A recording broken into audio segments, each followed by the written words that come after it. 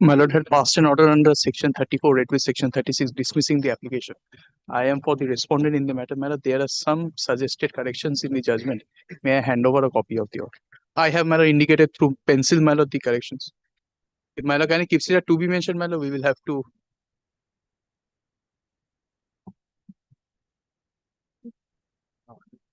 I must be candid, my lord. My lord might ask us to come back with an application if so required.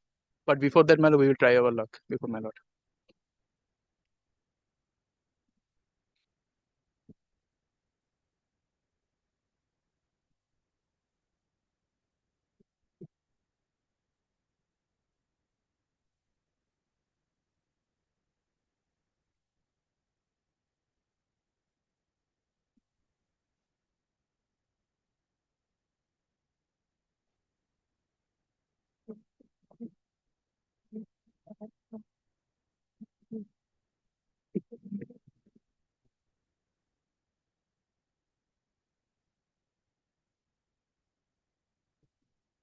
Is it part of the award that Yes, ma'am. 15% with quarterly Yes, ma'am. And we will have to, my interest lord, on the awarded yes, amount? ma'am. We will have to show to my lord the relevant pages and the portion.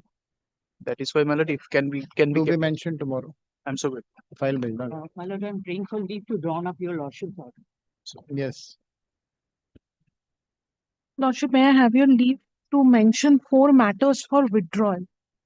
And Lordship, there are 2 matters. Last Thursday, Lordship had passed order.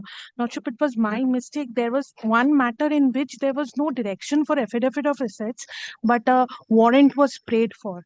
So, Lordship, that needs to be corrected. There cannot be a warrant. It was my mistake, Lordship. Because in all other orders, there were. To be mentioned affidavit. tomorrow. এটা আগের অর্ডারটা তারপরের order এইটা correction হবে হ্যাঁ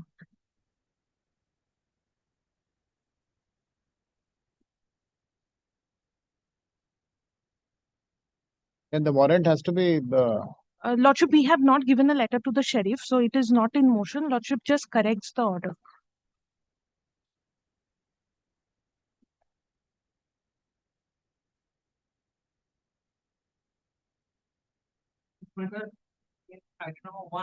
Time for the judgment data number 2, 3, 4, and 6. We have already paid the decretal amount and it was already encashed, my lord.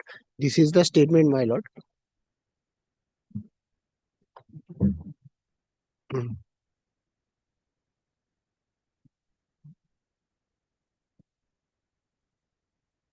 There are 2 checks, my lord. 1538250. Interim order demands. Discharged. Yes. Learned counsel for the petition seeks to withdraw the present petition in terms of the amicable settlement arrived between the parties. We have paid, my lord. In terms of the fact that the awarded amount rate stands paid. Discharged. Full stop. The said fact is not disputed by the learned counsel for the petitioner. In view of the said fact, the present petition is disposed of since this is an execution petition. Yes, my lord. Since the execution petition stands satisfied to the extent that the awarded amount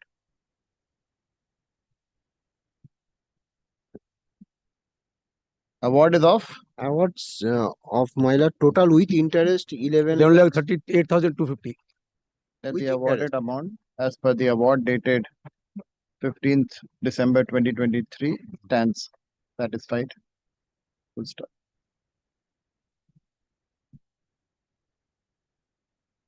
In view of the same, the petition stands disposed of. Grateful. Great.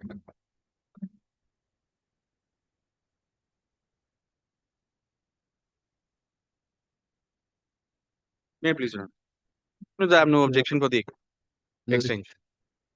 For the extension, my lord. My lord, the first sitting is on 18th of, in the first matter, my lord, though it's between the identical parties, the first sitting was held on 18th of November 2022. By which date was the arbitrator appointed? 29th of July. July. 29 July? 22. 22, my lord. Pleadings were completed? The pleadings were completed in March 23, 20th of March 23. 20th March. 28, 20th of March. My lord, 2020. 29th of March, my lord. 29th. 29th of March, 2023. Any extension before that? My lord, the Yes, extension yes. was granted on 2nd of September 2024.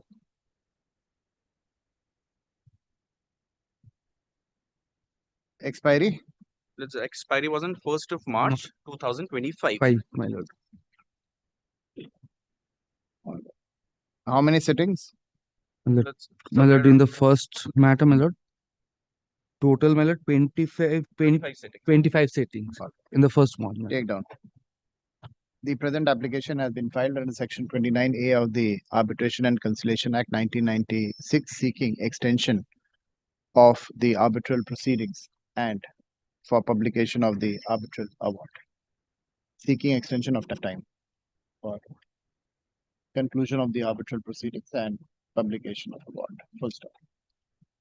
This court, wide order dated 29/7/2022, appointed a sole arbitrator to adjudicate the dispute between the parties. Full stop. Pleadings were completed on 29th of March 2023. Full stop. The respondent refused to grant consent. I am the claimant. I am the claimant. My lord, it has in the been taken arbitration as my proceedings, instance. responded. The respondent, the petitioner had refused to grant consent to the extension of the mandate, and hence the respondent had approached this court. And by order dated 2/9/2024, the mandate was extended by 6 months. Full stop. It is stated by the learned counsel for the petitioner that the mandate has expired on 1/3/2025, right? 1/3/2025, and hence the petitioner is seeking an extension of the mandate of the arbitral tribunal for conclusion of the arbitral proceedings and publication of the award. It is further stated that the matter is at the stage of trial, right? Moreover, the evidence of the respondent is to be done. Is at the trial stage, and cross-examination of the respondent witness is going on. Full stop. Learned counsel for the respondent has no objection to the present application. He states that the mandate of the tribunal expired on 1/3/2025. Full stop. This court notes that the tribunal has conducted more than 25 sittings, and the respondent's evidence is going on. Full stop. Upon consideration of the entire record, this court is satisfied that there has been no undue or unwarranted delay on part of the learned sole arbitrator in conducting the proceedings. Full stop. Having regard to the stage of the proceeding and in the interest of justice, the mandate of the learned sole arbitrator is further extended for a period of 6 months. 6 months will do? 6 months. 6 months. 6 months. My lord, so far as the next item is concerned, Just 6 months. From today, full stop. The learned sole arbitrator is requested to make all reasonable endeavors to conclude the arbitral proceedings and publish the award within the extended time period. Full stop. With the above observation, the present petition is disposed of. my lord, so far the next one? Yes. the next one, my lord, the date of appointment is of 16th of September 2022. Yes. The first sitting was held on 18th Pleadings of completed by? Please, let's. Pleadings completed by? May 2023. 3. Because I don't have a correct date. I'm so sorry. Completed in May 2023. 23. Pleading completed by May 2023. Expired on? Expired in The May mandate was extended? Plus mandate the same date of extension, 2nd of September 2024, extended 2nd for a of period of 6 months. 20. Expired on 1st of March 25. My lord, the date of pleadings which stood completed is on 29th of March. It's the same date. 1st of March 2025, right? Please, Millets. 1st of March, the mandate has expired. The 20. extended period. And the date of pleadings, my lord, it should be March 29, 2023. That's a wrong date, Millets. In fact, there is a counter in this matter. So the pleadings My got lord, what has completed happened? in May 2020. Dates may same over. Appointment date would be 16/9/2022. All right.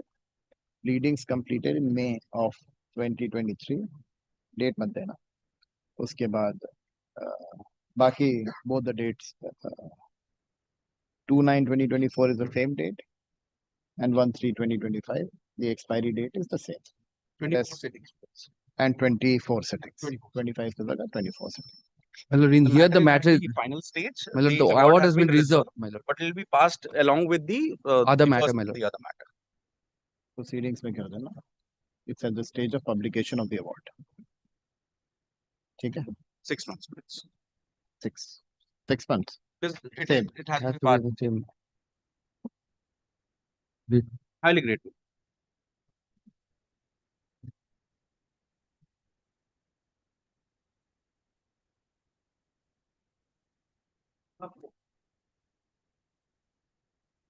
I am appearing for the petitioner, my lord. Lord, my friend is appearing virtually for the respondents. Ashjot Walia. I'm appearing for the respondent. But the mandate it expired in this matter on the 3rd When of was the November. arbitrator appointed? My lord, he was appointed in 20. My lord, it was appointed Where's mutually your by. file? Lords. Where's your file? Lord, I'm reading it from my iPad. Tell me the dates. My lord, the arbitrators were appointed mutually by the parties in 2022. Give me the date. My lord, on 8th of August 2022. Yes. And my lord, the last of extension was taken 6 in. months extension on. When did the pleadings were completed? My lord, pleadings were completed long back. My lord, only the award is now pending. When? Lord, I shall indicate. Just give me a moment. If you can give some more assistance, that'll be Lord, helpful for me. I apologize.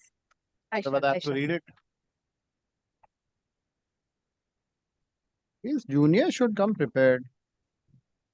Lord, 8th of August, as I said, my lord, the tribunal was constituted, and my lord, the pleadings were completed on 14th of November 2022.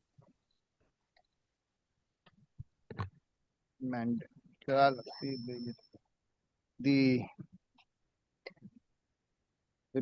same the petition has preferred.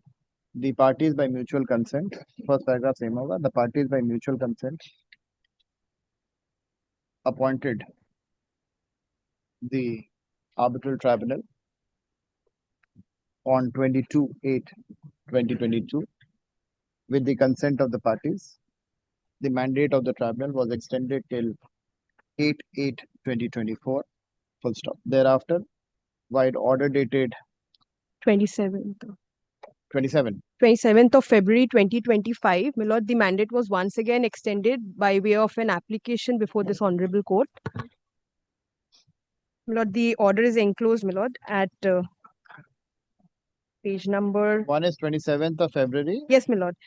By order dated And 27th my lord, of prior February, to this, it was on 14th of this August court 2020. extended the mandate by order dated 8/2. There are two orders, 8/2 and 27/2. See page 17, madam.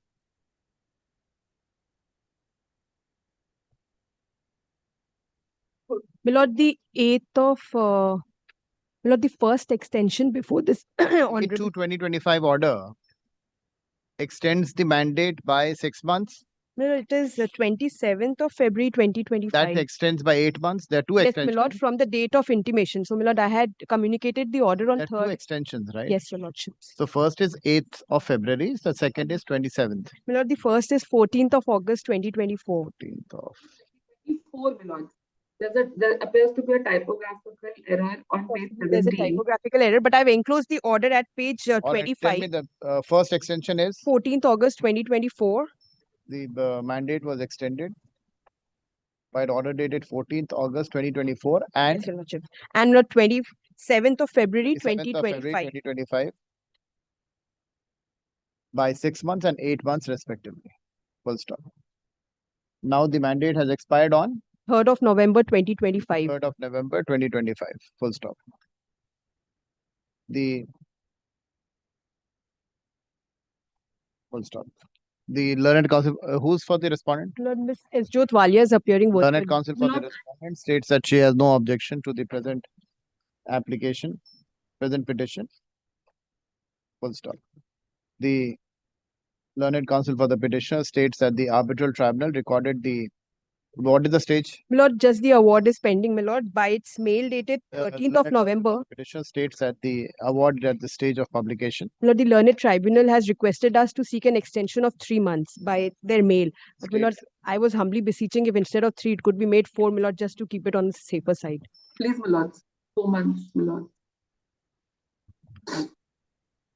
Learned counsel for the petitioner states that the awarded is at the final stages of publication. My lord, page 30 is the email from the Honorable Tribunal.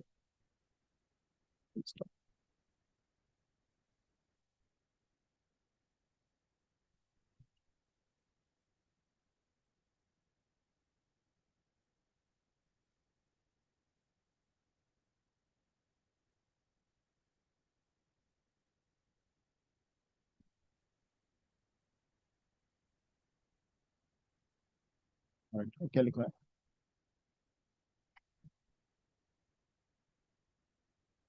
Publication. Full stop. Upon consideration of the entire record, this court is satisfied that there has been no delay attributable to the arbitrator. Full stop. Having regard to the advanced stage of the proceeding and in the interest of justice, the mandate of the arbitral tribunal is extended further for a period of 3 months. My lord, will kindly make it 3 4 months. You have asked for 3 months. 3 months from today, full stop. The arbitral tribunal is requested to make all reasonable endeavors to publish the award within the extended time period. With the above observation, the present petition stands disposed of. You have thought for 3 months, madam. Lord, in any case, my lord, from the date he sent the mail, it's almost a month has passed, so no issues. Grateful much. You get 4 months. Yes, my lord.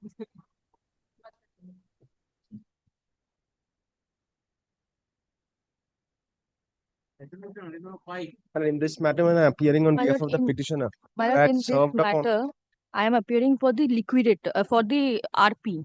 Because my lord, this matter is pending before NCLT and there is an RP who has been appointed in this matter. My lord, I don't object to the extension of 29A, but my lord, there's a moratorium going on. And it is in the verge of admission of 29A can be extended, but nothing will happen. nothing will happen. That is my but point. at least I my have no claim objection. will be adjudicated. At least it will be crystallized. 29A The ideal moratorium. should have raised his claim before the RP by filing. The Nothing will happen. moratorium will not work on 29A. Moratorium will work on the arbitration proceedings. Correct, my lord. There is no objection with respect to the extension of 29A mandate, but Yes. my lord, it may be noted that then and CRP process is already initiated. So have you filed a affidavit? There Yes, was my a lord. direction. We filed. I filed. There was a direction.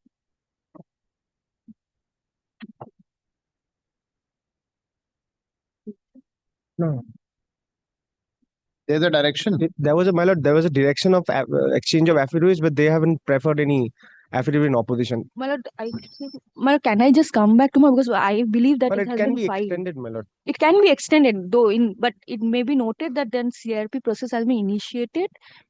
But that has been noted in the last Last orders order of the also. court. But my lord, 180 Yeah, days Ms. plus. Shaw. So in view of the objection raised by Ms. Shaw, let affidavit in opposition be filed. Within 1 week's time, maybe. But my lord, I feel it has been filed. I'll just check with the department, my lord, because as far as my record is. Not on record. Affidavit in I'll opposition. just check with the My lord, department. there was a time, my lord, on affidavit in opposition, but that was not filed. I believe they has been filed and you have also given a reply. No. I'll just check, my lord. No, sir. Shayad ho. You check it I'll just check and I'll just come back. My lord, may I keep it tomorrow also? That tomorrow, not today, tomorrow. Check it, we'll extend the mandate tomorrow, Okay. but I'll No take objection the with affidavit on record, extend the mandate, and then moratorium will work, arbitration will not proceed. No objection with that. My lord, that Day after tomorrow, day after tomorrow. Tomorrow is Thursday. but they haven't filed an opposition. I don't have it in my file. Check, I'll just check. My lord. Day after tomorrow.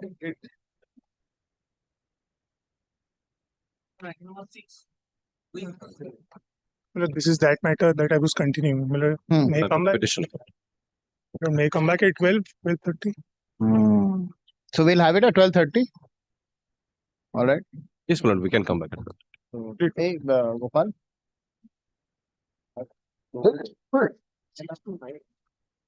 6 to 9, I think. You come back at 12:30. Great.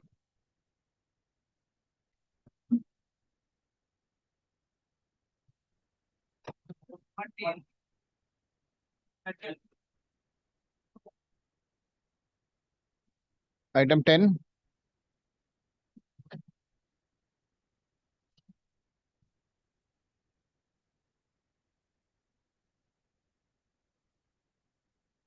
Who's appearing? Huh?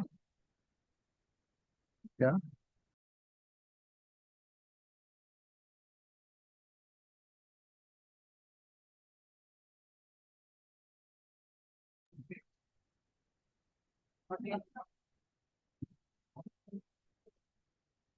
Yes. 10. 10.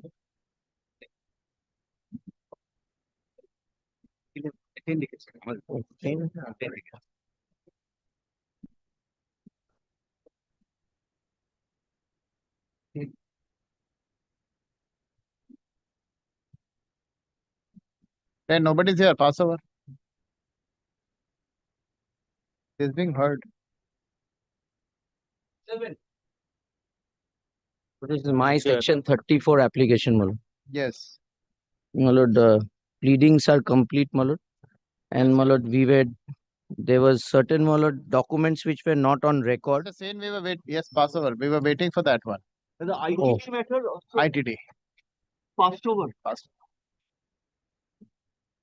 There were certain pleadings, my lord, which were not on record. So on the last day, we had sought for a leave to file them by way of a supplementary affidavit.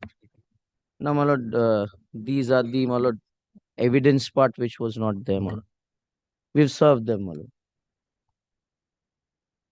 My lord, this is an arbitral award passed by, my lord, an arbitrator appointed by this honorable court only. My lord, Scaring me with the volumes. yes, my lord. Oh, volumes. 9 volumes. Yes. My lord, are arising out of an agreement with the railway authorities, my lord.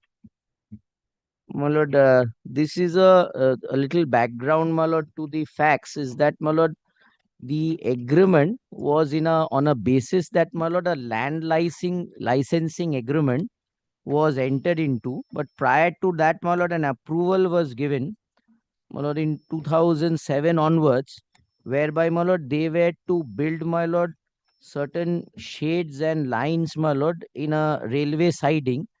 And, my lord, the whole idea was that they would, my lord, get coal from other states. Because I will show, my lord, later on the government of India changed the policy, and by a policy decision, my lord, they, my lord, came to the conclusion that no coal from interstate can be transported. Now, my lord, in this background, they prior to that, my lord, before this policy came, they used to bring in coals from other states, my lord, and this was their main business, the respondent, and manufacture them, my lord, or my lord, recast them and send it back to different buyers. Now, for that, they needed a place and, my lord, a siding which we provided. The whole idea was that, my lord, this would also give us freight for other entities who would come in and also use this, my lord, particular corridor. And, my lord, apart from that, we also wanted them, my lord, to build, my lord, a crossover near the Holdia port, my lord. So that, my lord, this also, my lord, gives them an enhancement, and to us also we earn revenue. My lord, accordingly, my lord, apropos this, they approached us, and in 2007, if your lordship sees, my lord, kindly sees first the notification, which is, my lord, in volume number Roman 4, page 456, my lord. Paper বুক, হ্যাঁ paper বুক হয়ে গেছে।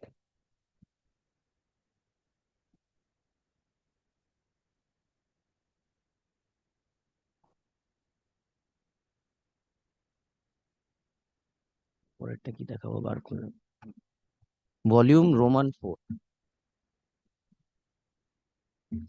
page 456.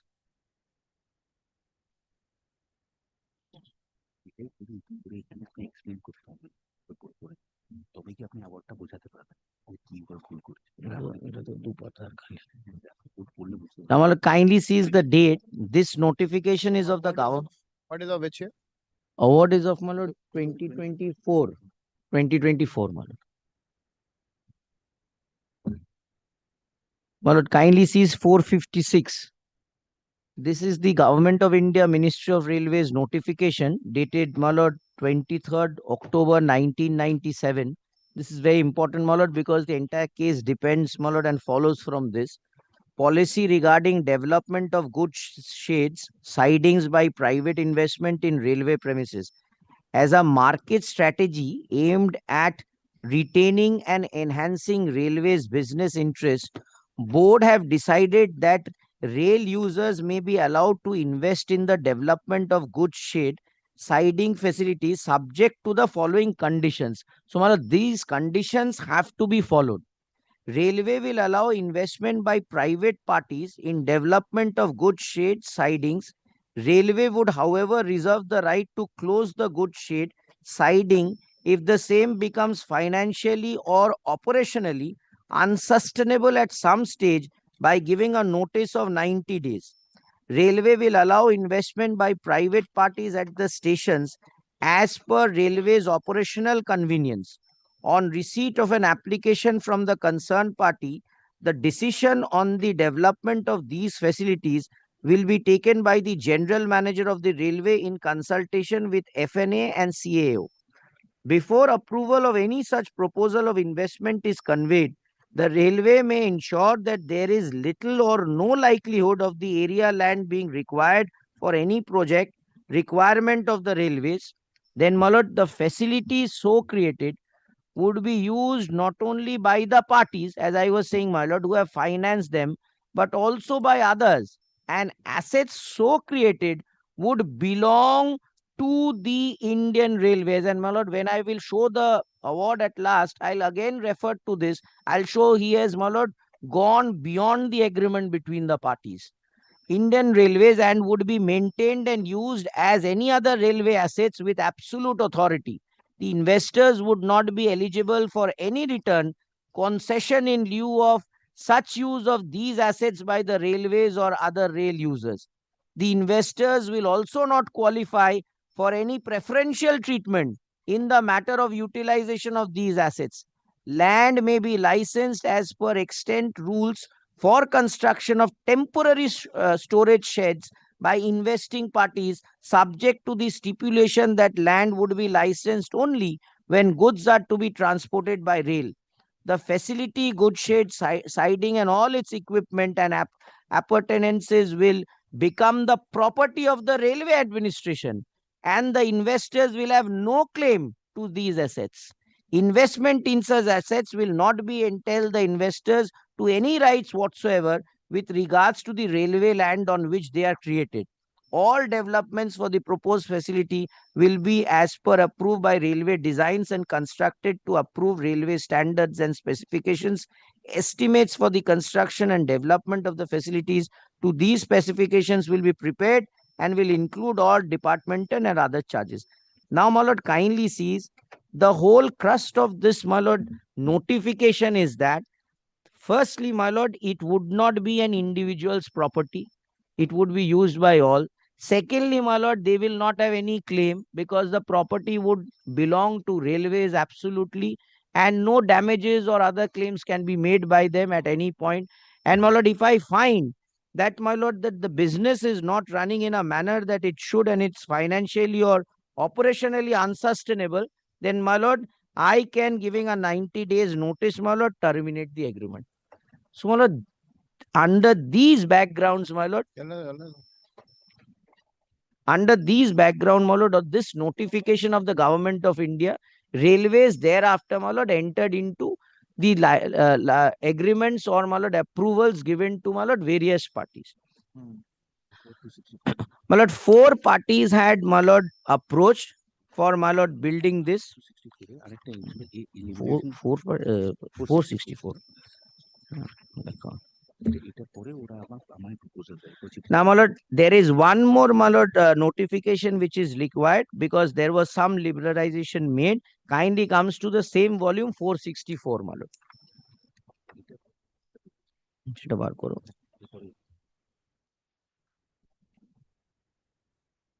এটা কি relevant আছে? My lord, kindly sees the date, my lord, 31/3/2005. Now, my lord, kindly sees the subject, liberalization of siding rules, the various rules, procedures. This will take time, right? Yes, yes, my lord. So what we can do is. This will take a lot of time. Lot of time. So I already have two 34s going on. So we'll try to do it next week. Any day lordship fixes, my lord, we can do it. Because, my lord, there is a, my lord, I have secured the claim of around 264 crores, my lord, which we have put in by way of bank guarantee, my lord. So that, my lord, is quite a sum, my lord, and little hard pressed on that, my lord. So we'll see. Monday we'll see. Monday. Yes. Coming Monday we'll try. I'm not promising you. Or any day lordship says, not even Monday, any day lordship says I can come back. It's everything is complete, my lord. We can, my lord, just the hearing is required. We'll make an endeavor on Monday. We'll see, because then we have 2 weeks to ourselves. Yes. We'll see that we have rather 3 weeks to ourselves. We'll see. Okay. So Monday, my lord, it would be at the same position as it is today, my lord. We'll try to take it around 12:30. 12:30, very well. That would be better. Because I don't want to clog my. No, not at all, my lord. This will take We some. just before I. So Monday 12:30. Great. We'll try to start it. We'll see. How much time, Mr. Banerjee? Yes, my lord. How much time? This will take a little time, my lord. This will, my lord. Because I have to show the notifications, agreement, evidence, everything, my lord.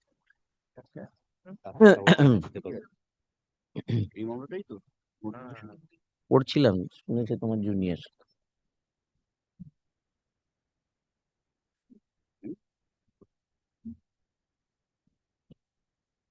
Heard, Mr. Banerjee.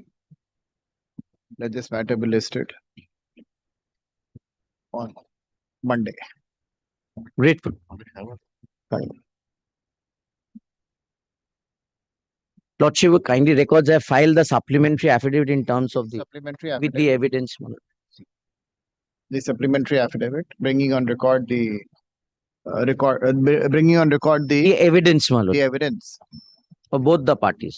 is filed by the petitioner. The same is taken on record. Then list the matter. আমাদেরটা দেখলে মানে যা cross করেছে, grateful মানে 500 টাকা প্রশ্ন।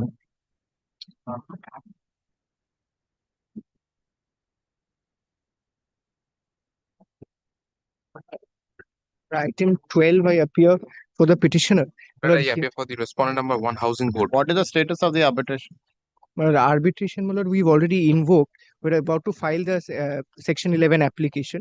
We are enjoying an interim order. We've already issued a Section 21 notice. The Section 11 will be filed very soon, my lord. But We'll we have file not Section received 11. any section 21 notice as of That yet. will show. And- Section 11 will annex And my lord, everything. this application is prima facie not maintainable in the eye of law. An ad interim order passed. My lord, No adding appeal. to order May I just passed, my indicate? lord. I'm the petitioner. Let me indicate for 1 minute, my lord. Thereafter, my learned friend will have his leave. My lord, before my Ad- learned friend indicate anything, my lord, there was a direction to file affidavit in opposition.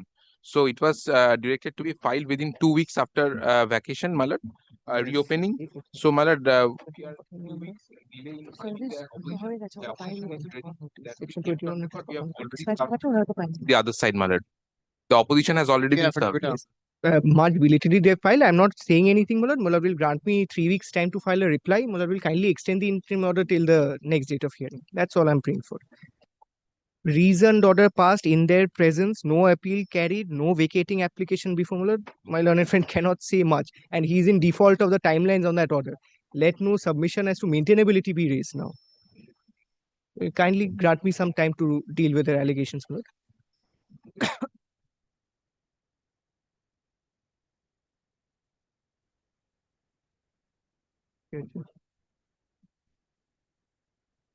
Affidavit in opposition filed by the respondent is taken on record.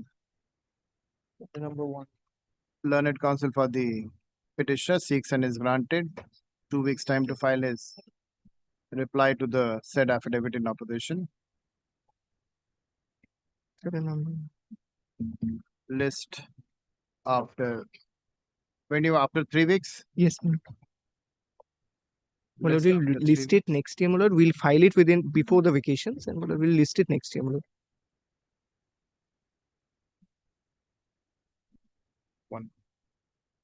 This will go in January then. My lord, it'll have to, because I require, my lord, 3 weeks, my lord. They filed an affidavit The stay quite is still detailed. My lord, stay granted till stay granted is still 15 December. 15 December. Para 13 of the interim order, my lord.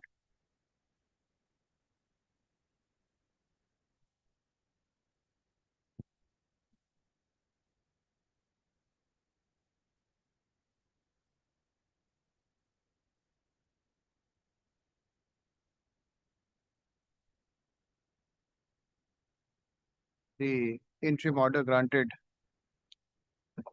earlier is extended further for a period of 6 weeks.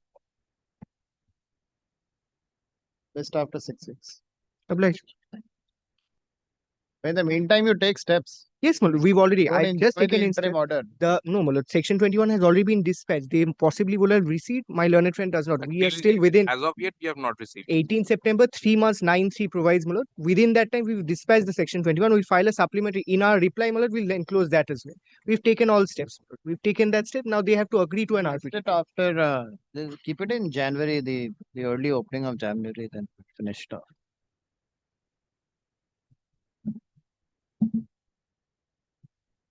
Seventh of January. Deeply. Great.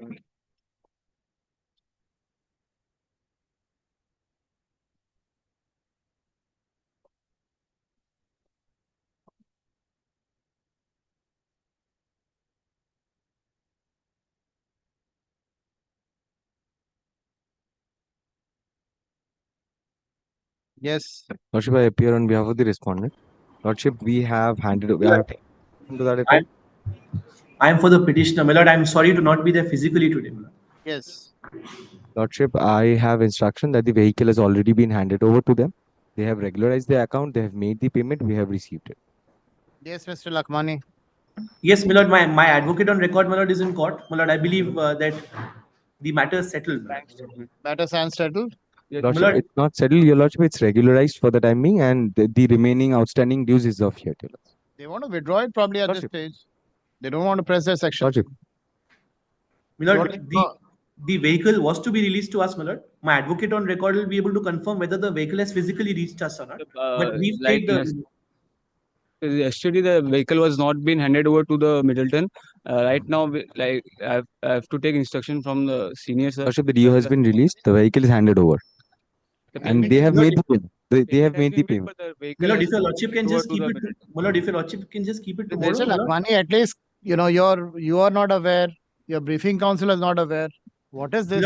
My lord, if your lordship can, my lord, until my lord, yesterday, my lord, the vehicle had not been given to us. My lord, we have Lordship, yesterday only the vehicle was handed over. I If your have lordship can just instruction keep to it that tomorrow, effect. my lord. Government is saying that they have handed over the vehicle. And we Why have will they received lie? the payment as well. Yes, tell me. Payment we have made full. We've made the entire pending payment. And we acknowledge that. Lakhmani is leading me. I know Mr. Lakhmani is leading you. Has the vehicle been released to you or not? Lordship, we'll have to take instructions. What do you take instruction? Why do you come to the court without instructions? Your Lordship, we are not aware. Since they are submitting, we'll have to take instructions. Your Lordship, as of now, before this matter was taken up, we were not aware that the vehicle has been taken up. So kindly passes it over for 2 minutes. We'll take instructions and come back. Come back. Take instruction, come back. Lordship, in the meanwhile, the Vakalatnama and the Let's pass it over. They might want to withdraw it. There's nothing which is left in Lordship, section. kindly gives us 2 minutes pass over. We'll just take instructions Yes, and come back. oblige, Your Lordship. Grateful. Mr. Lakhmani, come back. Yes, my lord. Lordship, this is my Section 9 application appearing for the first time. Lordship, we have already served on the respondents. Lordship, this is the usual injunction application that I'm praying on the bank account. So, Lordship, this is the chart.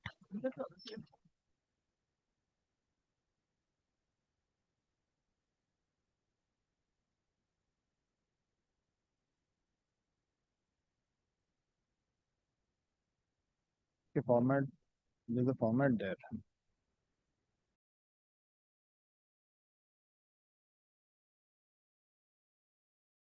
Arbitration and Conciliation Act 1996, seeking direction upon the respondent to furnish adequate security for the alleged outstanding dues payable to the petitioner. Full stop. In the event the respondent fails to furnish such security, the petitioner seeks an order of attachment of the respondent's bank account as detailed in Annexure E. Full stop. It is a case of the petitioner that a credit facility of rupees 22,22,125 was extended to the respondent pursuant to a loan agreement dated 22nd August 2024, repayable with within 48 months along with interest at the rate of 15% per annum. Full stop. The respondent allegedly defaulted from the 7th installment onwards. Full stop. Consequently, the petitioner, via letter dated 19th May 2025, demanded a sum of rupees 23,58,153. Full stop. As the respondent failed to make the payment, the petitioner referred the dispute to the online dispute resolution platform on 29/5/2025. The order of recusal is also there, right? Yes, yes. Where an arbitrator was appointed on 31st May 2025. Full stop. However, the respondent objected to the said appointment, leading to the arbitrator recusing on 19th August 2025. Full stop. The petitioner submits that steps are now being taken for appointment of the arbitrator. Meanwhile, she states that the said amount has accrued to, with interest has accrued to rupees 26,64,154. Full stop. Hence, the petitioner has preferred the present application, seeking a direction upon the respondent to furnish adequate security for the said outstanding amount, failing which the bank account mentioned in Annexure E be attached. Full stop. Learned counsel for the petitioner has relied on clause 8. Clause 8, right? Clause 8. Yes, yes, Clause sir. 8 of the loan agreement dated 22nd August 2024, which contains the arbitration clause. Full stop. It is further submitted that the entire transaction took place within the territorial jurisdiction of this court, therefore, this court is competent to entertain the present petition. Learned counsel for the respondent states that has filed an affidavit of affidavit of service taken on record. Learned counsel for the respondent shall serve again on the learned counsel for the respondent seeks and is granted 1 week. We file once more. I don't want to attach the account. Will serve. Learned counsel for the petitioner shall again serve upon the respondent within a period of 2 weeks. Within a period of 2 weeks. Let this matter be listed after 4 weeks. After 4 weeks. Because that paralyzes the business of anybody. Lordship. Attachment of account.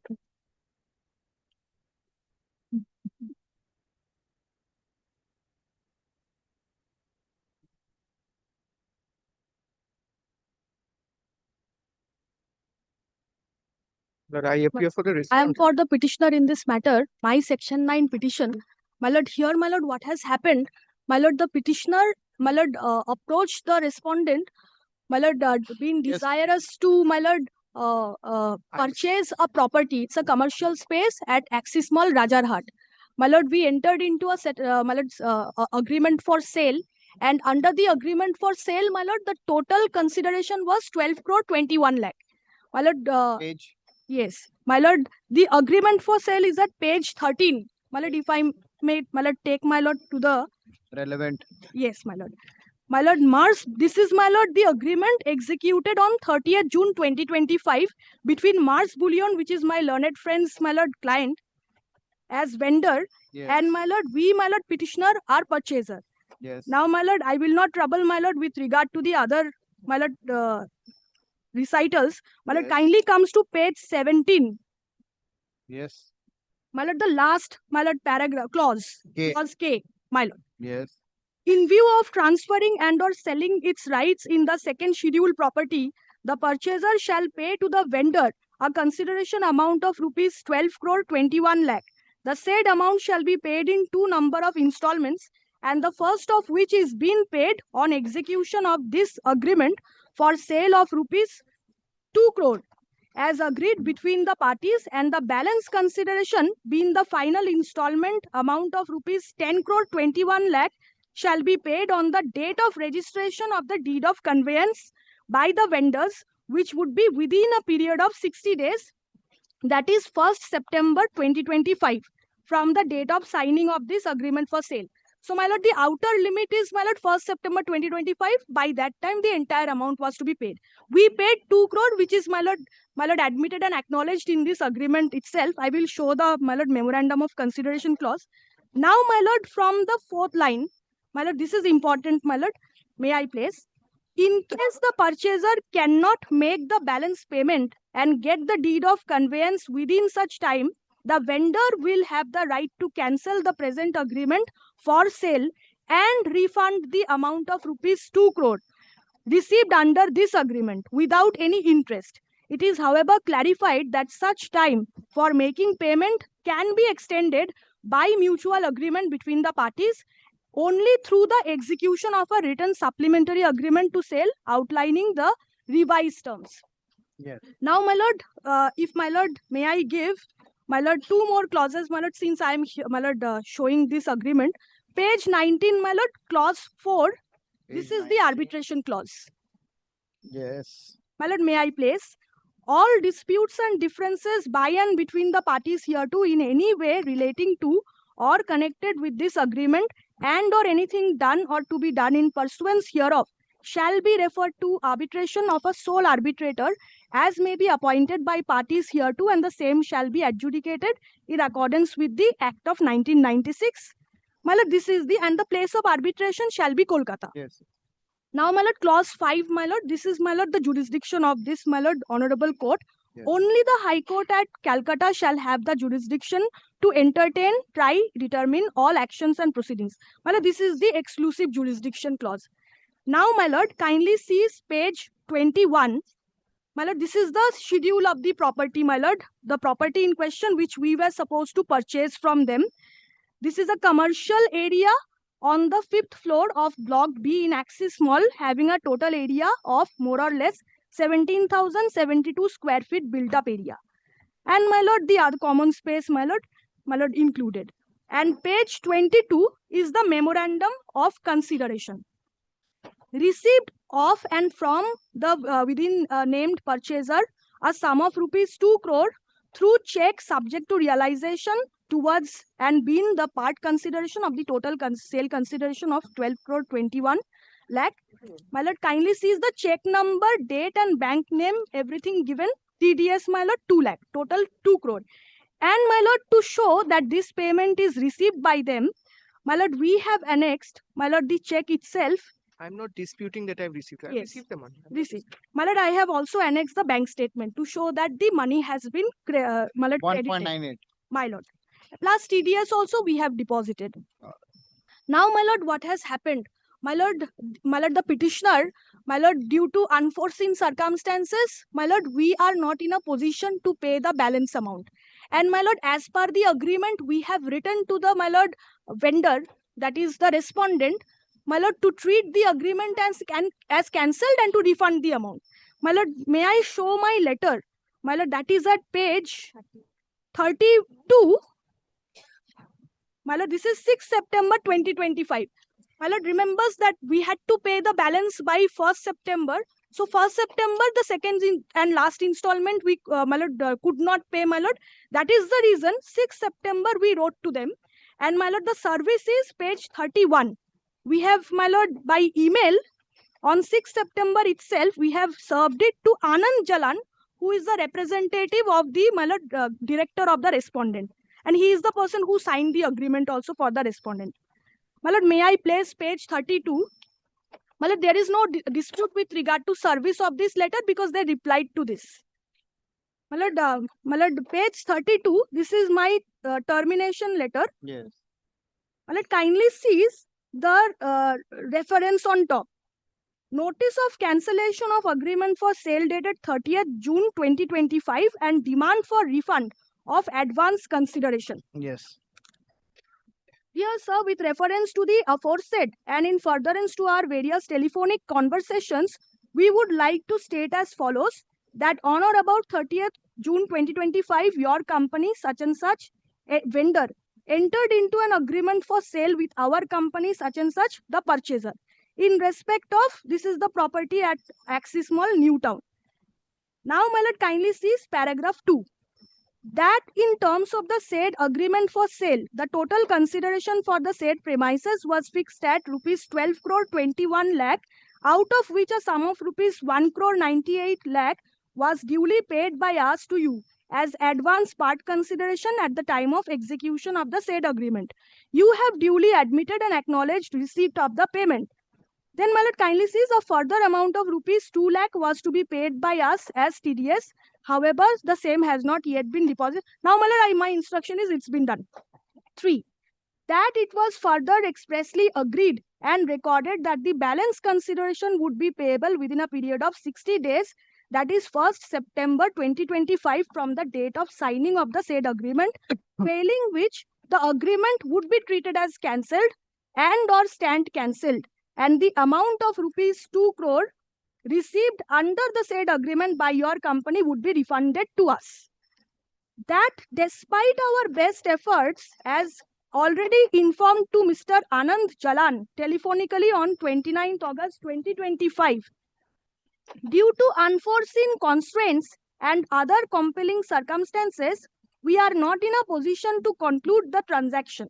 Accordingly, in keeping with the express stipulations of the agreement for sale dated 30th June 2025, we hereby formally and unequivocally treat the said agreement as cancelled with immediate effect.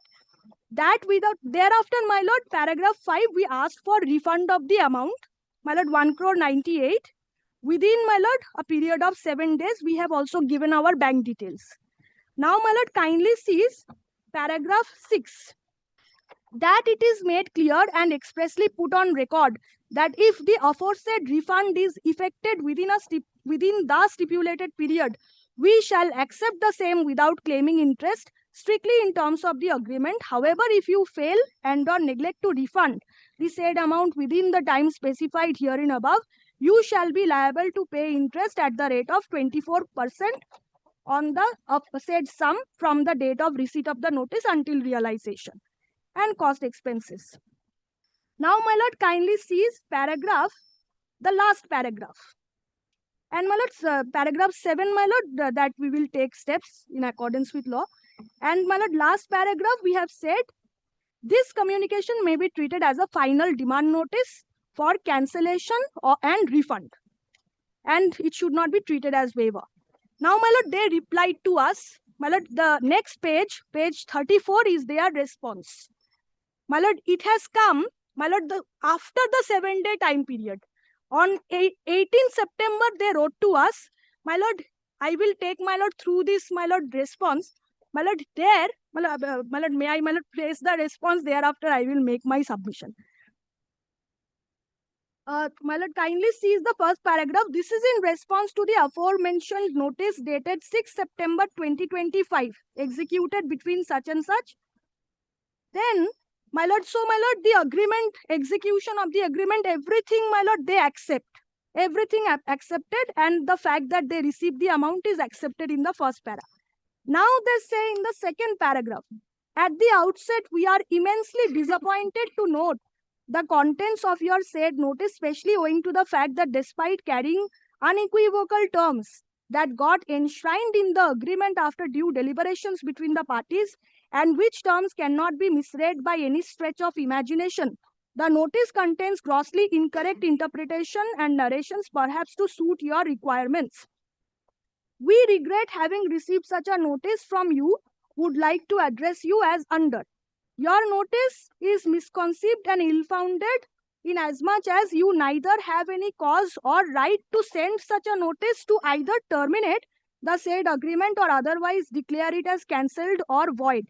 In this context, we'd like to draw your kind attention to the provisions of clause K of the agreement.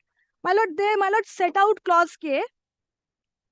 My lord, kindly sees they have underlined the portion that they want to rely from clause K. I am not, my lord, repeating myself, my lord. My lord, then they say emphasis is made on the highlighted portion of the aforegoing paragraph of the agreement.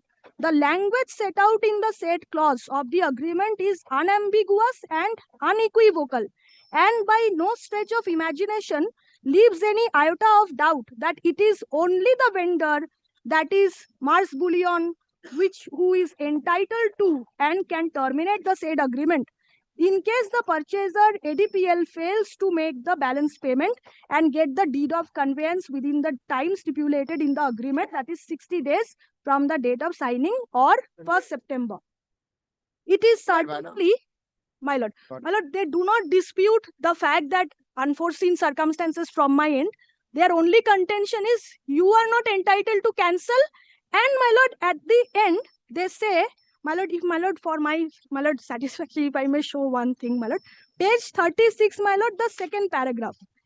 We are not exercising our right to cancel the agreement at this stage, which is though hereby reserved. However, we also duly note that despite your best efforts, owing to some unforeseen constraints and compelling circumstances being faced by you, as on the date, you are unable to proceed further to conclude the transaction.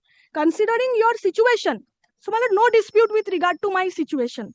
They say, in the light of the provisions, without prejudice to our rights, we are willing to further extend.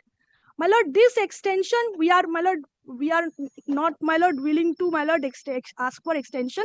There is no supplementary written agreement for extension also. Since the agreement was time bound, so my lord, it has to fail. And my lord, the agreement says it's very clear that they have to refund to us. Whether it's the termination is done by them or us, they have to refund. Now, my lord, in such facts, my lord, my reliefs, my lord, if I may show, my lord, one, my lord, prayer A, my lord. Page 10, my lord, of my application. Interim injunction and mandatory injunction directing the respondent to secure the said sum of 1,98 lakh in an interest-bearing escrow account. My lord, let them deposit, my lord, because, my lord, section 9, my lord, if I may show, my lord, section 9, my lord, is vested with, my lord, all power under section 9, my lord, for the, as an interim measure. My lord, if I may place, subsection 1, a party may before or during the arbitral proceedings or at any time after the making of the arbitral award, but before it is enforced in accordance with section 36, apply to a court, my lord, kindly sees Roman 2b for an interim measure of protection. Yes. My lord. For an interim measure of protection in respect of any of the following matters, namely, B, securing the amount in dispute in the arbitration. So, my lord, the securing aspect, because, my lord, this is my money, they are holding on to it, and, my lord, if they secure the amount, we can, my lord, fight it out before the, my lord, learned arbitrator, who, my lord, who is appointed, my lord, later. My lord, we can fight it out. Till the time, my learned friend will also, my lord, he will not be, my lord, the interest which will keep on mounting, my lord, that can also be, my lord, for that purpose, my lord, I am carrying a judgment, my lord. May I, my lord, place the judgment? Lord, I am giving a copy to my learned friend. My lord, this is, my lord, reported in 2010 SCC Online, Gujarat 659. In the matter of Vishal Retail and versus Kataria Automobiles. My lord, kindly sees, my lord, paragraph 2.0 in the first page. The appellant has challenged interim order below Exhibit 1 filed by the respondent herein before the City Civil Court Ahmedabad such and such. My lord, the application, my lord, order which was under challenge, my lord, that has been set out at 2.0. My lord, it's my lord quoted, if I may place. Application is partly allowed. Interim relief granted earlier is confirmed. The respondent shall deposit before this court an outstanding amount, such and such. So, my lord, the order of deposit, my lord, was carried up in appeal. Now, my lord, may I place the relevant portion?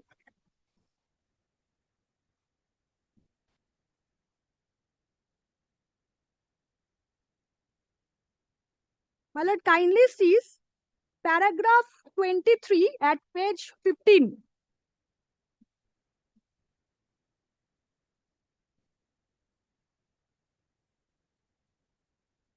My lord, this is, my lord, part of, my lord, the judgment which has been considered at page 6.4. This is a judgment passed by the Honorable Supreme Court, paragraph 23 of that judgment. On, my lord, the interim order and when it is to be passed. Interim order is passed on the basis of prima facie findings which are tentative. Such order is passed as a temporary arrangement to preserve the status quo till the matter is decided finally, to ensure that the matter does not become either infructuous or a fait accompli before the final hearing. The object of the interlocutory injunction is to protect the plaintiff against injury by violation of his right for which he could not be adequately compensated in damages recoverable in the action if the uncertainty were resolved in his favor at the trial.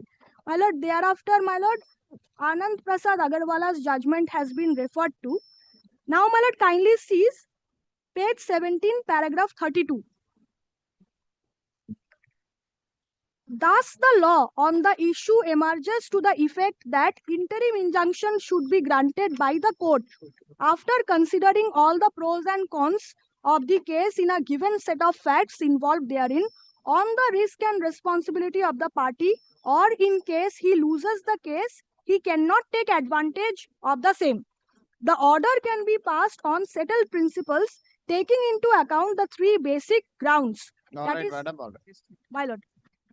No dispute as to the proposition. Yes. My lord, I won't take, my lord, through any of the papers. My lord, let me submit 2 minutes on the facts of this case. What has been portrayed by my learned friend in extenso, my lord, is the case of a defaulting party who has no right of termination under a concluded agreement, coming before court and saying, I have defaulted, I admit, yet grant me a relief in favor of her client, seeking essentially an order of attachment before judgment.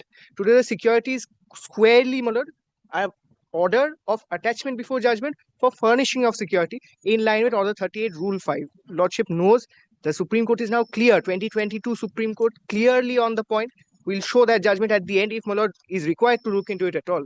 Attachment before judgment, sufficient pleadings have to be there, sufficient evidence has to be before court, and I am seeking to run away with the money, number one. Number two, on merits, my lord, we'll kindly have a look. Kindly takes the agreement once. The agreement is an agreement for sale. I am the vendor, my learned friend is the purchaser. The agreement, clause K that has been placed, is a part of the recital. Now, whether or not that recital is binding or not, I'm not even on that. Let us assume it is binding. Let us take the petitioner's case at the highest. Clause K, my lord, will kindly have a look at. Kindly sees what is also quoted in my client's letter, page 18 directly. Page 18, my lord, will kindly allow me to place only one sentence. In case the purchaser cannot make the balance payment and get the deed of conveyance within time, the vendor, who is the vendor? Me, will have the right to cancel the present agreement. The agreement squarely stipulates, if at all it is an agreement that can be cancelled, it is the right of the vendor squarely. The vendor before my lord is my client, the respondent, who has received an advance sum as per agreement, no doubt about it. Now, my lord will kindly take one more clause of the agreement which is convenient. Read further, sir. Yes, my lord. The vendor can cancel it, the refund has to be done. Yes, my lord. Upon cancellation, we'll have a right to cancel the present agreement for sale. On and cancellation, sum it of means rupees that 2 crores. No dispute. Of The course. meaning of the agreement is My that lord. you can cancel it, My lord. the amount has to be secured. Lord, upon my cancellation. Upon your cancellation, the My lord. cancellation can be not only unilaterally by you, maybe you can read it that way. My lord, subject Then to again, that's a matter of dispute My before lord. the arbitrator. I'm not getting into it. My I'm lord. not reading your agreement. My lord. Neither I'm here to give any meaning My to your lord. agreement. My lord. I'm only here in section 9 to make sure that the amount which has been paid, which according to this agreement has to be refunded, will be secured. My lord, may I You read tell on me this? that you'll secure that amount. My lord, my client has, my lord, will hear me for 1 minute. at Yes. least. As to my client's stand, Amount has to be secured. the amount is lying with me. Order Secure it. 38, my lord, that amount has been paid to me pursuant to an agreement which the petitioner is now seeking to resile from. My lord, will kindly allow me to place one All clause that of the issue, agreement. you can fight it out before the arbitrator. today I'm my not client will- deciding your agreement. My lord, I'm not looking into your terms of agreement. my lord, I'm only looking as an interim measure. The amount which has been paid has to be secured. That's lord, it. my The client, rest you can thrash it out before the arbitrator. my lord, whether or not they are entitled to that sum at all, prima facie, The at least, my lord, amount which My has been deposited has to be my secured. lord, will kindly hear me for 1 minute. please. Yes. Here, a prima facie case has to be pleaded and made out by the petitioner. A prima facie case also on the allegation Prima that the facie petitioner, cases that they have already made the payment. they have made payment and thereafter defaulted. I have There's no received question of my lord, default. It my is lord. very clear. I'm not interpreting it. my lord, I'm not here to interpret the My lord. agreement at all. my lord, But to my understanding, they have made the payment. my The lord, balance no of doubt. convenience is in their favor to that extent. My They lord, have to be protected. that is Keep that 2 crores separately. Otherwise, my only humble submission, my lord. That amount has been paid. That amount has been paid under a particular agreement. read it further, sir. You are supposed to my lord. refund the money Yes, back. my lord. Upon It is, cancel- however, clarified that such time for the making the payment can be extended by mutual consent. There is no mutual consent, nothing. here, It has to be mutually decided between the parties. My lord. Maybe you have used the word purchaser doesn't mean that they don't have a right to cancel the agreement. my lord, Well, will I'm can- not getting into the My lord. agreement. May I place I'm one only more saying clause? that you have to May I secure place that. one more clause? Only Yes. which has not been placed by the petitioner. Yes. May I place one more clause? Well, I will kindly come to page 20, clause 7. This has Yes. not been placed perhaps. Well, this is an agreement related to an immovable property. Well, I will Yes. kindly see the clause. The time is not the essence of the contract. Both the parties shall abide by the terms and conditions of this agreement. Well, both parties have agreed. This clause, in my humble submission, my lord, this clause provides that the purchaser cannot have a right to terminate unilaterally at all. If at all a termination good. can be made, Go before the arbitrator, Lord, make all before- the my submission. lord, that submission has to be made first and foremost. The petitioner has to come to this court, show a prima facie case of them being entitled to that. Are you property. securing it or I attach the bank? My lord, bank may I account? place one judgment and thereafter, my lord, we Yes. will- Huh? Yes, yes, yes. Equity 2022 to the- No, 2022. Today, my lord, this is an order that my lord is seeking to pass. My lord, essentially under Order 38, Rule 5. My lord, the hard copy of this judgment is on the way. I'll just provide that. My lord, 2022 SCC Online SC 1329. My lord, may I place the soft copy? My lord, I'm really sorry.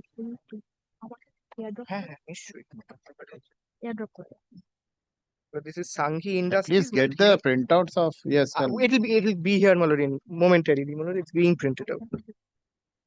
My lord, here paragraphs 4 and 5, if my lord kindly has, because the order that my lord is, or rather the petitioner is praying for, is an order of attachment and or furnishing of security. Yes. Paragraph 4, having heard learned counsel appearing on behalf of the respective parties and in the facts and circumstances of the case, more particularly when the bank guarantees were already invoked and the amounts under the respective bank guarantees were already paid by the bank much prior to the commercial court passed the order under Section 9 of the Arbitration Act. And looking into the tenor of the order passed by the commercial court, it appears that the commercial court had passed the order under Section 9(2)(e). Perhaps that is the clause also my learned friend is looking to rely upon. 9(2)(b). 9(2)(e) What we are like. of the Arbitration and Conciliation Act to secure the amount on dispute.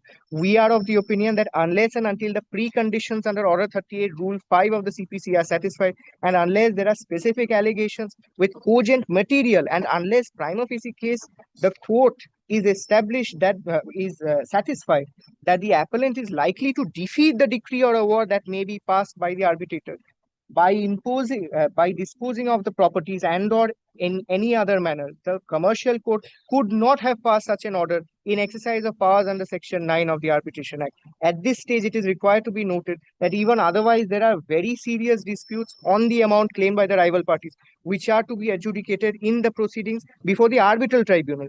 The orders which may be passed by the commercial court in an application under Section 9 of the Arbitration Act is basically and mainly by way of interim measure.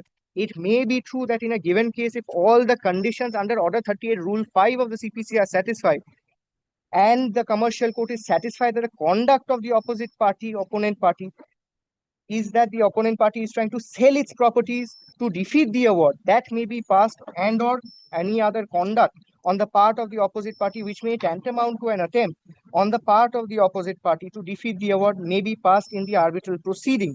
The commercial court may pass an appropriate order, including restrain and or any other appropriate order to secure the interest of the parties. However, unless and until the conditions mentioned in Order 38 Rule 5 of the CPC are satisfied, such an order could not have been passed by the commercial court, which has been passed by the commercial court in the present case, which has been affirmed by the High Court. In view of the above, my lord, the appeals are allowed, the order is set aside. Here, my lord, will kindly consider on the basis of this judgment 2 submissions only, on merits, purely on merits. My lord, here this is a party who has paid this amount under a binding contract where time is admittedly not of the essence, number 1. Number 2, my lord, here there is not even a single averment that I am seeking to defeat the award by selling off my properties. I have admitted that I have received the amount. I am saying that I am also granting you time, if you agree to it, to have the rest of the amount paid within a time. The only I have contention. already sent a letter to you cancelling I've the replied contract. to that. I've replied to that by saying that you have no right to terminate. All I've said that, and Mullah will kindly. They have on no the- right to terminate. They have no right to terminate. That is my specific contention, Mullah. Now, Mullah will Very kindly good. have a look at section 9(2)(e) and the praise. The fact that this application or the first praise is to furnish security, Mullah. It is for deposit of amount, probably before this honorable court, before the registrar or whatever your lordship deems fit. Mullah will kindly take section 9(1). Section 9 as to deposit of amount is silent apart from 9(2)(e). B, my lord, is securing the amount in dispute. E is also such further orders. It is in the nature of attachment before judgment, and here also in this particular judgment that I have cited, hard copy. My lord, in that judgment as well, my lord, here the question was deposit and the question was furnishing of security. The Honorable Supreme Court states that until Order 38 Rule 5 is Take it to the satisfied. Supreme Court. All right, take that. My lord, one last submission, my lord, if my lord will kindly appreciate. One last submission, my lord. There's also a dispute as to territorial jurisdiction of this honorable court. All right. Here, there's a, because my party is not, or rather my client is not According to situated the within contract, the territorial jurisdiction is clear. But there's no part of the cause of action that they have shown to have You have occurred here. both the parties have consigned The to the property is territorial. also outside, my lord. That's all right. I'm You just have raising this point. consigned to the territorial jurisdiction of Fine. this High Court.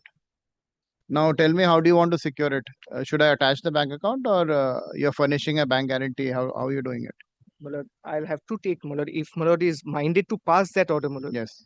my lord, then will kindly grant me some time. I'll take instructions. I would have wanted to file an affidavit to this to at least show Okay. cause as to why.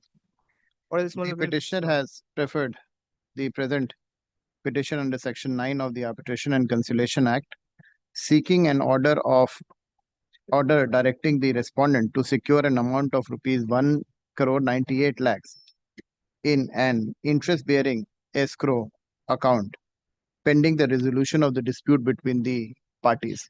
It is the case of the petitioner that pursuant to an agreement for sale. What is the date? Agreement for sale dated 30th June 2025. The petitioner agreed to purchase a commercial space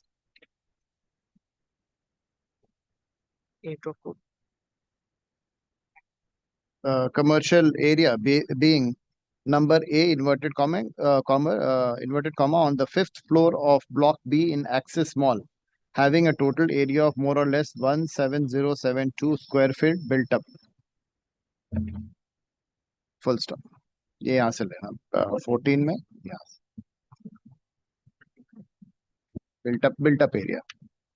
built up area situated at, this is Rajarat, right? Yes. Yes, ma'am. Built up area, fifth floor, block B in Access Mall.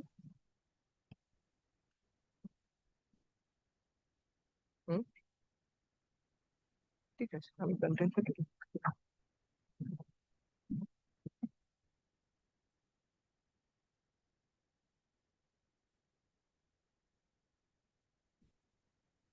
My lord, page 21 is the description of properties, ma'am.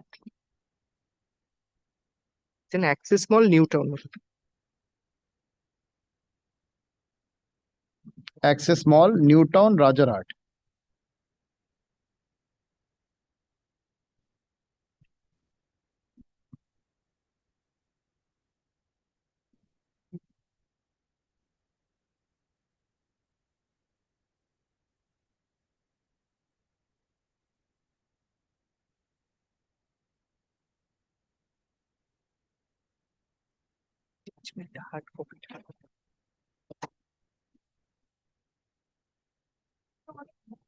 Is it that jail number 9 Yes. IC? Huh? Is that the one? Situated at IC. My lord, that is the entire building. That's it. Which one commercial? Or then I'll just keep it Rajarhat then. Yes, my lord. My lord, Alright. page 21 is the description. That's only Rajarhat. Yes, yes. Newtown, Rajarhat. Page 21.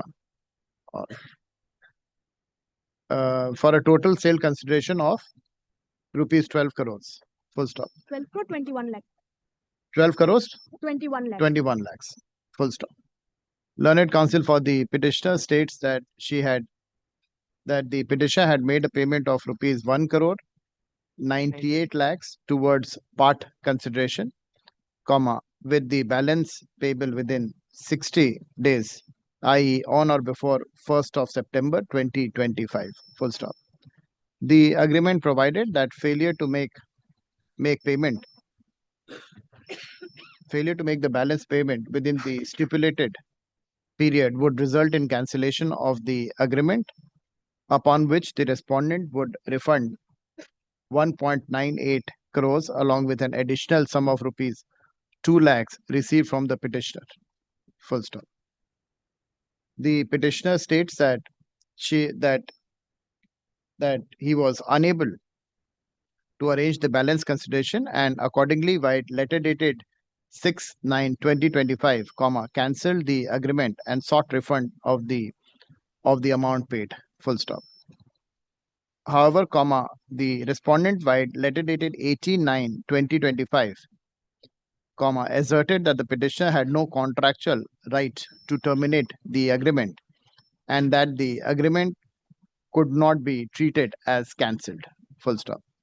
The respondent further expressed willingness to extend the time for payment and continue with the transaction as per the agreement. Full stop. The petitioner submits that he is unwilling to proceed with the agreement and intends to invoke the arbitration clause. Full stop.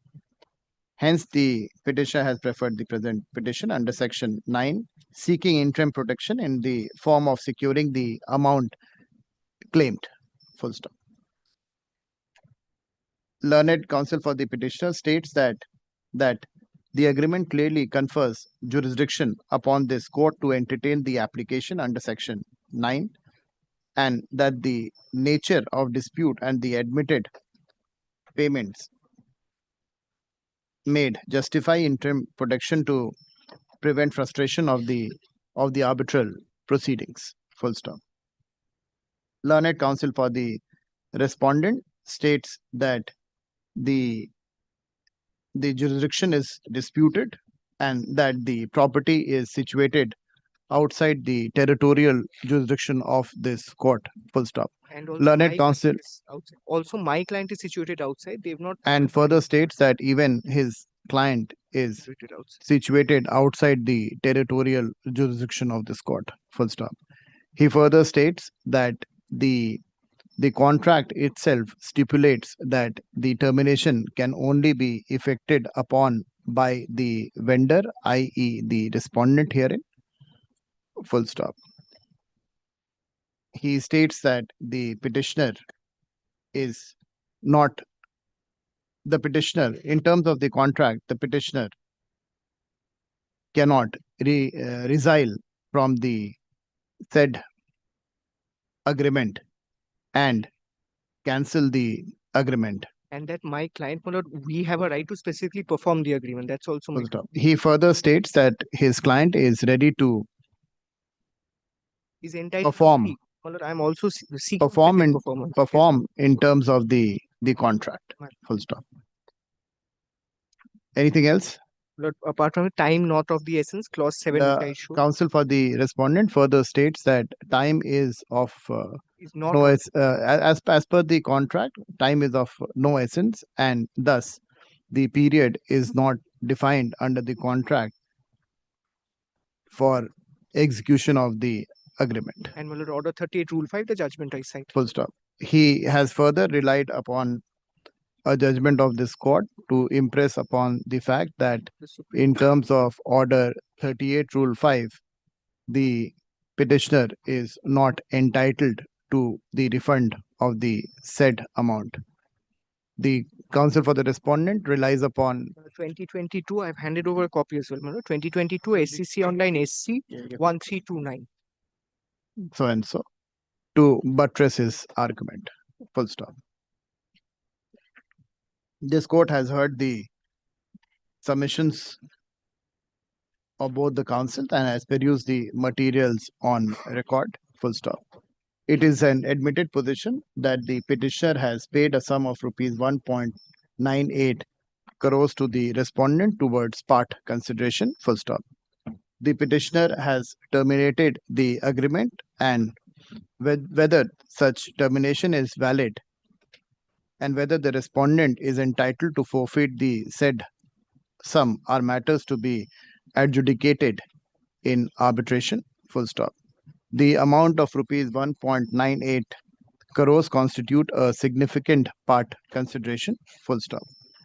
If the respondent is permitted unrestricted operation of the bank accounts without securing the said amount, there exists a real and credible risk of dissipation of funds. Full stop.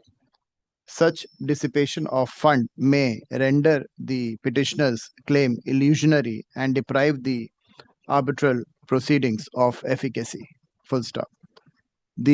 At this stage, the existence of a substantial and bona fide claim in favor of the petitioner stands prima facie established. Full stop. The argument of the respondent that the petitioner is not entitled to terminate the contract as well as the law, the judgment on which the petitioner the respondent relies is contrary to the relief of the petitioner, is not applicable in the present set of facts. Full stop. If the respondent is permitted to this court is of the prima facie view that the balance of convenience lies in favor of the petitioner, and denial of an interim interlocutory protection may result in an irreparable loss to the petitioner. Full stop.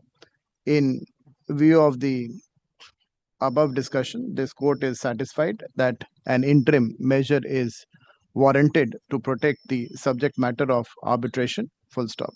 Accordingly, while the respondent may continue to operate, give me the bank account number, may operate its bank account in ordinary course of business, in the petition. the respondent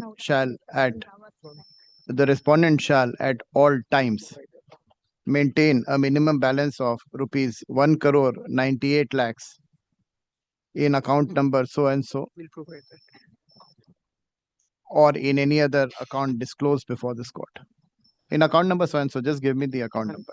So this arrangement shall remain in force for a period of 8 weeks, 10 weeks, My lord, shorter possible. We'll 8 weeks file our for a affidavit and period we'll of try to- we'll 8 try. weeks. Full stop. The respondent is directed to file an affidavit within 4 weeks disclosing and explaining the manner in which the sum of rupees 1.98 crores is being secured in compliance of this order. Full stop. The petitioner is directed to initiate the process for constitution of the arbitral tribunal in accordance with the agreement between the parties, and to take all consequential steps for commencement of the arbitration without any undue delay. Full stop. my lord will grant me an opportunity to file an affidavit in opposition also to this application. My Yes, lord is not disposing of the application today. Learned counsel for the For compliance. learned counsel for the respondent seeks and is granted an opportunity to file an affidavit in opposition within a period of 2 weeks. 2 weeks. Reply to the same, if any, within 1 week thereafter. List after 8 weeks. My lord, only one thing. My lord, I have placed a judgment. Is it my lord's pleasure to record that we have placed the judgment, my lord, reported in 2010, my lord? SCC online. That is pushback. just the basics which you are explaining. Yes, very well. I leave it to my grateful. For bank account. Obliged. We'll provide the bank account details, my lord, we'll do it by lunch. Just give the bank account details. Yes. Grateful. My lord, by lunchtime will allow me. I'll have to take that inside. By lunchtime, we'll provide it to my lord's office. Obliged. Deeply appreciated. Lordship, item 30. Passed over item 30. Yes, pass over item. Just take Yes. My lord, item 13, my lord, instructions are the process for release of the truck has commenced, but the physical handover is, my lord, expected to be concluded by the day. So if your lordship may kindly, my lord, keep the matter tomorrow, my lord, hopefully we'll be able There's to no need for that, Lordship. I'll just bring on record one document before your Lordship. Lordship, it is their main grievance, which was addressed to us, your Lordship. We have, satisfied. We'll have it tomorrow. Lordship, tomorrow is the EC day, your Lordship. Lordship, we have given the parking letter. They'll have the vehicle in the course of. I don't want to just linger it on. Lordship, they have issued a delivery order. Lordship, we have Sir, special. Lakhwani, everything is here. They are Lordship. giving it, hand it over. It's right here. Your lordship may then record, my lord, that it is handed over by the end of the day. No difficulty, my lord. That he's Lordship, we have undertaking that the truck specifically will be handed directed the Learned parking counsel for lot. the petitioner states that in view of the fact that the vehicle has been handed over to the petitioner, he does not wish to press the present petition at this stage. The same is dismissed as not pressed. Much obliged, your Lordship. Dismissed as withdrawn. Grateful, my lord. Grateful, Lordship. Lordship, the Vakalatnama and Vakalatnama of the and the respondent. competency, your Lordship, may be kept under record. Vakalatnama An affidavit of competency, your Lordship. and the affidavit of competency of the respondent is taken on record. Much obliged, All right. Lordship. Grateful, my lord. Next.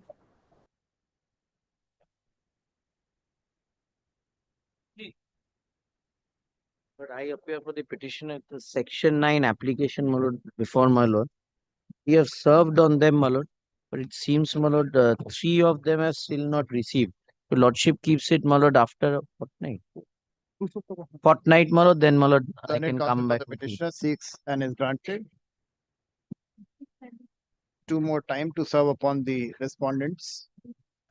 Time to serve the respondents.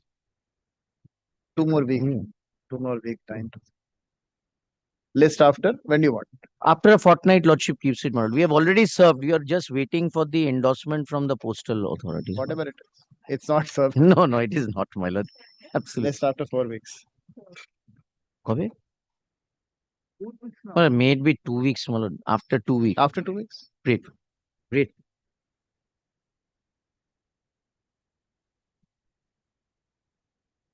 At item number 17, I appear for the petitioner, my lord.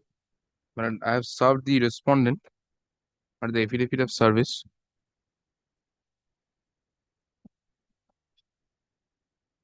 This is an application under section 9 post award, my lord.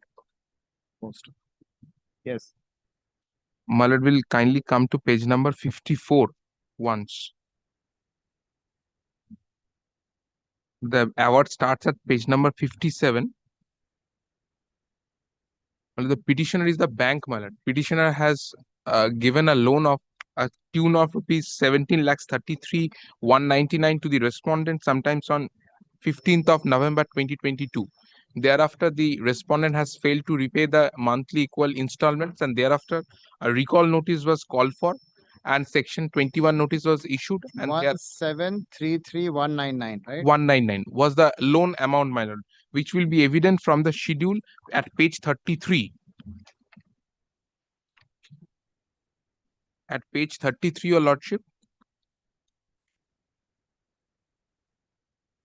This is the schedule to the agreement.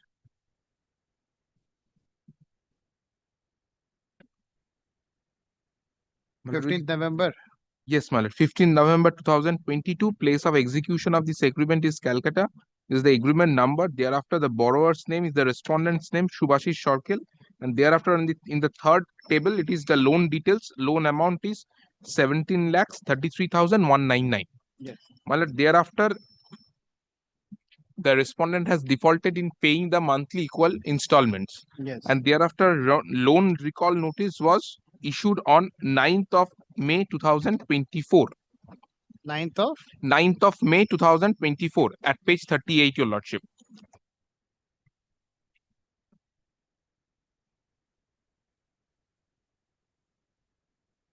At that relevant point of time, a sum of rupees 14,56,639 was due and payable to the petitioner. Malad will kindly come to page number 39 in the second paragraph, paragraph 5. Thereafter, a section 21 notice was issued because this letter was neither recalled nor any steps was taken by the respondent for repayment of the loan amount. Yes. The section 21 notice was issued on 4th of June 2024, which is appearing at page 48, your lordship.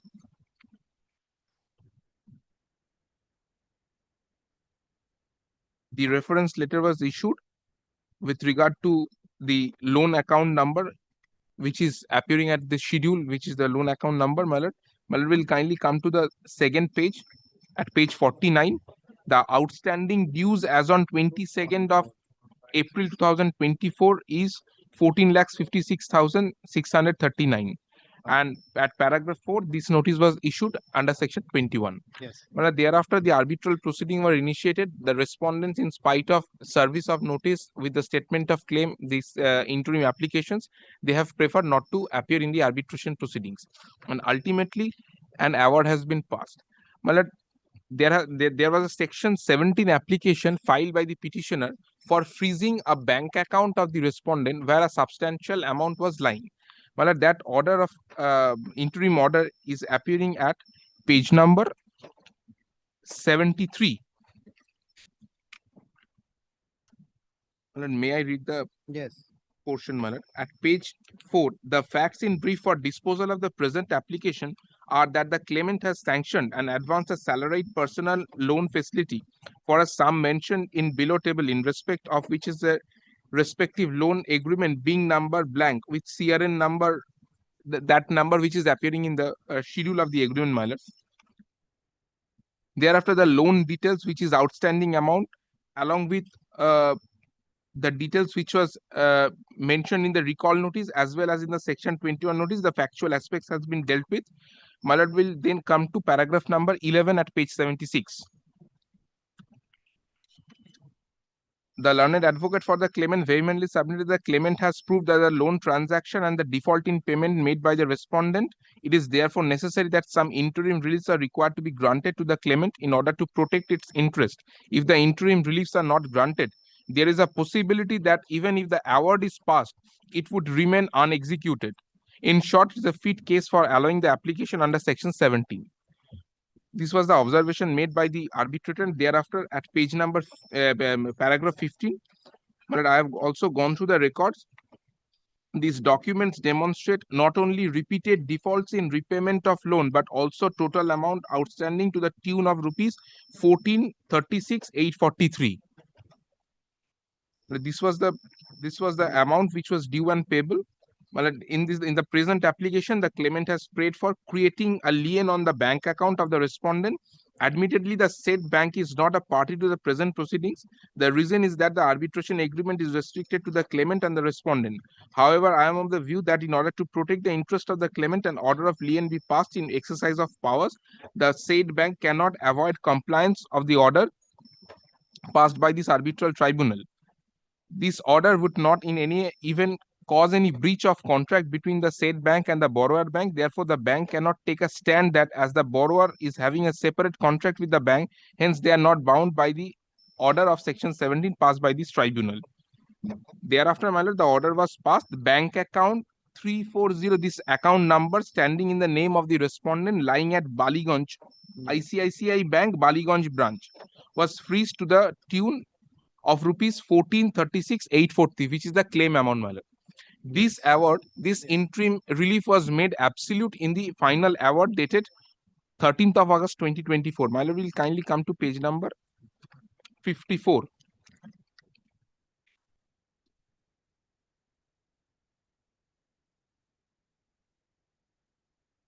Yes. My lord, in the last page, my lord, at page number 62, where the award was passed, capital B, the interim order dated 15th of July 2024, which I have just read over to your lordship, is hereby made absolute. ICICI Bank is hereby ordered to pay the amount freezed in compliance with the order dated 15th of July 2024 to the claimant, and as such, payment, the liability of the said bank toward the respondent shall stand discharged. Yes. But this section 9 application has been filed at the instance of the petitioner, only praying for a relative relief to the extent that the respondent be restrained from withdrawing any amount from that particular bank account lying in that ICICI Bank Baliganj branch, which is in lying in his name, and the bank be restrained from discharging any amount to the borrower, if any prayed for. Yes. And that's all, my lord. And my lord, before I conclude, I show the arbitration clause by which your lordship is entitled to pass the order, my lord. Page 31. At page 31, clause 10.15 of this agreement. But this agreement shall be constituted and governed in accordance with and governed by the laws of India. The parties here to expressly agree that all disputes arising out of and or relating to this agreement, including any related document. What you are seeking is restraining the respondent. So this has already been granted to you. Well, that is a part of the award. Yes, my lord. And now the execution is still not filed, my lord. They have not challenged it? No, my lord. The time to file the Section 34 application has also. When did it get over? My lord, the award was passed in August 2024. Dated? What is the date? 13th of August 2024. And they have remained unrepresented throughout the arbitral proceedings in spite of service of notice. Even today, my lord, we have served the respondent. The respondent chose not to appear before lordship. Take down.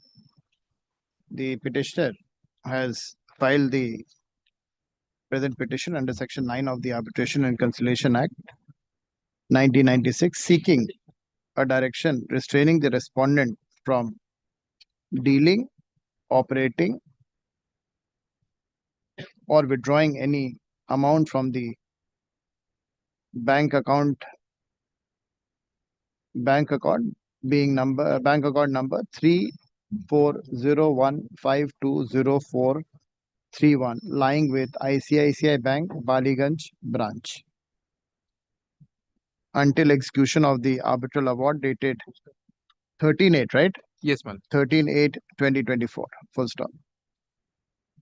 The case of the petitioner is that the respondent availed a salaried personal loan amount of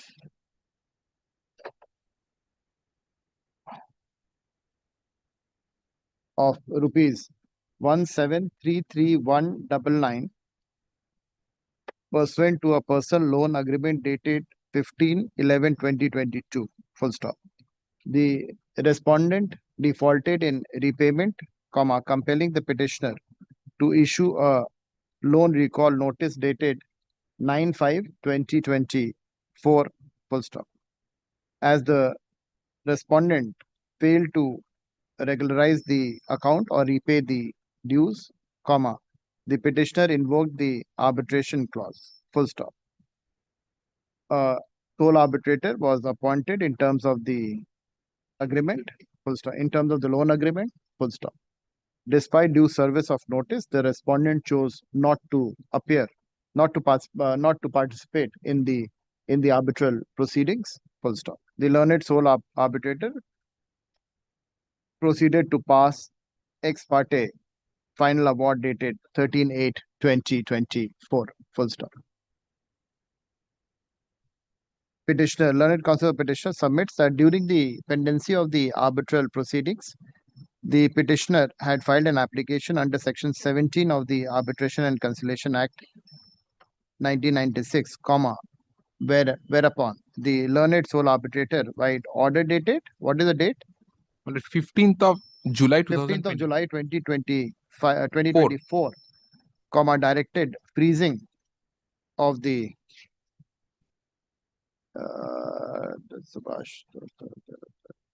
directed freezing of the account of the respondent to the extent of rupees 1436 843.32. 843.32 and restrained the respondent from withdrawing any amount therefrom. Wide learned counsel for the petitioner further states that wide the final arbitral award dated 13/8/2024, comma, the learned sole arbitrator directed the respondent to pay the outstanding sum of rupees 1436,843.32 together with simple interest of 18% per annum from 14/6/2024 until the date of actual payment, along with the cost of rupees 10,000. Well, it's from 4/6, not 14. Oh, sorry, 4/6 until 4/6/2024 until the date of actual payment. Cost of 10,000. Full stop. Learned counsel for the petitioner submits that till date the award has not been challenged and the same has attained. It has not been challenged, right? My lord. Has not been challenged and the same has attained finality. Full stop. In these circumstances, comma, the petitioner has preferred the present post-award application under Section 9, praying for continuation of the restraint on the respondent's bank account to secure the fruits of the award. Full stop. This court notes that Section Section 9. What is it? 9? 9.1. 9.1. 9.1. 2 Roman 2. 9.1 to Roman 2 B. B. Empowers the court to grant post-award interim protection for securing the amount in dispute. As well as E also, my lord. B and E कर दो. E. इसका क्या लिखा है? This court notes that section 9.12 B and E empowers to during the amount Securing the amount in dispute in arbitration. Full stop. The law is well settled that post-award, but prior to enforcement under Section 36, comma, the court may grant appropriate protection, comma, appropriate protection if the award has attained finality between the parties. One kar do, second kar do, there is a reasonable apprehension that the respondent may defeat or delay the execution.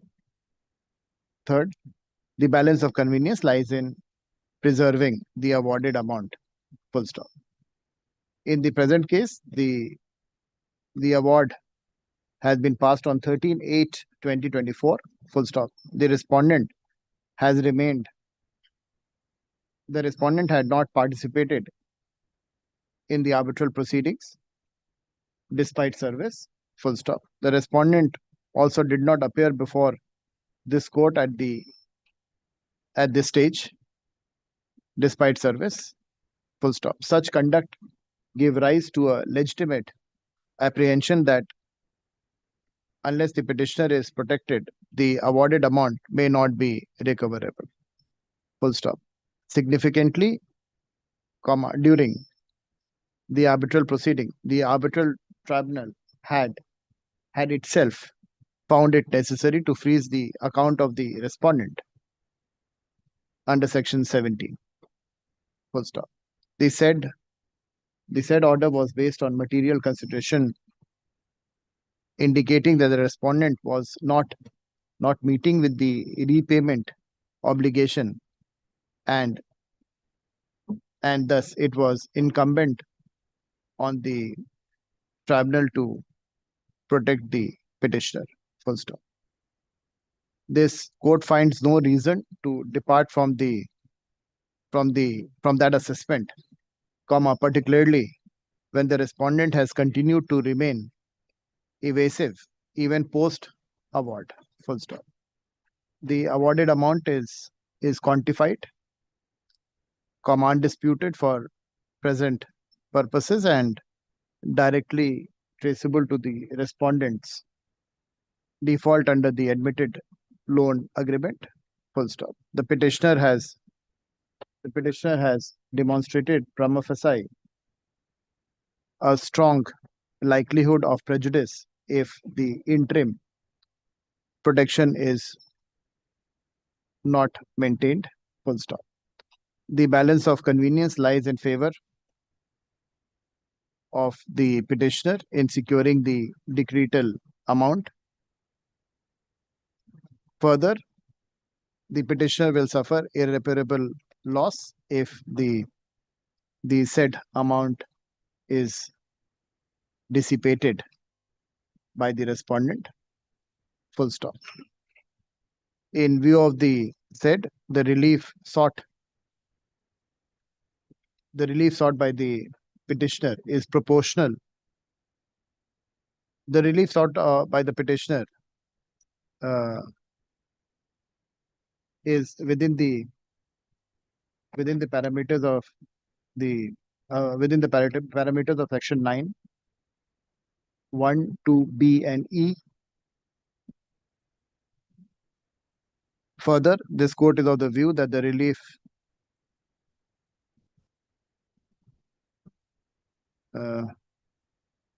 if the relief sought by the petitioner, if not granted, will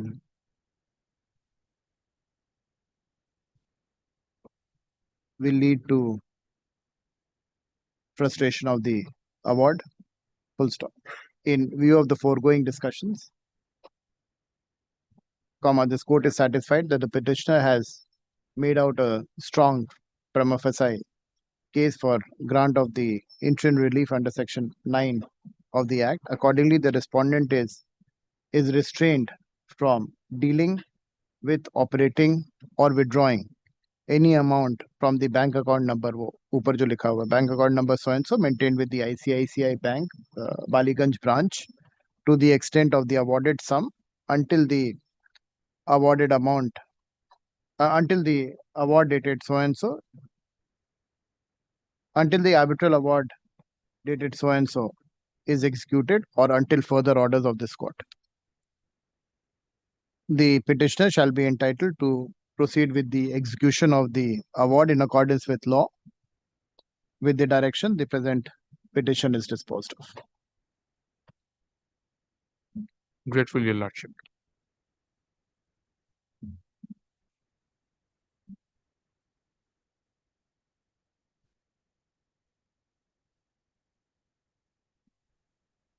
That other matter which listed for hearing.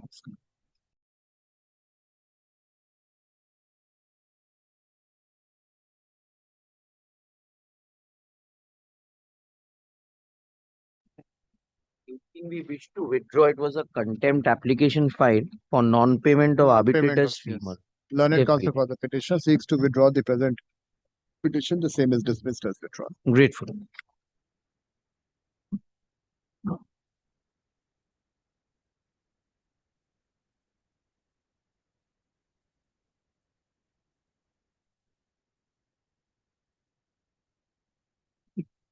Next.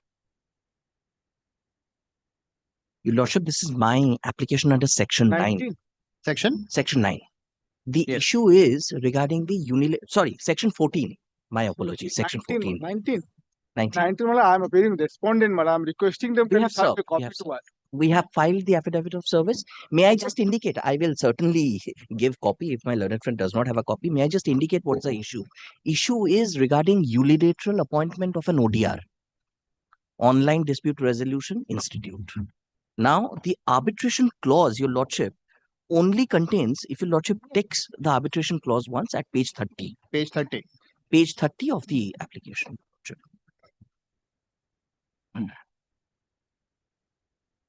Yes, Is it legible, Your Lordship? I'll try. With difficulty, With difficulty. perhaps. With difficulty. My apologies, Your Lordship. Arbitration and dispute settlement, may I read? All claims, disputes, Just a differences minute. or Where are you? questions. Yes. All claims, dispute, Differences or questions of any nature arising between the parties, whether during or after termination of the termination of this agreement in relation to the construction, meaning and or interpretation of any term used or clause of this agreement, or as to the rights, duties, liabilities of the parties arising out of the agreement shall be resolved through, that is the relevant part, arbitration, which shall be administered by an institution recognized by the Government of India for dispute resolution. Such institution will appoint arbitrator for conducting the arbitration proceedings in accordance with its rules for conduct of the arbitral proceedings under Arbitration and Conciliation Act 1996, as may be amended from time to time. The arbitration proceedings shall be conducted preferably through online means or otherwise through conventional means in English language. The arbitral award shall be final and binding between the parties.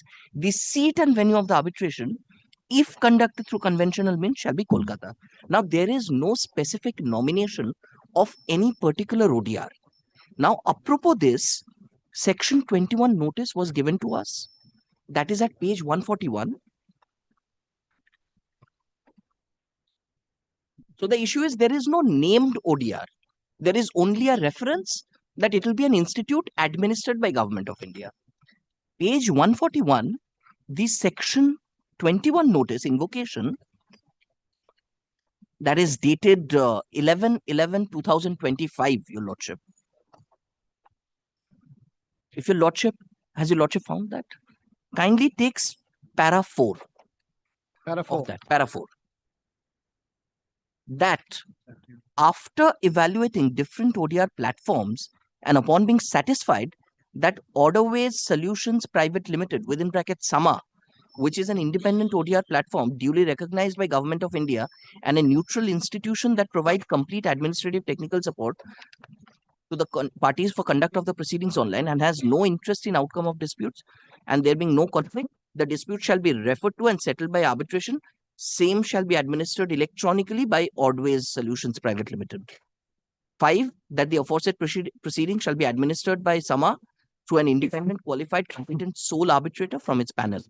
Juridical seat of arbitration shall be Kolkata, needless to mention, appointed in accordance with. 6, that if any of the aforementioned details are incomplete or incorrect, or if the borrower have anything to say in respect to above, borrower required to intimate UGRO within 7 days. So this is a 7 days period, which is also a departure from the Section 11. Now, in response to that, Your Lordship, we object to this. My response starts at page 146, 18th of November, 2025.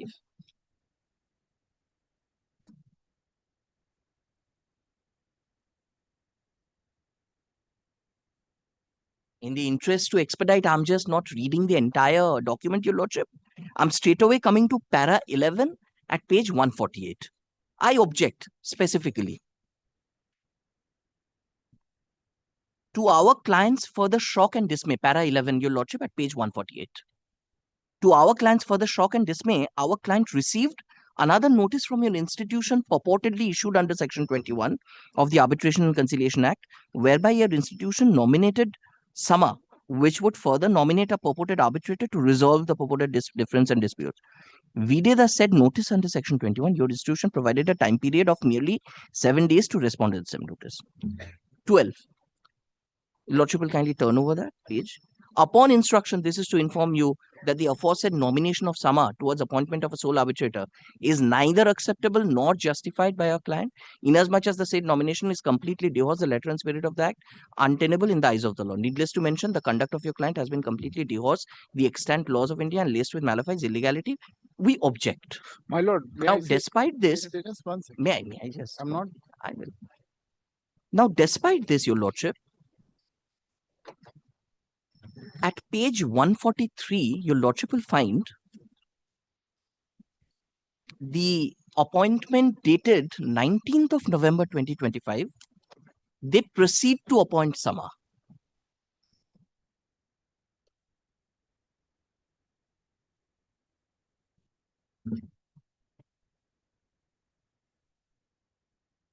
Yes. They proceed to appoint Sama. At page 145, your lordship sees they lay down the procedure for appointment of sole arbitrator, that I can object to it, etc. Now, if your lordship kindly takes volume 2 once, they also filed a section 17 application for interim measure before the said tribunal.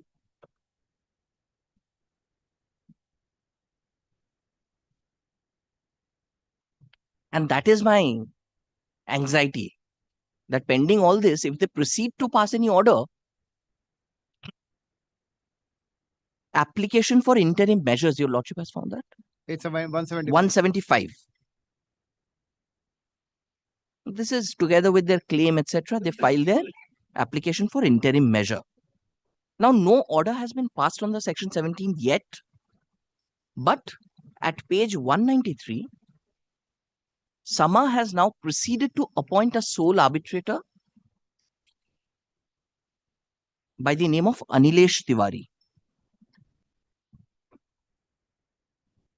That is 2411.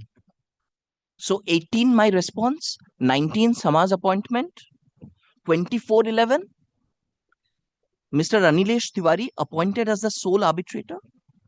Para 3 at page 194, it mentions. Yes. And immediately on the same date, at page 195, Mr. Anilesh Tiwari accepts his appointment, the assignment. Now, in these circumstances, I'm absolutely covered by a decision of this honorable court that since only an arbitral institute was mentioned and not a particular ODR institute, and since I have objected to the appointment of Sama, such appointment of Sama, despite my objection, tantamounts to a unilateral appointment without... Challenge it under section 16. My understanding would be that since there is no consent, it would vitiate the mandate. It is a nullity. It's a unilateral, because the law of unilateral appointment. And in identical scenario, I may pursue, but I will just urge your lordship. This is an order of this honorable court. Just 5th of November 2024.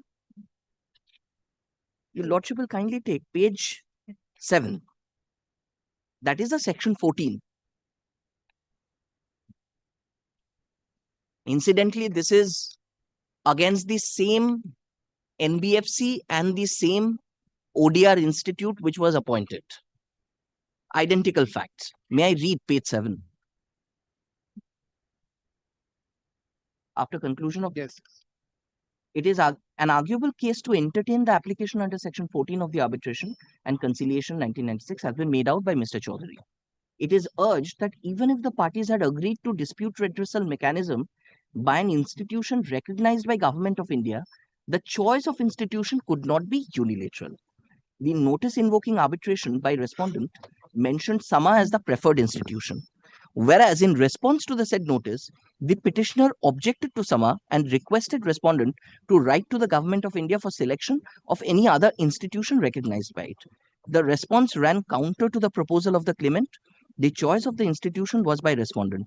In absence of a consent, in my prima facie opinion, the reference to Sama is not exactly in terms of arbitration clause and the law. Thus, the application shall be decided only after affording an opportunity to respondent to file affidavit in opposition. Let the affidavit in opposition be filed within 2 weeks from date. Affidavit in reply, 1 week. Let this matter be listed so and so. During the pendency of the hearing of the application, the arbitration proceedings shall remain stayed. It appears the more reliefs where parts of the statement of claim have been granted by the arbitrator without consent. That is not relevant in our case. It's not a final order which has... No, it's not. It is Still only... pending, I'm today only praying for this indulgence. But why don't you go under section 16? But if in the interregnum, pending the decision in the section 16, if an interim measure, I suffer an interim measure. I don't see it is maintainable. I'm sorry, your lordship. 17, I don't think it's maintainable. You have to convince me on 14, sorry. On 14, I don't think so it's maintainable. Because if you see 14, de jure, de facto. De jure ineligibility. Read with 12.5. Read with 12.5. Schedule 7 not maintained. My argument would be Schedule 7, sorry, Schedule 7 not maintained. Only when we see 12.3 read with Schedule 5, maintainability can be an issue. But here you are asking for 14 de jure, de facto, read with 12.5, Schedule 7 not maintained. my understanding would be that even independent of the Schedule 7, I'm Independent of Schedule 7, then we have to see de facto, then we have to see.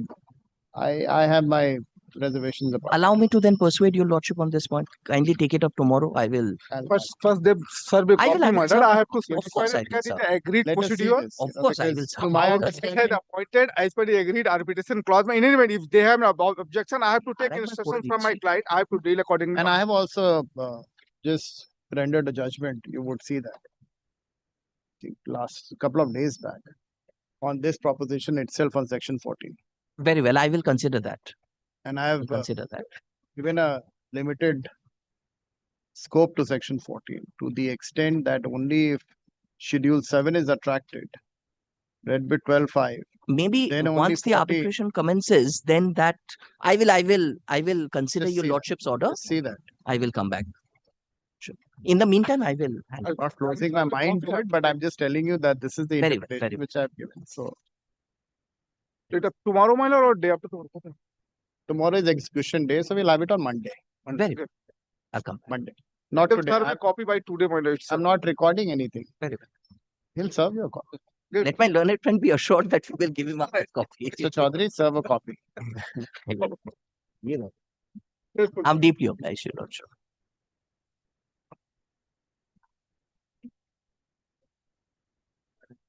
I'm sorry, your lordship. Instead of Monday, could it be the next day, Tuesday? Tuesday. Very deeply, Keep it for Tuesday, and not today.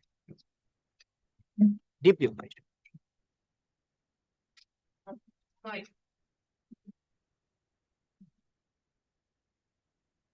Lord, on the last occasion, Yes. Lord, I was trying to impress upon my lord Yes.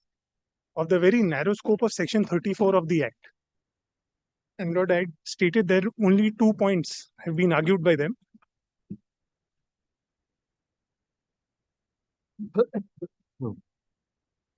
Of 34 2B2, contravention with the fundamental policy of Indian law, and 34 2A, patent illegality. Lord, apropos that, I was showing your lordship the judgment in OPG.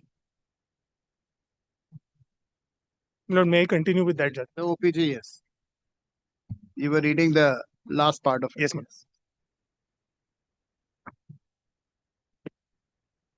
Yes.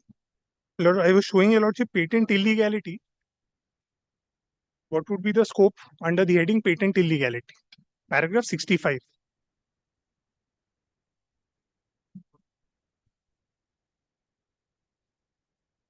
And not paragraph 68.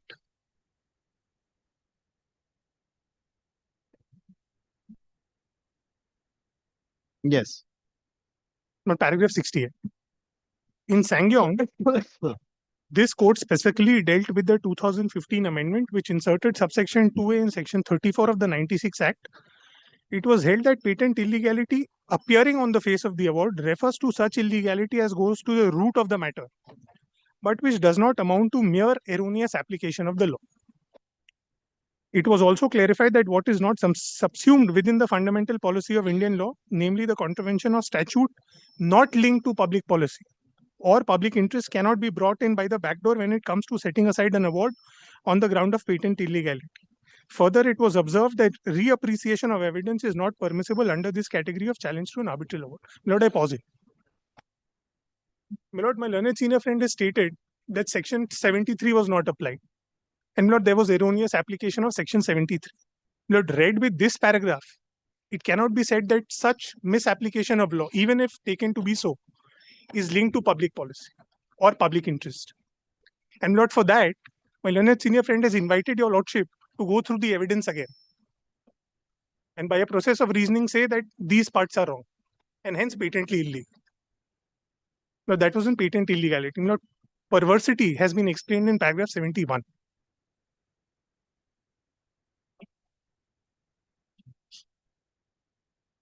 Now, if your lordship kindly sees placitum G, I'll read the entire paragraph.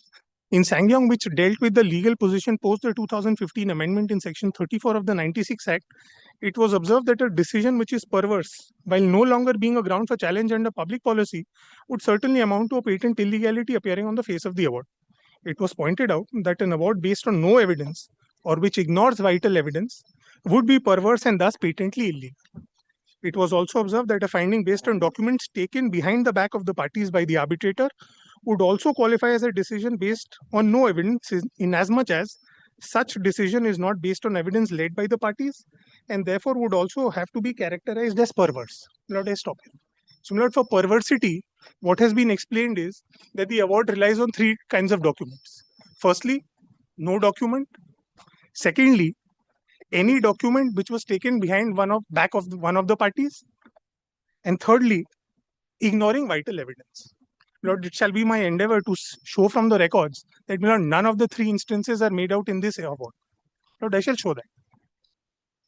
Lord, I'll place another judgment on the very same concept, Reliance Infra, 2024.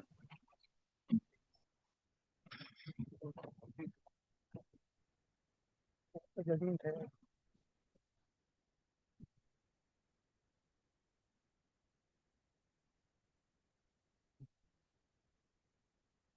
Lord, may I take your lordship to the facts for the time being, Lord? Reliance Infra, right? Lord, it's on the way. Lord, may I show your lordship the facts on this? Lord, I'll show your lordship three letters that have been addressed by the jute mill to the jute mills to Jute Corporation. Now, the first letter is 22nd November 2006. That is at page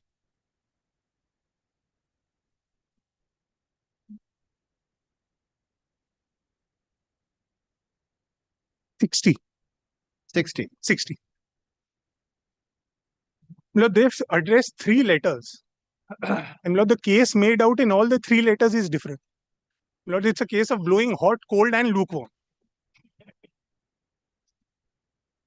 Lord, we'll kindly see page 60.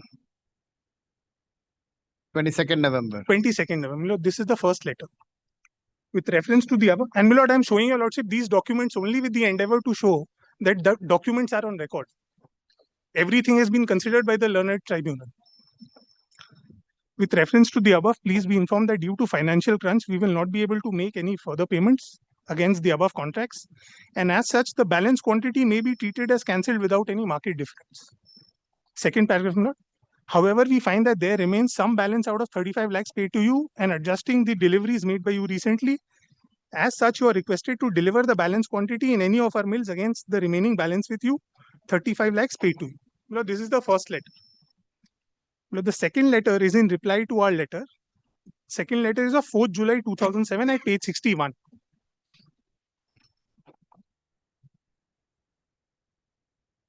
Yes. Now, kindly comes to paragraph 2 and 3 of this letter. In this connection, we refer to a letter of 13 November where we've requested you to send sample quantity. So, here they speak of sample quantity.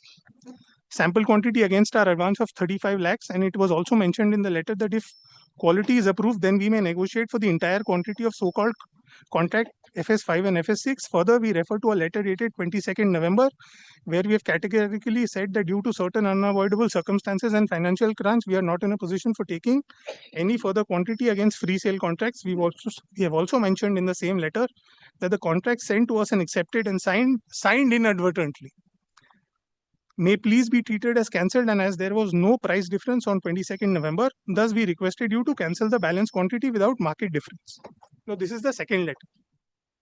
So as to say that 35 lakhs was only for a sample quantity of 2000 quintals. Now, the third letter is of 17th September 2007, which is at page 62. Here, they've tried to say that there are two contracts, one for the sample 2000 quintals and one which would have been entered for 40,000 quintals. But if your lordship kindly sees last paragraph at page 62. Now, I'm skipping the first few lines. Fact remains fact remains by a letter dated 7 September 2006, 9 September 2006, and 22nd November 2006, we categorically brought to the notice of your client that before entering into a final contract for 40,000 quintals, final contract for 40,000 quintals of raw jute, we would like to take few samples lot from different agencies to ensure the quality. On the basis of our request, your client has also delivered us a quantity of 2240 quintals, against which an aggregate sum of 35 lakhs was paid to your client. Now, Lord, at page 63, the second paragraph. Yes. After a letter dated 4th July, there has been a complete silence from the Office of the Jute Corporation, and it was construed that our contention has been accepted and the alleged contract for 40,000 quintals has been finally treated as cancelled. It is more surprising that now again above letters have been received on a closed issue. Please note that a sum of 35 lakhs has been paid to your client towards value of approx 2240 quintals of raw jute and have been supplied. Similar through these three letters, three instances or three kinds of contracts have been pleaded. But first was that the contract had been entered into but is terminated. The 22nd November letter. The second is of 4th July to say that 35 lakhs was only for a sample quantity of 2,000 quintals for a contract of 40,000 to be entered later. And the third is that there are two contracts, impliedly this. So now these are the three letters they have addressed. And my lord, all of this has been reasonably considered by the arbitral tribunal. Lord, I shall show your lordship that. Lord, before that, may I show Reliance? My lord?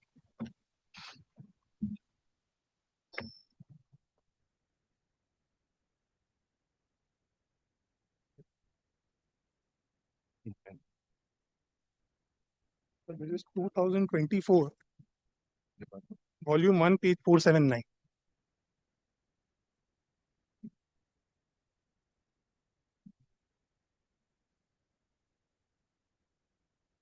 Now, if your lordship kindly comes to paragraph 57.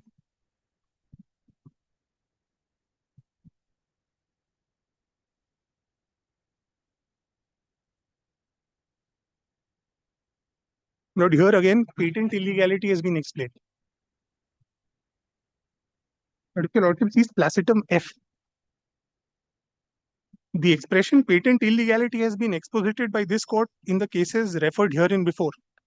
The significant aspect to be reiterated is that it is not a mere illegality which would call for interference, but it has to be a patent illegality. You're reading para 50. I'm 57. Which obviously signifies that it ought to be apparent on the face of the award and not the one which is culled out by way of a long-drawn analysis of the pleadings and evidence. Well, this is exactly what my learned senior friend tried to do. Taking your lordship to the entire evidence and pleadings and then making out a case that this is wrong. This aspect is incorrect, the arbitrator is wrong here. And hence, this is patently illegal. Lord would perhaps, with the deepest of respect, fall outside the province of a Section 34 court.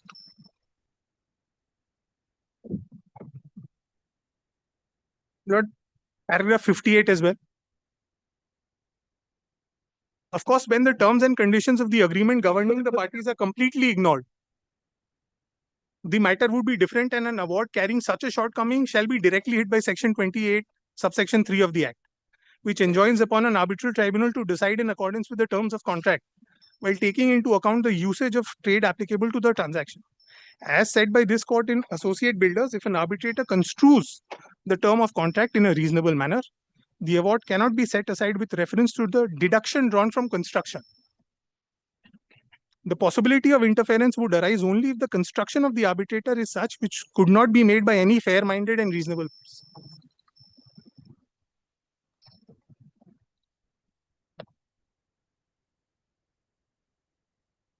Now, paragraph 66, placitum F. But why in this case, the arbitral tribunal's holding was not considered to be patently illegal? Placitum F. The arbitrator precisely decided the matter with reference to and after analysis of that evidence. It had neither been a case of the arbitrator not taking into consideration the terms of the contract applicable to the issue at hand, nor of any such finding which no fair-minded or reasonable person could have possibly rendered ever. So, my lord, again, reasonableness.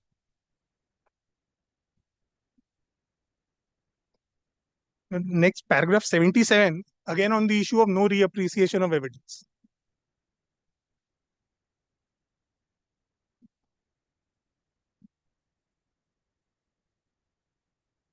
Paragraph 76 and 77. I'll read from the middle, placitum C.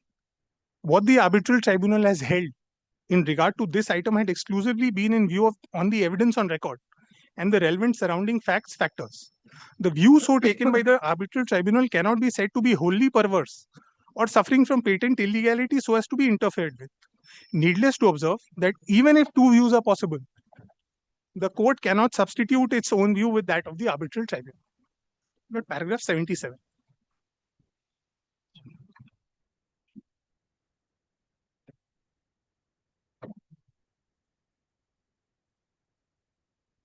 However, in a given case, placitum E, while determining the dispute by way of arbitration, whether the arbitrator draws such adverse inference or not is essentially a matter of appreciation of evidence. And if not, drawing of adverse inference is also permitted to be raised as a ground of challenge under 34. It would open the confines of limited interference in an award and would carry the propensity of converting the proceedings under section 34 and 37 into proceedings of regular appeal, revision against an award, and thereby again violating the principles of that reappreciation of evidence is not envisaged in the proceedings under section 34 of the 96 Act. It gets perforce reiterated that an award could be said to be suffering from patent illegality only if it is an illegality appearing on the face of the award and not to be searched out by way of reappreciation of evidence. Now, paragraph 95 and 97 both.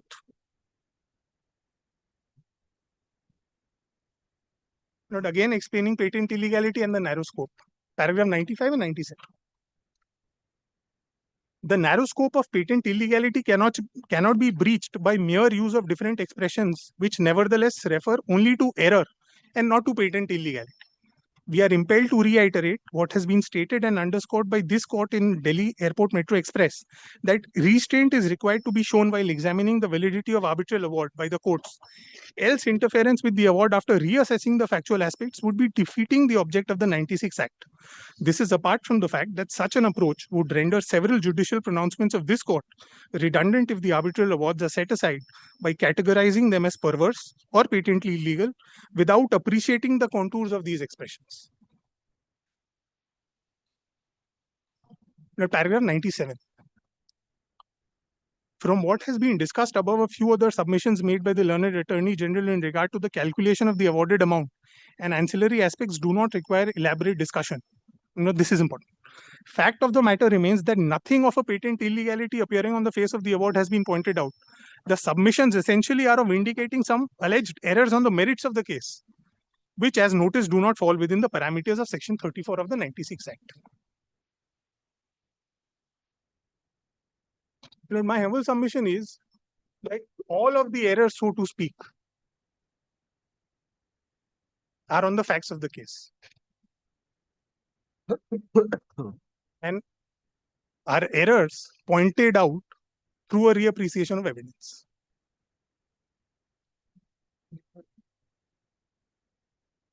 Yes.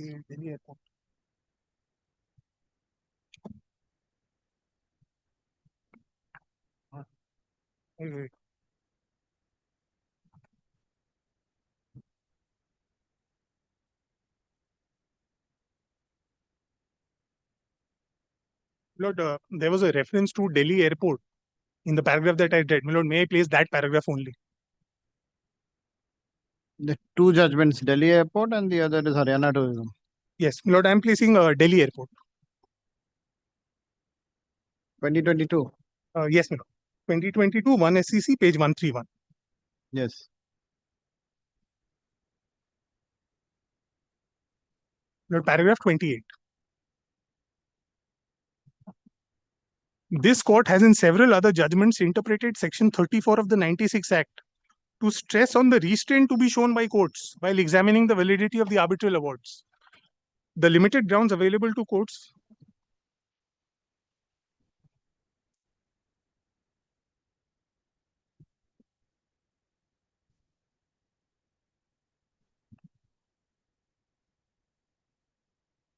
Placetum B.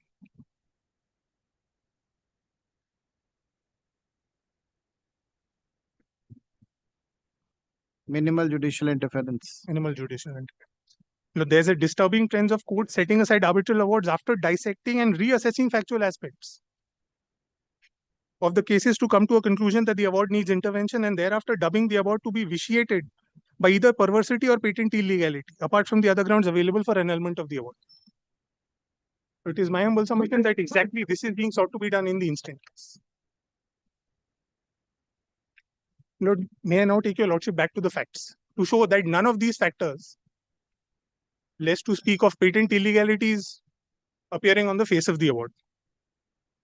My lord, may kindly take up the section 34 petition again. Take me 34 and the award. The award. Yes. Lord, I have taken your lordship to the letters that have been addressed by the petitioners, where they make out 3 different cases in 3 different letters. Now, my lord, perversity is that the award is based on no evidence, or ignoring vital evidence, or taking into consideration evidence behind the back of the party. Lord, I will show from the record that none of the 3 cases are made out here. Only with the limited aim to show that there is no perversity, and not calling your lordship to reappreciate the entire record.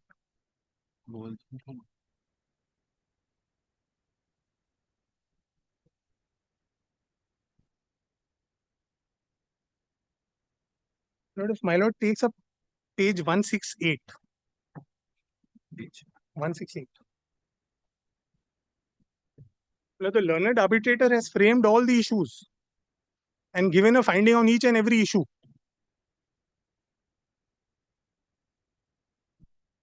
But 6 issues have been framed.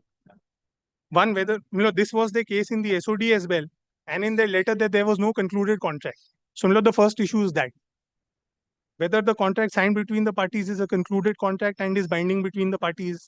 They had made out a case for novation. So issue 2 is that whether there has been a novation of the contract due to the part supply of jute and consequent adjustment of 35 lakhs for all the jute mills deposited by the representative of jute mills as per written and oral requests.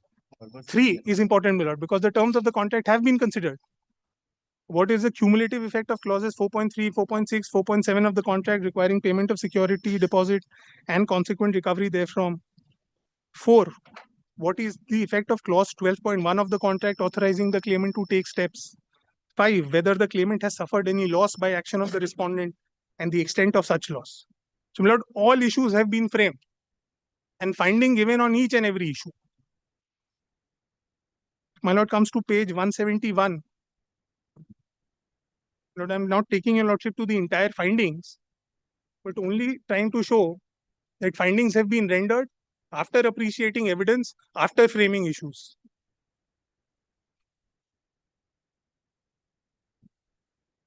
Lord, page 171, issue number 1.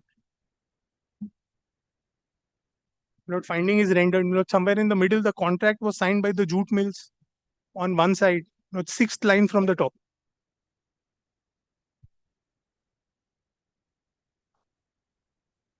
The last 4 lines.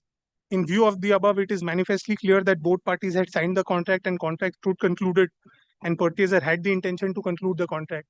So, Lord, finding has been given. On issue 2, whether there is novation at page 172. Lord, 8 lines from the top. This, according to me, does not constitute novation or alteration of the contract, as it does not amount to formation of a new contract.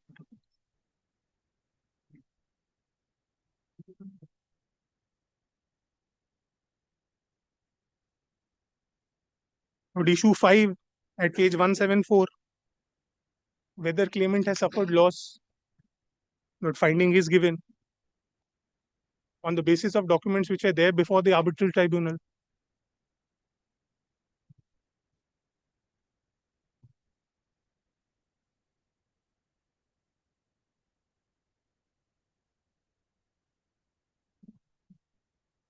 Lord, at page 65, the contract clauses have been considered.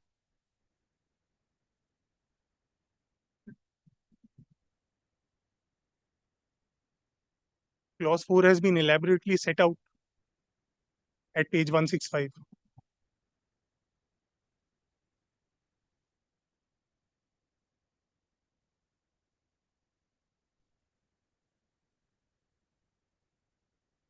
My lord, findings have been rendered on each and every issue. My lord, they can be good, bad, ugly. They've been given on each and every issue after going through the documents.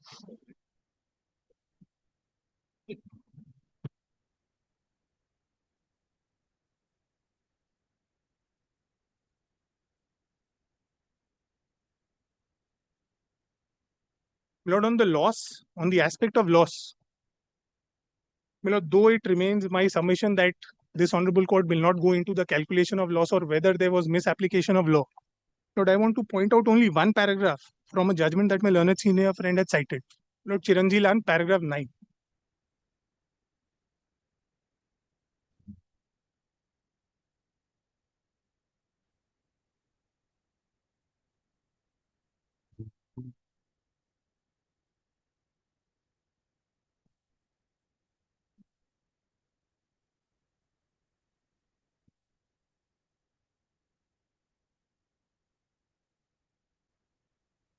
(1961) SEC online SC.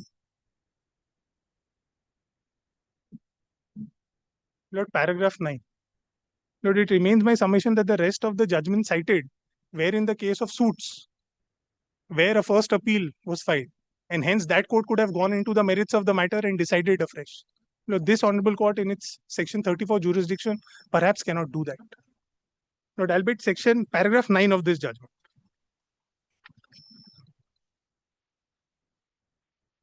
The two principles on which damages in such cases are calculated are well settled. The first is that as far as possible, he who has proved a breach of a bargain to supply what he contracted to get is to be placed, as far as money can do it, in as good a situation as if the contract had been performed. But this principle is qualified by a second, which imposes on a plaintiff the duty of taking all reasonable steps to mitigate the loss consequent on the breach and debars him from claiming any part of the damage which is due to his neglect to take such steps. These two principles also follow from the law as laid down in section 73. If therefore the contract was to be performed at Kanpur, it was the respondent's duty to buy the goods in Kanpur and rail them to Calcutta on the date of the breach. And if it suffered any damage thereby because of the rise in price on the date of the breach as compared to the contract price, it would be entitled to be reimbursed for the loss. And now this part is relevant. Even if the respondent did not actually buy them in the market at Kanpur on the date of breach, it would be entitled to damages on proof of the rate for similar canvas prevalent in Kanpur on the date of breach, if that rate was above the contracted rate resulting in loss to it, but the respondent did not make any attempt to prove the rate for similar canvas prevalent in Kanpur on the date of breach, therefore it would obviously be not entitled to any damages at all, for on the state of the evidence, it could not be said that any damage naturally arose in the course of things. So, they had to have evidence on the date of loss. Lord, in the arbitral records, Lord, there are minutes where the claimant has submitted the Jute Bailers Association's prices on the date. Lord, is given. Lord, may I hand over the 13 sitting meeting minutes?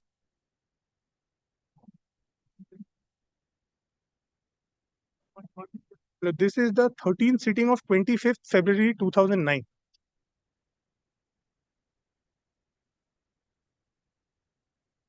Lord, the first paragraph. Lord, Mr. Banerjee was appearing for the claimant. As directed earlier, Mr. Banerjee, learned senior advocate for the claimant, submits today's copies of the price list of the Jute Bailers Association for the period from 30th November 2006 to 31st December 2007, with copies to the other side. However, Mr. Banerjee has not furnished copies of the price list of the Jute Bailer for the current date. So, the date on which the loss arose, that was given. All of this evidence was before the tribunal.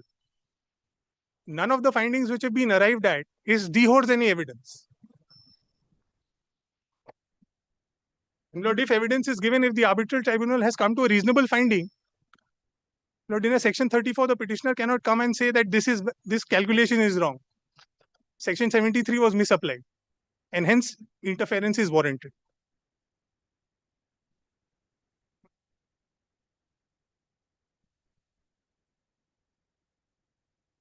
And Lord, even otherwise, the award is a reasonable award.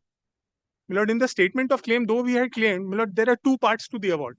One is the price loss, and the second is carrying cost, the storage costs.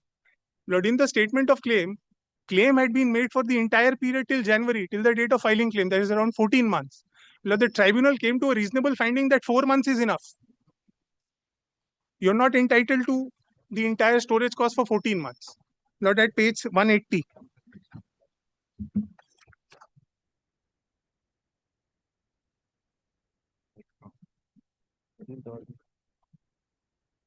Yeah.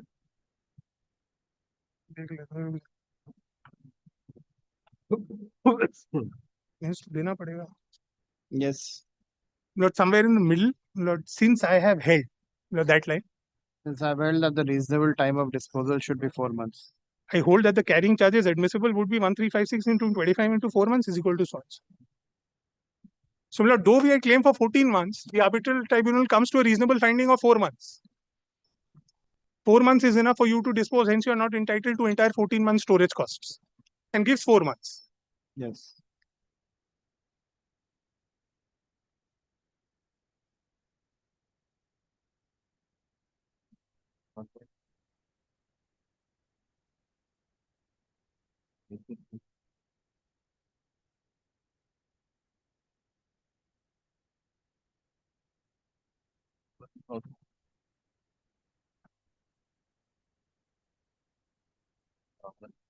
Lord, in conclusion, Lord, that would be my submission. That, Lord, even if there is misapplication of law or erroneous application of law, which admittedly is not the case, but still, Lord, even considering the argument, even if misapplication of law or erroneous application of law under section 73, Lord, this is not a case of grave contravention or any of the grounds which would come under 34(2)(b)(2) or 34(2)(a). Yes. And in either of these grounds, there cannot be an adjudication after going through merits and reappreciating the evidence. Lord, what has exactly been done by the petitioners here? Taking your lordship through the pleadings, through the evidence, what has been said. And Lord, all of these letters are part of the records. These are documentary evidence.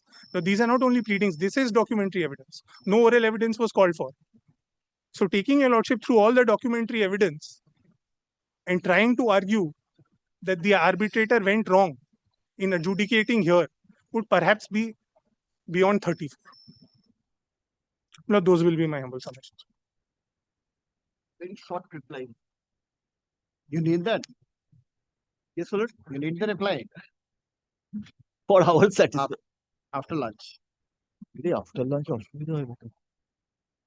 I'll take 5 minutes tomorrow, my lord. Tomorrow, 2 p.m. I'll hear you. Sorry, I'm very sorry, my lord. I'm not pushing you to tomorrow. No, it's too much. My learned friend's entire argument, my lord, has been that as if by taking your lordship or referring to a admitted document, I wanted your lordship to Reappreciate that document. That was not my intention. Why did I take your lordship to the document? To say what is the date of breach. Rather, my argument is on the principle of law, the arbitrator in fact correctly recorded that it is to be assessed and calculated on the date of breach. If your lordship sees that 177 first paragraph, he has himself deviated from the law without saying why it is being done, why this deviation. When I submitted the law and I pointed out, I said, well, this is the correct position. And in fact, he has also noted the principle of mitigation also. I would have not required to show any judgments on the principle because it has been correctly understood by him.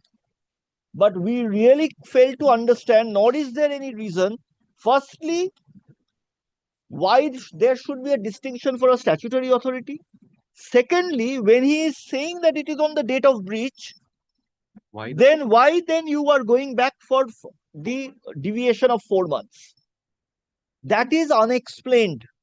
They have not explained it also. And they have not also explained it. In fact, my learned friend submitted that he had submitted a chart for November, price chart for November. So why was that price chart for November not accepted? Why 4 months then? So that is the point, my lord, where the award.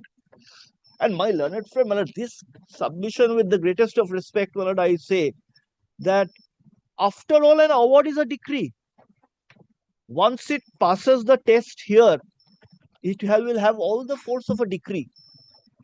So we cannot say that substantive provision of law, if it is ignored by the arbitrator, the court should put a blind eye to it. That is not what any of the judgments say.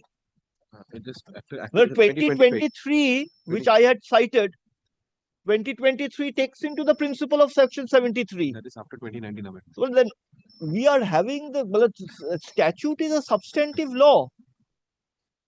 We are saying that the court will not go into the factual aspect.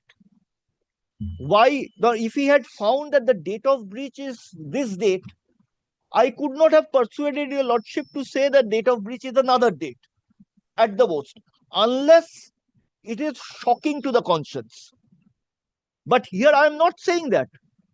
I have only referred to the documents to say that first of all, the clause says that on the 60th day it will come to an end.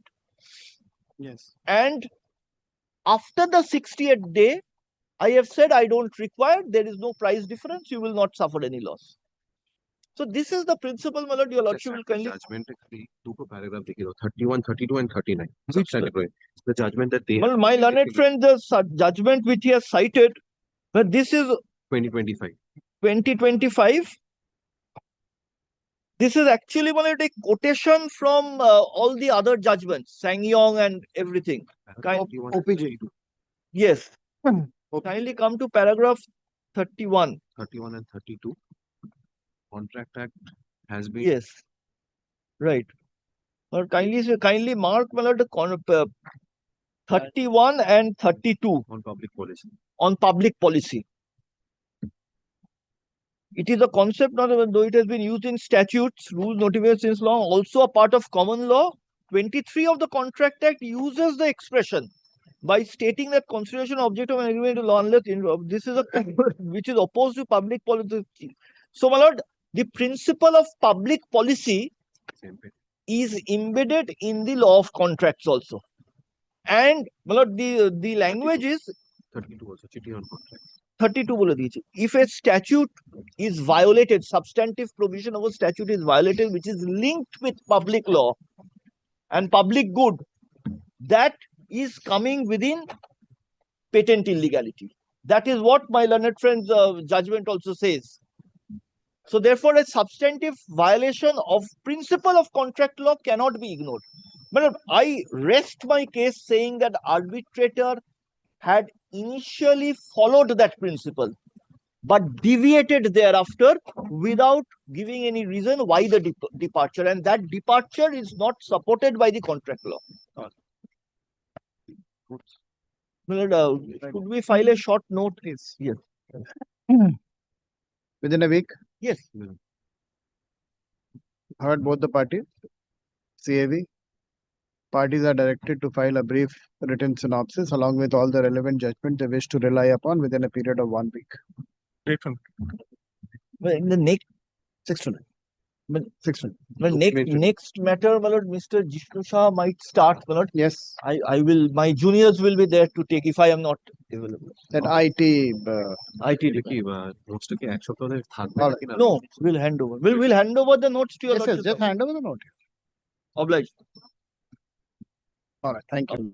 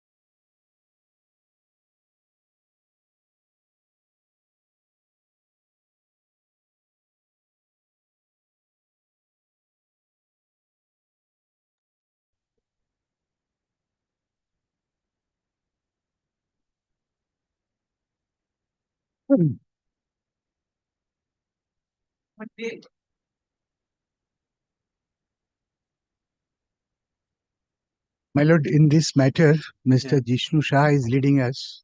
He'll be coming and joining in next few minutes.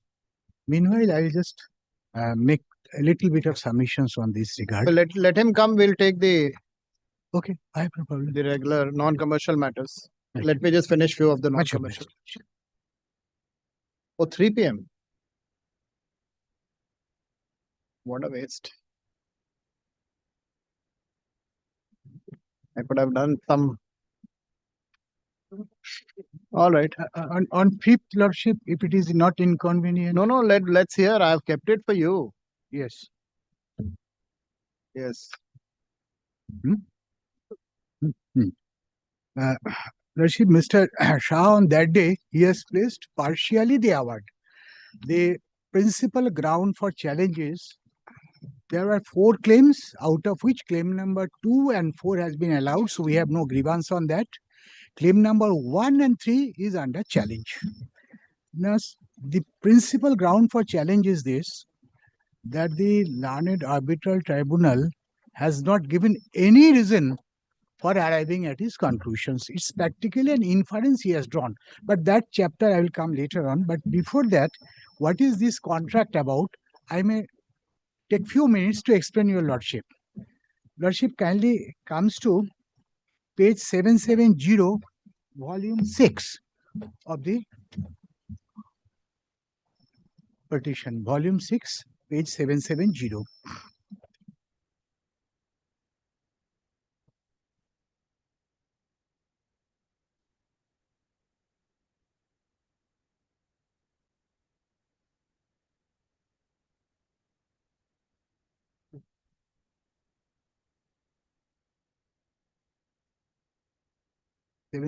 Yes. Now, my lord, this is the job which was awarded to us. This shows the entire contour of the route, starting from Fulbagan and then ending at central stations. It was the original scheme of the contract. Now, there are 2 phases. One starts from Fulbagan, Subhash Sarovar, then ends at Shialda. That's the first phase. And from Shialda to Central is the second phase. Later on, the route was altered. From Shialda to Central was replaced by Shialda to Espan. That circuitous route has been shown here. As a consequence thereof, what has happened? There was enormous delay in execution of the contract. There were overall 217 weeks was earmarked for completion of the work for the entire stage of the work. The present claim relates to phase 1 part of the contract. That is from Fulbagan to Shialda station. That is how, because in the award, learned tribunal has added something which relates to phase 2 part of the order. Our claim 1 is that there was enormous delay for various reasons, which according to the petitioner is not attributable to it, which includes non-handing over of the land, uncharted utilities, and many other things which will come subsequently, for which the petitioner has, as a claimant in the arbitral proceedings, has raised a claim of 177 crore. The entire claim has been rejected. The award has been placed before lordship. I will now place a small part of the award, which is at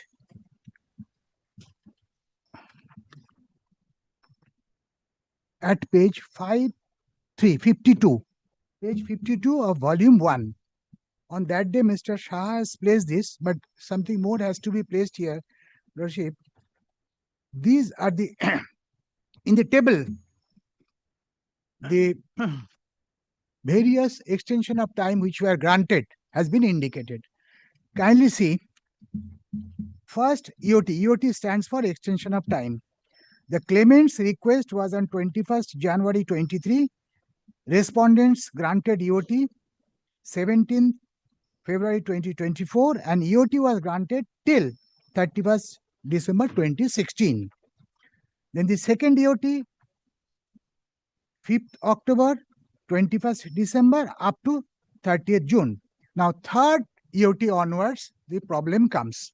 Lordship kindly notes, third EOT, the claimant's request was on 23rd February 2017. And the respondent's grant EOT date, 23rd February 2017. It is wrong, Lordship. Actual date is 30th December 2017. It is not this date. He has incorrectly recorded. I'll place that documents right now. Likewise, the fourth EOT, the claimant's request was on 27th April 2018. Same date has been incorporated. EOT, the date you are saying is what? DOT According to is you? 27th April 2018. And the Landed Tribunal's observation is this: the EOT was granted on 27th April 2018. That is the same date. But actual date should be 25th July 2018. He has incorrectly recorded this thing.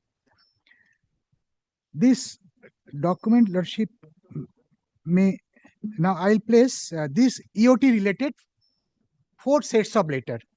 Each letter comprises of 2 documents. One is the request from the claimant, the other one is the EOT granted. Why I am troubling your Lordship? Because under what provision of the contract and under which pretext the EOT has been granted, that is most important. If during granting the EOT, if the respondent takes a view that no, you are at fault, I am extending the time for performance of the contract subject to levy of LD or something, that reservation is there or not, that's what Lordship, I want to place. Lordship kindly comes to page 553, which is at volume 4.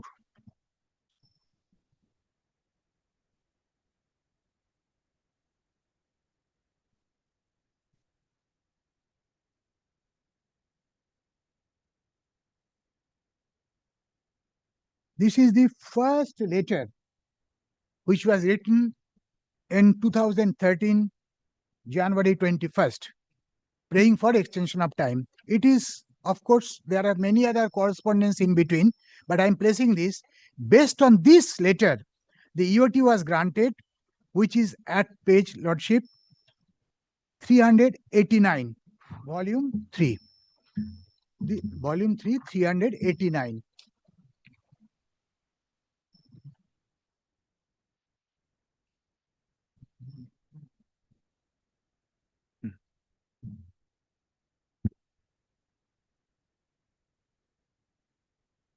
The reference, this is the EOT granted by the respondent.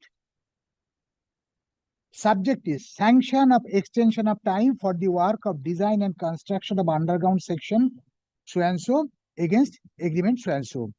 Original date of completion, Lordship kindly note, it is on 8th April 2014. Now I repeat at the cost of repetition, I say 8th April 2014 was the date for completion of the entire stage of work, not for the phase 1 part of work. Now, your request is 21st January 2013, which Lordship I have placed. Now, how they have, in reference to above, KMRCL's approval is hereby communicated regarding extension of various key dates for completion of phase 1.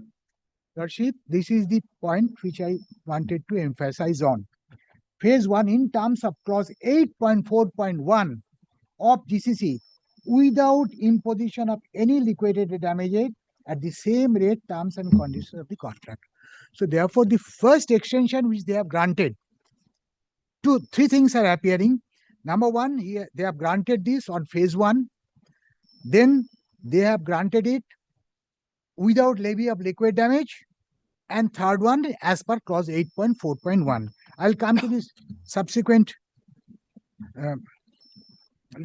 extension of letters. But what is 8.4.1 is my endeavor to show your Lordship, which is at page 129, volume 1.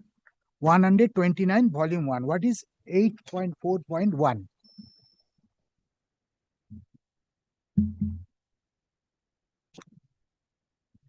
On the left hand side, it is written extension of time.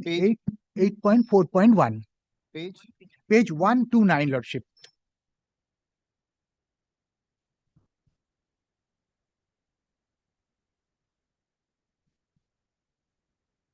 Extension of time, 8.4.1. The contractor may apply for an extension of time for completion if the work is or will be delayed either before or after the time of completion by any of the following clauses. Force majeure, the contractor's work had held up for not being given possession or access of site, instruction of the engineer to suspend the work, and the contractor not being in default as the reasons of suspension, acts of omission of other designated contractors, because there are many other contractors who are working simultaneously, any act of prevention of breach of contract by the employer, and not mentioned in this clause, any order of the court, then any other event or occurrence which according to the employer is not due to the contractor's failure and employer's variation, Lordship. All these points are very important, barring 2-3 others. Lordship, I'll come to that.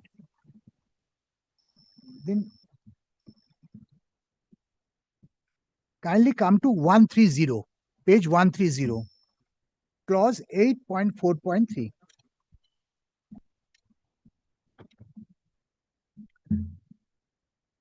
Eight point 4.1 and 8.4.3, and you see, if the extension of time for delays due to the contractor, if the delay in the completion of the work, whole work, or any portion of the work for which an earlier completion period is stipulated is due to the contractor's failure or fault, and the engineer is of the view that the remaining work or the portion of the work can be completed by the contractor in a reasonable and acceptable short time, then the engineer may allow the contractor further extension of time at its discretion with or without liquidated damages. So 8.4.1 is distinguishable from the clause 8.4.3. Now, Lordship, 8.5 again speaks about imposition of liquidated damages. For the time being, I am not troubling your Lordship on this. So if the extension has been granted to me specifically under clause 8.4.1, then obviously they have fully convinced that the delay was not because of my failure. Now, how this position has changed once we have raised our claim for additional or extended stay cost. Let's see, kindly come to the last EOT. I will not trouble in between whatever EOT has been granted. Kindly come to the last EOT, which has been granted on 25th July 2018, which is at page 397, the same volume 3. Same volume 3 before Lordship.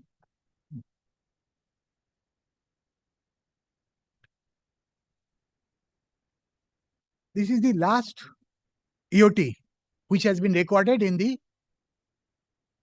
arbitral award. There are many other extensions granted subsequently, but which is not the subject matter.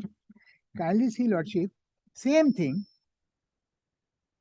In reference to above, approval of competent authority of KMRC is hereby communicated regarding extension of key dates for phase 1 substantially complete in this terms of clause 8.4.0 of GCC without imposition of any liquid damage at the same rate, terms and conditions of the contract number so and so, with revised terms and conditions and rate for realigned portion for Esplanade at Shialda, Esplanade to Shialda, issued by order dated 8/11/2016. Here, what they have done, so long they have not handed over any land to me for the phase 2 part of the contract. Now, after this date, they were in a position to hand over land to me, so they have also extended the time for completion of the work for the second phase of the contract. The second phase of contract has been issued, Lordship, on 8 November 2016. That is at page 399 of volume 3.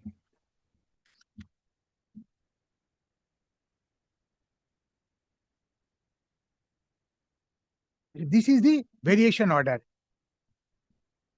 kindly come to third paragraph.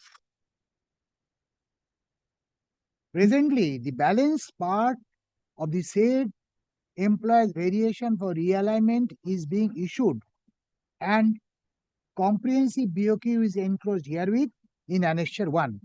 This is to inform you that the revised enhanced contract value against the contract is rupees 1279 crore, exclusive of all other variations, specification, etc.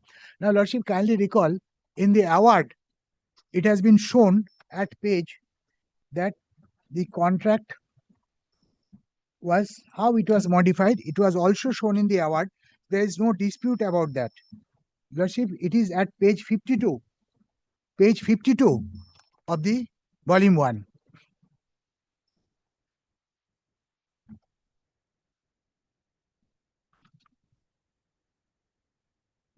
That the original contract value in the table at 1.5, it has been shown that in the table, original contract price was 908 crores. Price of work deleted from Shialda to Central. That's why I placed that map. So deletion part is 250 crores. And then balance part of the contract for phase 1 comes to 657 crore. Then addition for phase 2 is 621 crores. Total comes to 1279 crore. This is factually, there is no dispute, nothing. The point which is important here, the learned arbitral tribunal has taken a point which I will place in the next few minutes. He says, because you got the phase 2 part of the contract, which is of a larger value, so therefore you have utilized your infrastructure for that larger value of the contract. But my claim is not related to phase 2. My claim is limited to phase 1 part of the contract. It has got no nexus with the phase 2. For phase 2, we have got a separate cause of action and we have proceeded with a separate arbitral proceeding. Now,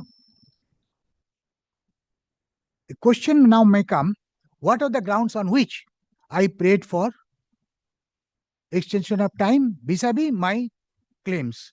Rashid, kindly come to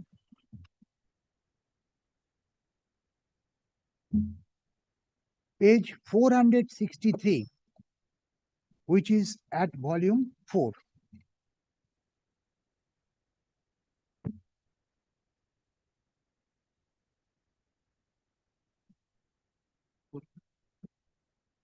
No, before that, Lordship, I'm sorry, my apologies. 380 I want to place before. After that, I will come to that. 380 is at volume 3. Volume 3, 380.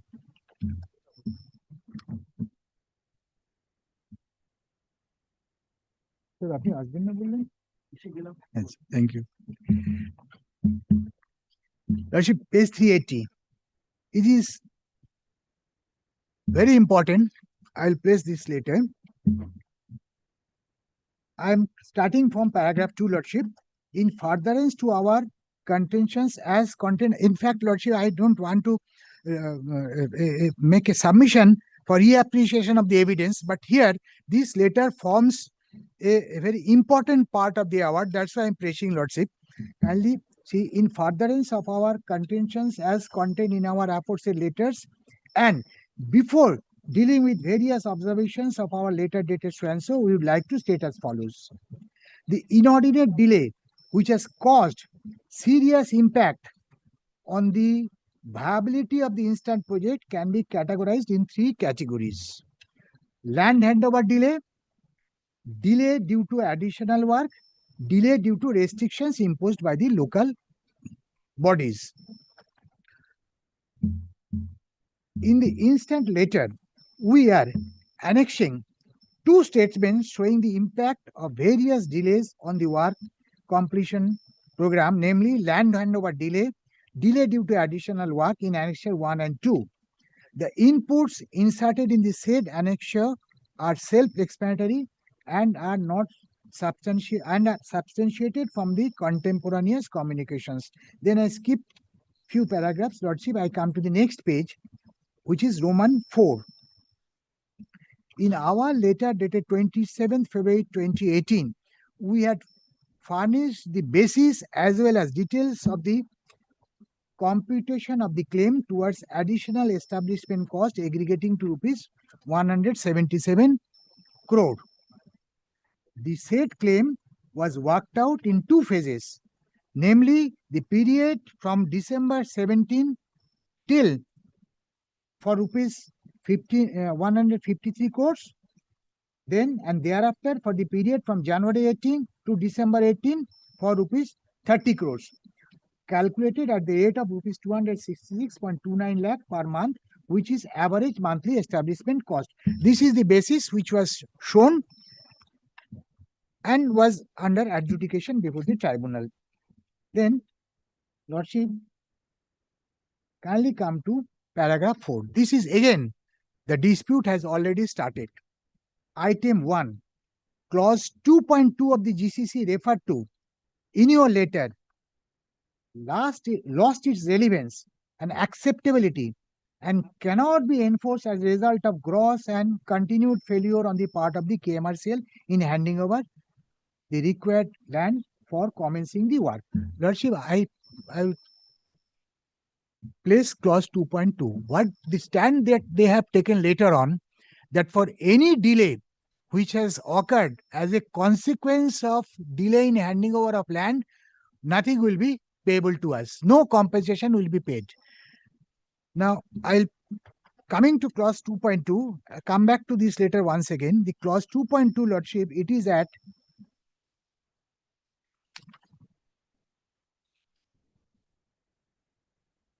at page 98. Page 98 of volume 1. How many volumes are there? 6. Volume 1. Like 7 volumes. But the contract runs into pages. Contract itself. Yes. Page? Page, Lordship, it is at page 98, my lord. Access to and possession of the site. The employer shall grant the contractor right of access to possession of the site progressively for the completion of the work. Such right and possession may not be exclusive to the contractor. The contractor will modify the schedule for completion of the works according to progressively possession right of such sites. If the contractor suffers delay from failure on the part of the employer to grant right of access or possession of the site, the contractor shall give notice to the engineer in a period of 28 days of such occurrence. After receipt of the notice of the engineer, shall proceed to determine any extension of time to which the contractor is entitled and shall notify the contractor accordingly. For any such delay in handing over of site, contractor will be entitled to only reasonable extension of time and no monetary claims whatsoever shall be paid or entertained on this account. This point they have time and again agitated.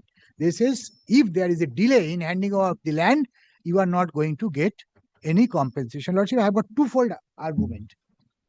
If the delay has occurred only because of land handover delay, that's one part. But there were delay which comes within clause 8.4.1, which are other than land handover delay. So therefore, if I can segregate what portion of the delay has occurred because of the land handover delay, then one issue. But it is not that. The delay was running parallelly. Land handover, other restriction, that is why I placed that is why I placed that letter and the clause 8.2.2. Likewise, there are other clause 8.3. On these two grounds, they have refused accept our claim, and the learned arbitral tribunal has also held a similar view. But the way arbitral tribunal has held the view, that is without any reasoning, which my learned senior counsel will now start and place in seriatim. I mean, extension. Your Lordship's leave, but Yes. I'm extremely sorry, my lord, addressing another one, Lord Lanich. Well, I'll try to, my lord, make it very brief. recapitulate what he has argued to the extent that he has spoken about the delay in possession of the land. Yes. And My lord, may I? more or less the change in the scope of the work. Yes. These are the two things which he has pointed out. Now, my lord, admittedly, my lord, there was delays. My lord, that has been recognized in the award itself, which I shall show your lordship. Now, my lord, the question is, my lord, we are on a challenge position. My lord, the grounds of challenge are now, my lord, very well, my lord, identified and repeated in numerous judgments. Correct. Well, I have to show to your lordship, my lord, that, my lord, terms of a contract were ignored because, my lord, the arbitrator is ultimately a creature of contract. If I can establish before your lordship that, my lord, ultimately, my lord, terms of a contract were ignored, arguments that were advanced were not, my lord, noted, judgments that were cited were not dealt with, and, my lord, generally, my lord, there was no real application of mine and no reasons given for arriving at the conclusions, then, my lord, I can, my lord, call upon your lordships to, my lord, interfere with the award. Otherwise, not. Now, my lord, in this regard, my lord, your lordship will remember that, my lord, 2 of my claims have been allowed, 2 have been rejected. Well, I shall just, my lord, come back to that very quickly. But if your lordship will kindly have a look at, my lord, the claims. My lord, the claims your lordship will find are at page 232. Well, I will try not to repeat whatever my learned friend has said. If I am repeating myself, kindly stop me. 232. Well, these were the 4 claims. Claim number 1 is on account of unrecovered additional establishment costs due to extension of phase 1 part of the work. Now, your lordship has seen what is phase 1 and what is phase 2. Yes. It is for extension of phase 1, my lord, which is an independent contract. That, my lord, I had to overstay, my lord, at the site, and for that, my lord, I have made a claim. The claim is not on account of idle, my lord, resources in the sense of idle manpower or machinery. The claim is on account of, my lord, additional overhead expenses that, my lord, a party has to of necessity incur. But if he has to continue on a site, my lord, much more than expect. My lord, this is covered by, my lord, what I had said on the last occasion, by the formula, which is now well accepted, my lord. These are called the Hudson's, Emden's, or, my lord, Eichler formula. Now, my lord, so far as claim 1 is concerned, claim 1 for, my lord, this unrecovered additional establishment cost has been disallowed. Claim 2, which is on account of loss suffered due to arbitrary reduction in percentage, my lord, of the work in phase 1, my lord, that, my lord, has been allowed. Claim 3, on account of loss of interest in respect of excess recovery and prolonged withholding of retention, well, that has been disallowed. That has been disallowed. And claim 4, which is on account of lost interest due to wrongful recovery of interest on mobilization advance, that has been allowed. So claims 1 and 3 have been disallowed, 2 and 4 have been allowed. Yes. Now, my lord, so far as claim, my lord, 1 and 3 is concerned, well, I shall therefore confine my lord address only to 1 and 3. Now, my lord, claim 1, your lordship will find, my lord, one of the primary reasons has been, my lord, to disallow claim 1 on the basis of a particular clause of the contract. Now, my lord, before I, my lord, just, my lord, to make it, my lord, more concise and brief, my lord, may I straight away take your lordship, my lord, to the award and how it deals with claim 1 first, and then I shall go to claim 3.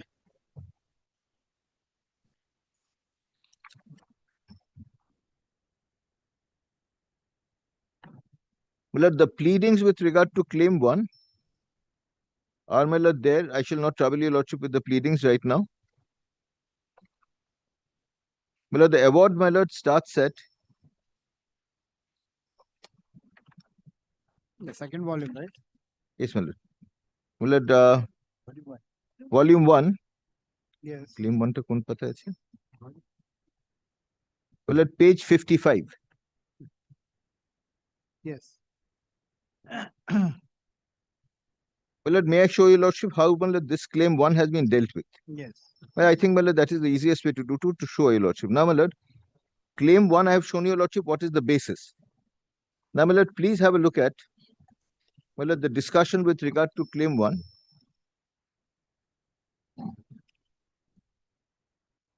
Well, that your lordship will find starts at page 55, claim 1. My lord, may I, my lord, show to your lordship how the tribunal is dealt with, and then, my lord, correspondingly show to your lordship, my lord, the relevant papers and, my lord, clauses. This claim is on account of unrecovered additional establishment costs due to extension of phase 1 part of the work.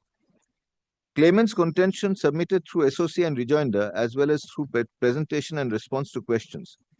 The claimant presented that extension to completion of time for phase 1 part of the work happened due to late handover of hindrance-free work sites by the respondent. So, my lord, one of the grounds for delay is, my lord, late handover of a work site. The claimant cited correspondence made during pre-bid conference, and the claimant feels that an assurance was given to the bidders that all works are assumed to be ready for possession on the date of commencement of works. Now, my lord, so far as this is concerned, my lord, I will, my lord, show to your lordship, my lord, a part of the pre-bid, my lord, meetings, my lord, where your lordship will find, well, as to what was the representation made. My lord, if your lordship will kindly, my lord, once, I am sorry, my lord, to trouble your lordship here, but I want to, my lord, to go to, my lord, assail the award as I go along. Please take up volume 6 once.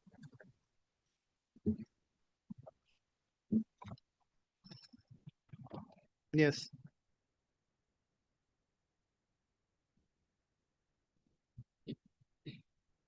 My lord, your lordship will find, my lord, this is what was, my lord, my contention. And, my lord, it has not been found to be wrong. My lord, at page 883, your lordship will find, my lord, there's a chart. Location, my lord, when the location was to be handed over and when it was actually handed over. That is at 883.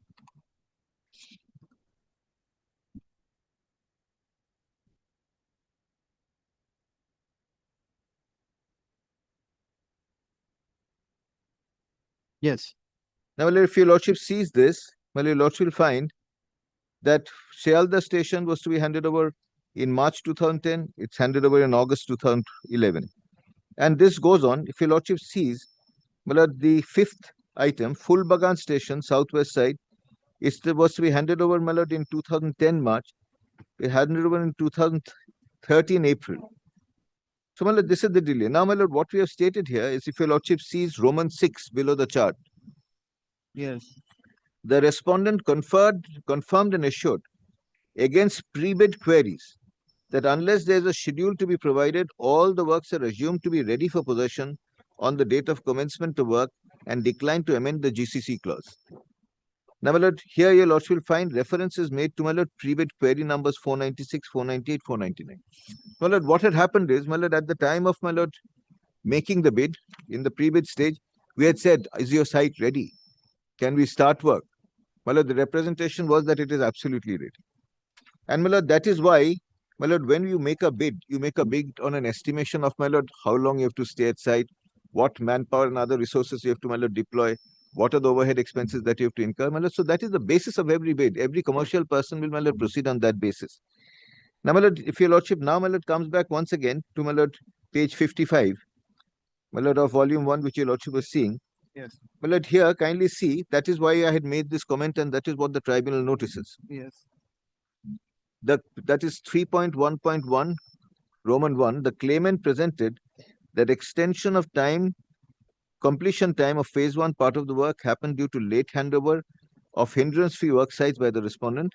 The claimant cited correspondence made during pre-bid conference, and claimant feels that an assurance was given to the bidders that all the works are assumed to be ready for possession on the date of commencement of the works.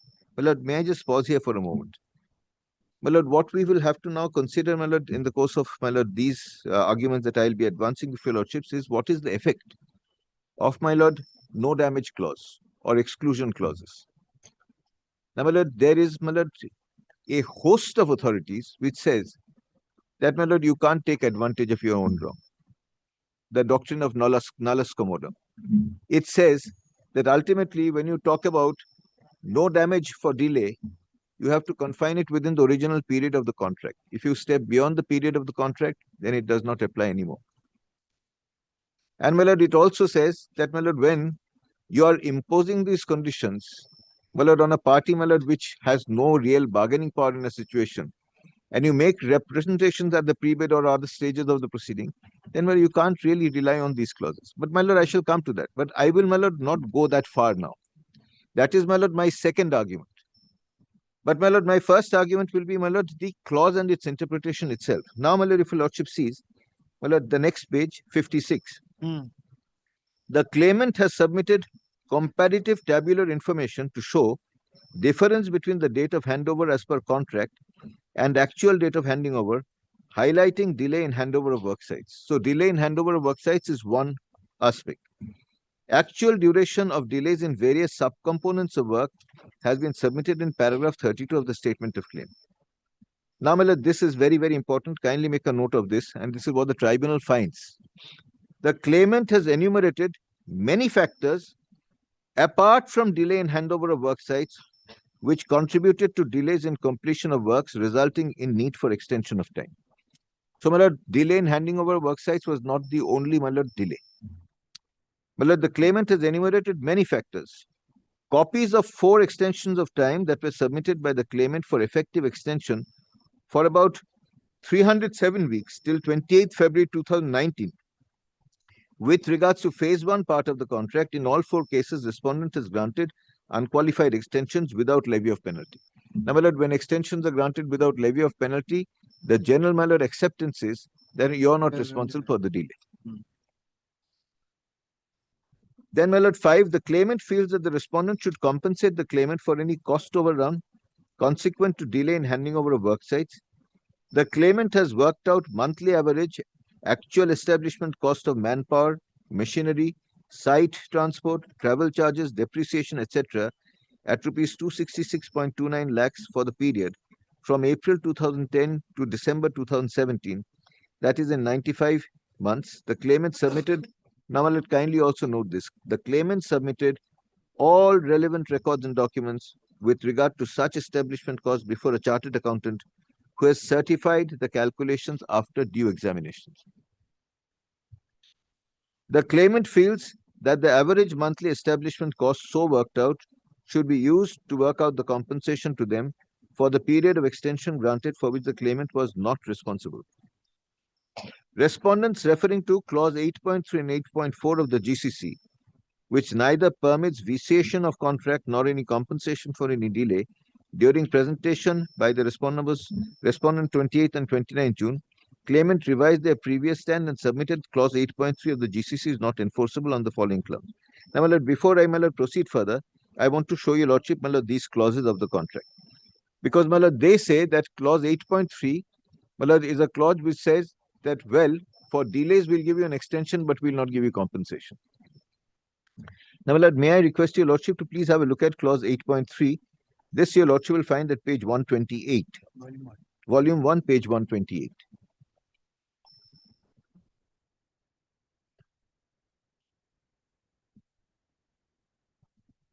Now, Lord, before I read 8.3, my Lord, I will, my Lord, concede that 8.3 as framed is an exclusion clause.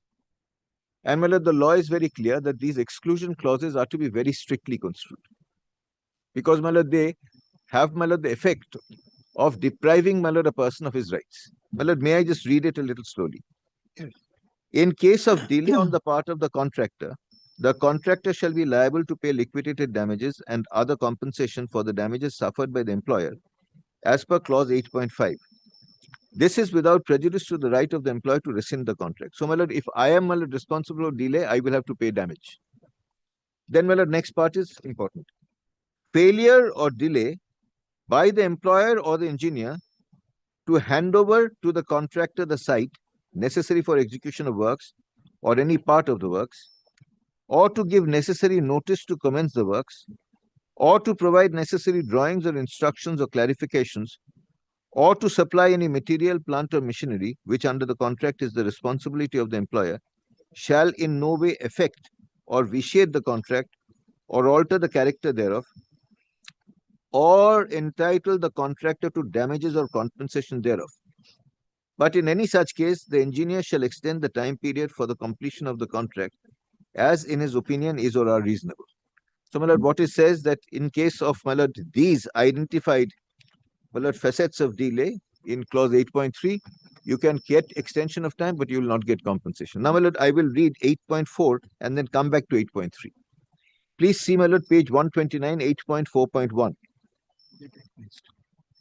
Now, my lord, extension of time is, my lord, governed by 8.4.1. What are the reasons or what are the circumstances in which you may claim extension of time? My lord, please see again, my lord, I will, my lord, take your lordship's liberty. I think Mr. Ghosh has placed it, but I'll, my lord, request your lordship to permit me to rely on this once again. The contractor may apply for an extension of time for the completion if the work is or will be delayed either before or after the time for completion by any of the following clauses. Now, my lord, please see A, force majeure. Force majeure is not a part of, my lord, clause 8.3. 8.3 lists only, my lord, four, my lord, parts. My lord, delay in handing over of site, or, my lord, any part or portion of the sites. That's number one. Number two, delay in, my lord, handing over of, my lord, plant and machinery. Number three, delay in handing over of, my lord, designs and drawings. And, my lord, it says one is, my lord, handing over of site, and, my lord, delay in giving notice to commence work. My lord, these are the four. Now, my lord, there are otherwise various other reasons for which extension may be granted. And, my lord, that is A, force majeure, not covered by 8.3. B, the contractor's work held up for not being given possession or access to site in accordance with the contract, covered by 8.3. C, instruction of engineer to suspend the works and the contractor not being in default as to the reasons of suspension, not covered by 8.3. D, acts of omission of other designated contractors in executing work not forming part of this contract and on whose performance the performance of the contractor necessarily depends, not covered by 8.3. Any act or of prevention or breach of contract by the employer and not mentioned in this clause, not covered by 8.3. Any order of court restraining the performance of the contract in full or in any part thereof, not covered by 8.3. Any other event or occurrence which, according to the employer, is not due to the contractor's failure or fault and is beyond his control without employer being responsible for the same, not covered by 8.3. Employer's variation, not covered by 8.3. Now, my lord, what, my lord, the tribunal has done, if your lordship will, my lord, as I will show to your lordship, is, my lord, proceeded on the premise that because of 8.3, my lord, notwithstanding whatever is the cause for delay, I am not entitled to any compensation. Now, my lord, I will, my lord, go back to, my lord, the award. My lord, at page 56, which I was placing before your lordships.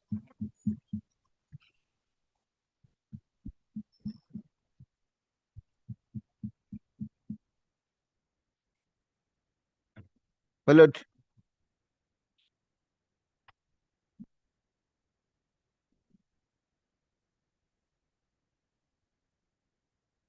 Yes.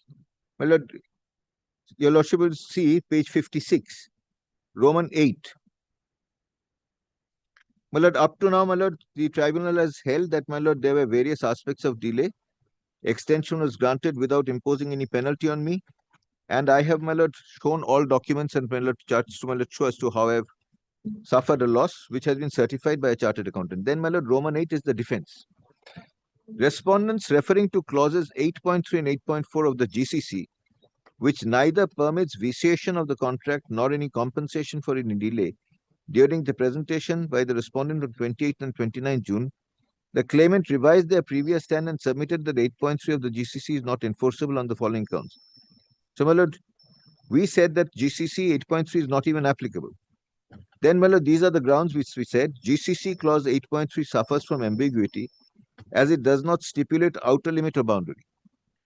Now, my lord, why we have said this is, my lord, today I can understand that, my lord, you can claim exemption from, my lord, any claim for damage by the contractor for a period of 1 year, 2 years, 3 years, but this is indefinite. Then, my lord, the word used in 8.3 is unspecified, uncertain. Section 29 of the Contract Act provides that an agreement, meaning of which is not certain or capable of being certain, is void. Delays more than 5 years, as of now, and is likely to be more as against a contractual period of 4 years. My lord, even if your lordship, my lord, ignores the other, my lord, 3 facets, my lord, this is a very important facet. My lord, delay is more than 5 years in a contract which was initially for 4 years. So it's already 9 years. Then, my lord, if lordship sees Roman 9, my lord, we had referred to, my lord, a couple of judgments on the aspect of these clauses. The claimant referred to 2 Supreme Court, High Court judgments in support of the claim with the details as under. In the case of K.N. Satyapalan versus State of Kerala, the Supreme Court held that once it was found that there was delay in execution of the contract due to the conduct of the respondent, respondent was liable for the consequence of delay, namely increase in prices. In case of Union of India versus Suraj Infrastructure, the Delhi High Court held, in every matter, it is difficult to say that the tribunal and the court is prohibited totally to grant compensation if the case is made out and proved that the delay for execution of the work was due to the conduct and the act of the other side. Well, pausing here for a moment, your lordship will see that these 2 judgments are noticed, but there is no discussion on these judgments. Apart from citing GCC clauses against any possible relief against the extension of time and the respondents raising dispute with regard to the CA certificate not sustainable in the absence of any contrary law of evidence, the claimant has submitted that the establishment cost can also be ascertained by using the universally applicable Hudson's formula, Emden's formula, and Eichler's formula. Claimant has worked out establishment cost by all these formulae and ascertained that their claimed establishment cost is much lower than the cost worked out by reference by the referred universal formula. Pausing here for a moment, what the tribunal finds in Roman 10 is that, my lord, there is no, my lord, dispute raised with regard to the CA certificate as being not sustainable in the absence of any contrary law of evidence. And, my lord, in any event, an alternative mode of computation has been given on the basis of these formula. Then, my lord, Roman 11, in response to the questions of the arbitral tribunal on idling of resources, manpower, and machinery, claimant has submitted that the baseline program did not envisage any level of resources, etc. My lord, I will not trouble your lordship. My lord, this is, my lord, not really important. Then your lordship will please see.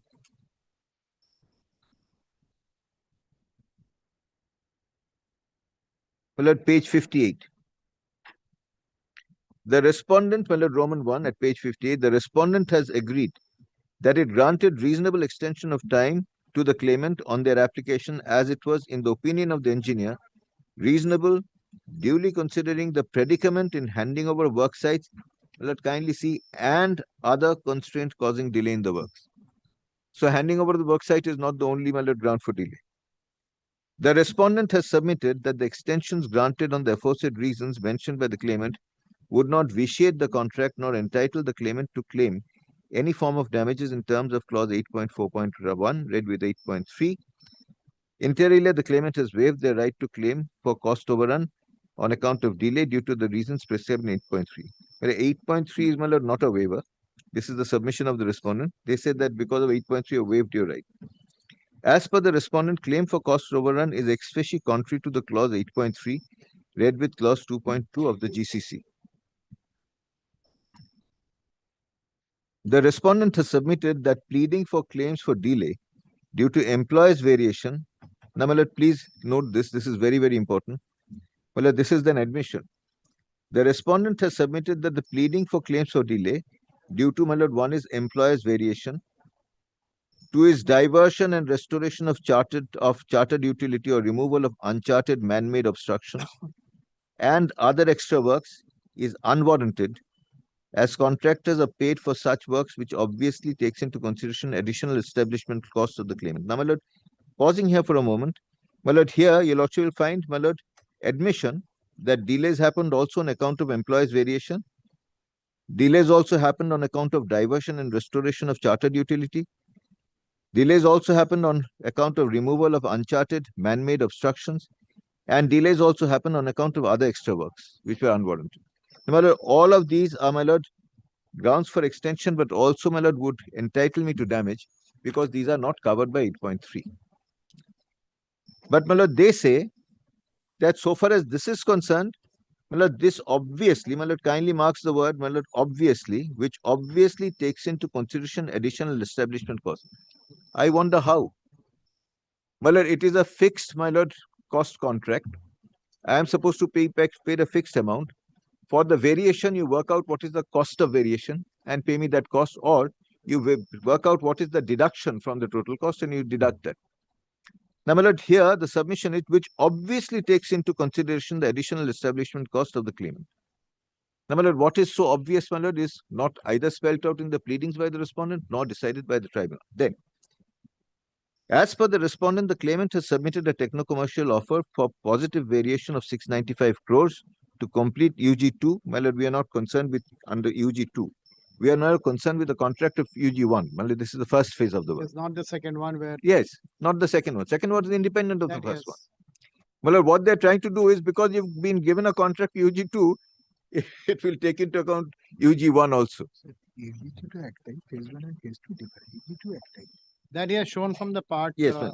Yes. That he has shown.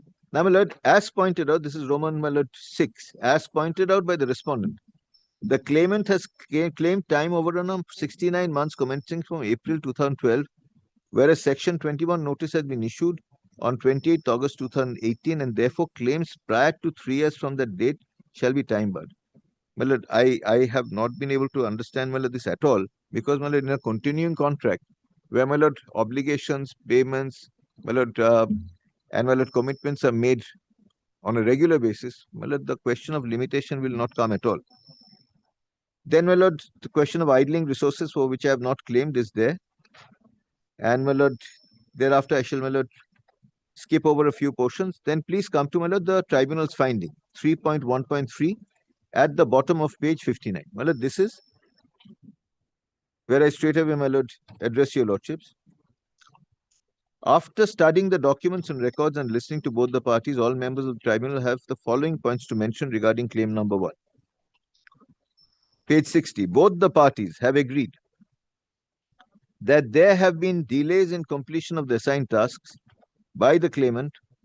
My lord, now kindly sees, my lord, this is the tribunal's finding, on account of delay in 1. Handover of work sites, which is covered by 8.3.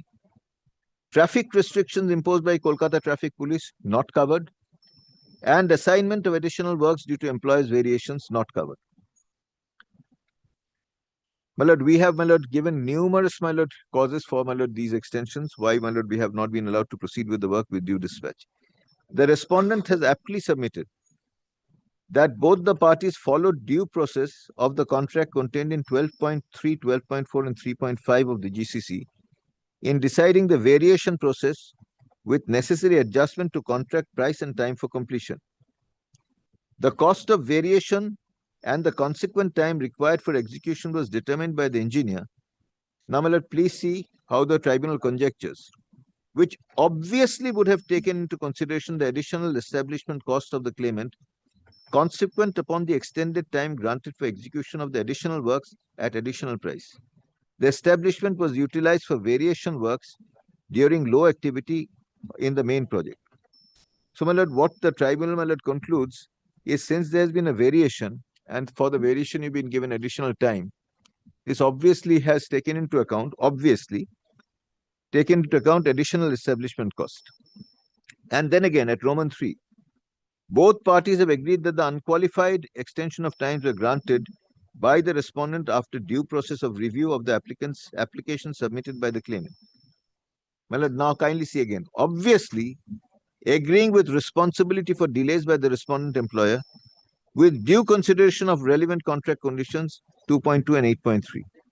So, my lord, what the tribunal really, my lord, ultimately does is, my lord, ventures into a realm of conjecture, into the realm of surmise, and says that since there was a variation in the works and you were given time to, my lord, complete the variations, this automatically took into account your other delays.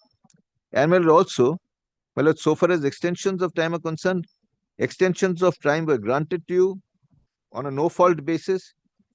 But obviously, ultimately, while granting the extensions, my lord, it was ultimately tied up to 8.3, so you're not entitled to anything. Now, my lord, the respondent has submitted that the claimant secured 695 crore work on single tender basis and at the updated price in December 2015 to complete the UG2 contract on a diverted alignment, which would have held the claimant in better utilizing the establishment clause.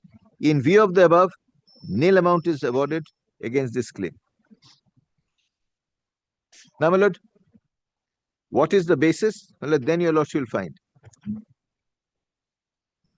In view of the following, EOTs have been granted on account of delays under 8.3. has very clear and explicit provision against damages. My lord, I, my lord, very, my lord, with the greatest respect, I submit that, my lord, 8.3 is confined to only, my lord, 4 heads of delay. It does not travel beyond that. But, my lord, ultimately, my lord, tribunal, in spite of noticing that there were, my lord, delays caused due to, my lord, utilities underground, which could not be shifted, delays, my lord, due to man-made obstacles which came in the way, delays due to, my lord, ultimately, my lord, the Calcutta police, my lord, authorities preventing the work, and so many other delays.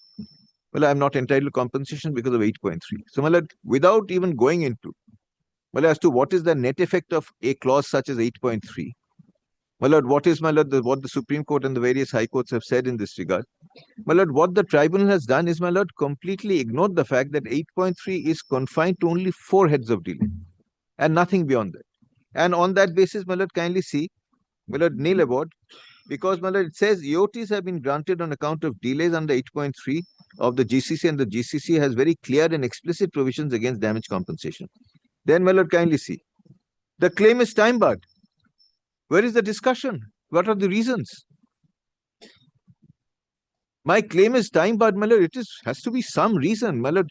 Your lordships have held, my lord, now, my lord, in very, very clear terms that, my lord, an unreasoned award has to be set aside. My lord, section 31 mandates the giving of reasons. No reason. Then, my lord, please see, notwithstanding with claim being inadmissible, the method of calculation of claim amount by the claimant is unacceptable in view of the following. Now, my lord, I have given 2 bases. I have given a chartered accountant certificate. I have given all supporting documents. The tribunal has noticed that I have given all such documents. The tribunal has noted that I have given a chartered accountant certificate, my lord, to certify that all these documents are genuine. And I have also given the alternative basis of Hudson's, Eichler, and Emden. But, my lord, this is what the tribunal holds. Notwithstanding the claim being inadmissible, method of calculation of the claim amount by the claimant is unacceptable in view of the following.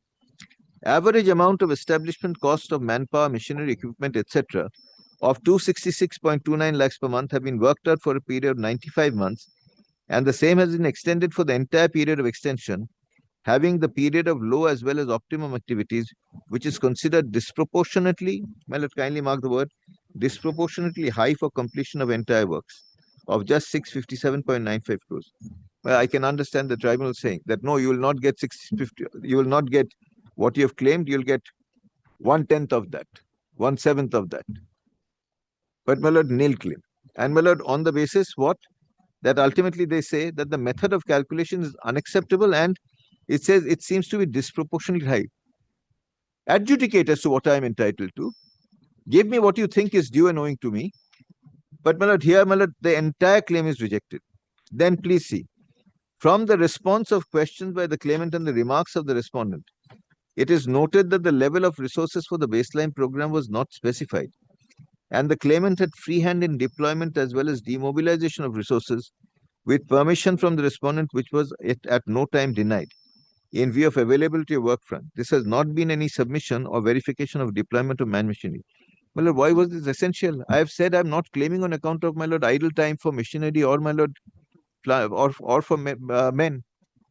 But, my lord, ultimately goes on to say that you could have demobilized your machinery depending on the availability of work front, and for that you are not entitled to anything. Now, my lord, commercially, my lord, today I have to plan. My lord, today I plan on the basis of my available workforce and machinery that, my lord, I will deploy this machinery and this amount of workforce to this project.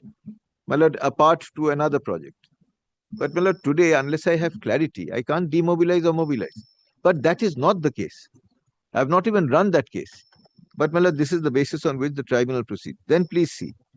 Claimant's contention that the claim number 1 is not arising out of idling resources, but is for unrecovered establishment cost is beyond comprehension, hence not acceptable. Again, my lord, no reason. Zero reason. So, my lord, they say you could have claimed or should have claimed on account of idling of resources. But since you have not done that, you have claimed on account of, my lord, unrecovered, my lord, additional establishment costs. My lord, you can't get anything. Acceptance of such logic would guarantee additional payment to contractors devoid of any motivation for early completion of project. But I don't know, my lord, this is a matter of, my lord, opinion. Arbitrators are supposed to, my lord, ultimately confine themselves to the records. Their opinion is not sought.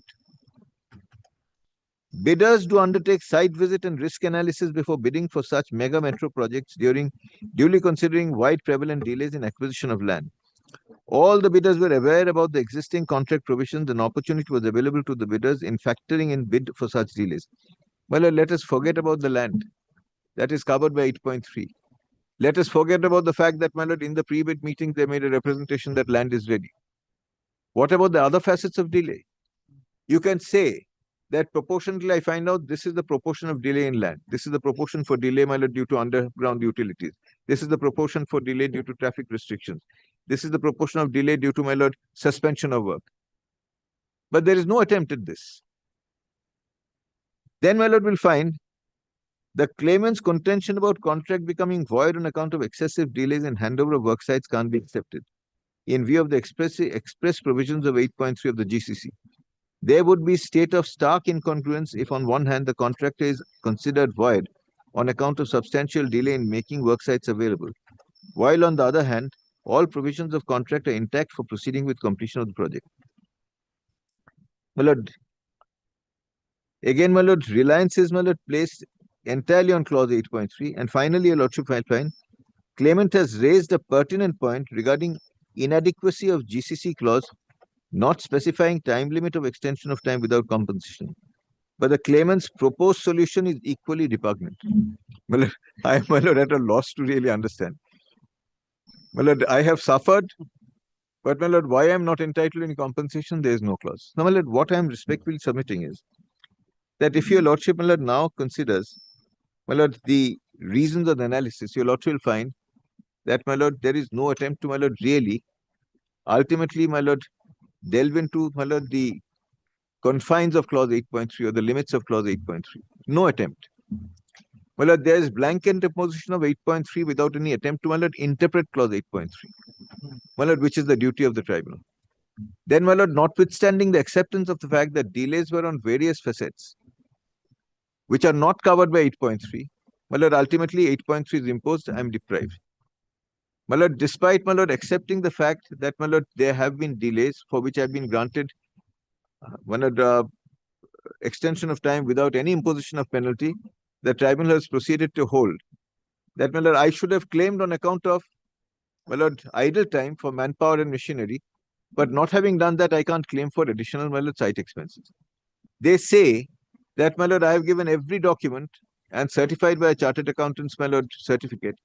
I have also given an alternative basis. Well, there is none of these are, my lord, adhered to. It says claim is time barred without any discussion on the subject, barred by limitation.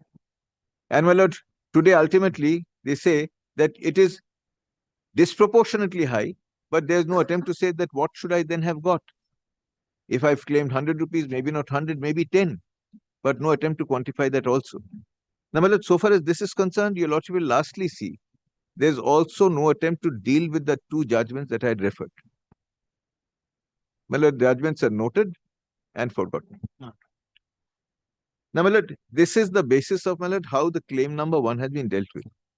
I shall, of course, my lord, show to your lordship, my lord, as to why these fall foul of the judgments, my lord, that your lordships have now, my lord, delivered to put based on the law on the subject. But, my lord, my basic contention is non-application of mine, non-adherence to the terms of the contract, my lord, really, my lord, breach of the principles of natural justice, because, my lord, although you've given me a hearing, if you do not consider, my lord, the arguments that I have made, and while you brush them aside, then, my lord, it attempts to, my lord, violation of the principles of natural justice, deprivation of, my lord, the opportunity of a fair hearing. And, well, number 2, my lord, completely unreasoned on various facets of the matter. My lord, these are the essential grounds on which I challenge, my lord, claim 1. My lord, I shall show your lordship, my lord, the judgments later. I just want to, my lord, go through this whole thing first. Claim 2 would more or less be the same.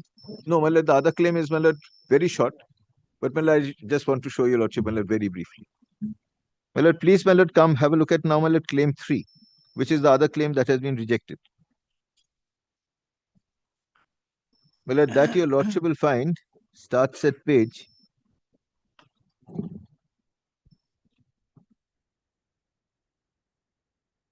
64. 64. Please see 64. Loss of interest. Now, my lord, what is 64? My lord, 64 is a claim, my lord, on account of, my lord, failure to refund to me my retention money.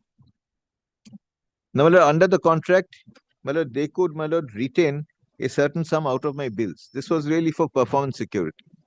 But they were also supposed to return it. My lord, may I just place this without, my lord, giving an unnecessary lecture on the subject? This claim is on account of loss of interest in respect of excess recovery and prolonged withholding of retention sum in respect of phase 1 part of the work. The claimant's contention submitted through statement of claim and rejoinder as well as during presentation is clause 25 of the SCC stipulates for deduction of 10% of the amount due to the contractor from each on-account payment as retention money so as to maintain a reserve in the hands of the employer equal to 5% of the total contract price till the date of issue of taking over certificate. Now, my lord, please, my lord, kindly, my lord, pause here for a moment. If you delay the work, and my lord, as a result, you delay the takeover certificate, my lord, my retention money is kept with you. But I have not even made a complaint with regard to that. I have said when you have issued the taking over certificate, at least return to me the retention money then. Now, my lord, please see then. The claimant has submitted that the amount of retention money at 5% of the original contract price of 908.63 crores amounting to 45 crores 43 lakhs 15,500 was recovered by 13th July 2013 by the respondent against the due amount at 5% on modified contract value of the phase works of 657.96 crores amounting to 32.90 crores. And considering their repeated request, the respondent refunded 10 crores on 28th August 2015. So, my lord, out of 32.90 crores, 10 crores is given back on 28th August 2015. The claimant feels that the retention money amounting to 45 crores 43 lakhs 15,500 recovered by the respondent by 13th July 2013 should have been refunded to them on the stipulated date of issue of taking over certificate for phase 1 part of the contract on 9th April 2013 if extension was not necessitated due to the reasons beyond their control. And hence the claimant is entitled for interest on extra money retained by the respondent. My lord, kindly, my lord, pause here for a moment. What is my case? You have said that I am not responsible or guilty for any delay. My lord, there's a stipulated date on which the extension takeover certificate ought to have been granted. I am saying that if today it is not for my fault that, my lord, I could not complete the contract and could not obtain the takeover certificate from you, you should give me back my retention money on the date of the scheduled date of the takeover certificate. If you have not done that, you should compensate me with interest. Now, my lord, then please see, my lord, Roman 4. The claimant's repeated request, the respondent made payment of 35 crores on 11th February 2018 upon submission of bank guarantee by the claimant for the equivalent sum and subject to recovery of simple interest on the sum at 4.5% per annum. In view of above submissions, the claimant feels that the respondent should pay interest on the amount in following cases. Loss of interest on account of withholding of 45 crores till 11th February 2018. Well, I was in sight, my lord, even till 2019. Incurrence of interest at 4.5% on 45 crores with effect from 12th February 2018 to 16 January 2021. Well, lord, that is the period, my lord, for which I continued in sight. Loss of interest on 32 crores 89 lakhs 78,000 withheld as retention sum beyond 9th April 2013, which is the stipulated date of taking over certificate for phase 1 part of the contract. Loss of interest on 10 crores beyond 9th April 2013. Loss on account of bank guarantee charges towards retention sum beyond the provisions of the contract agreement. Respondent submitted through CSF and SIR rejoinder as well as during representation. Respondent has submitted that the terms of clause 25 of the special conditions of contract, refund of retention money, depends on issue of actual taking over certificate. Respondent has pointed out the claimant himself has agreed to pay 4.5% interest in addition to submission of bank guarantee for refund of cash retention money. My lord, pause here for a moment. My lord, today I am in, my lord, desperate need of funds. I said that please give me back my retention money. The period within which I was supposed to get it back is long past. They say, very well, we'll give it back to you, provided you furnish a bank guarantee. And On this money that I give back to you, you will pay me 4.5% interest. My lord, these your lordships have, my lord, held time to the number. My lord, do not act as an estoppel because, my lord, these are, my lord, matters of duress, matters of compulsion. My lord, even when insurance companies have, my lord, required parties to, my lord, sign no due certificate, and my lord, insurance companies have gone to court and claimed that, look, you have signed a no due certificate, you cannot now make a claim against me. The courts have held that no. Ultimately, it's a matter of adjudication. You can't say that, my lord, this acts as an estoppel. You can't say that this stops your claim, your right to make a claim. Now, my lord, what did I do? I said that you have, my lord, compelled me to, my lord, furnish to you a bank guarantee for the entire, my lord, value, and also to pay you 4.5%, my lord, interest. So I said that you have to give it back to me because this was wrongfully retained by you. Their submission is you had agreed to this. My lord, I shall show you one or two, my lord, judgments on, my lord, this aspect of the matter where the court has said that no, this is not an estoppel. Ultimately, you can succeed in proving that yes, this is the loss that you have suffered, you can get it. Then, my lord, the next argument is Roman 3. Respondent has commented that the claimant's act of claiming interest for even prospective tenure of the contract is based on conjecture, vehemently denied. Now, my lord, the discussion. The tribunal's discussion and decision after studying the documents on record and listening to both the parties, all the members of the arbitral tribunal have following points to mention regarding claim number 3. Both parties have agreed that retention sum up to 5% of the contract sum was retained in terms of 25. Clause 25 said, yes, you retain. But clause 25 also said that this is the taking over date and this is the date on which you're expected to refund. Value of contract price of original contract referred to as phase 1 part work remained at 908.63 crores till approval of variation. Even after approval of such variation on the contract was revised and not concluded. Claimant has accepted the respondent initially refunded 10 crores on account of reduction in amount of original contract and later converted entire cash retention amount to bank guarantee. My lord, kindly see this is, my lord, marked in bold on mutual consent. Hence, claimant's claim on loss of interest is disallowed. My lord, I am again, my lord, wondering, my lord, where is the discussion? Where is the basis?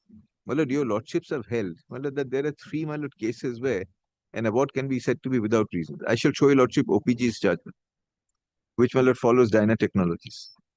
My lord, it says that, my lord, one is completely bereft of reasons. One is, my lord, reasons are unintelligible. And third is reasons are inadequate. My lord, where it is completely bereft of reasons, award has to go. Where the reasons are unintelligible, as in this case, award has to go. It is only when, my lord, there is an allegation of inadequacy of reason, the court will have to, my lord, weigh it. But, my lord, if your lordship sees, my lord, this, my lord, is it, my lord, the reason that any tribunal, my lord, is expected to give on account of, my lord, claims which I have made for, my lord, monies that, my lord, have been wrongfully taken? You, my lord, agree that retention money has to pay back, give me back 10 crores, my lord, much belatedly. You don't give me back the balance money. You say very well, before the handing over certificate, I'll give you back the balance money. But you have to give me a bank guarantee for the entire money and you have to pay me 4.5% interest on that. And, my lord, I can't claim that back.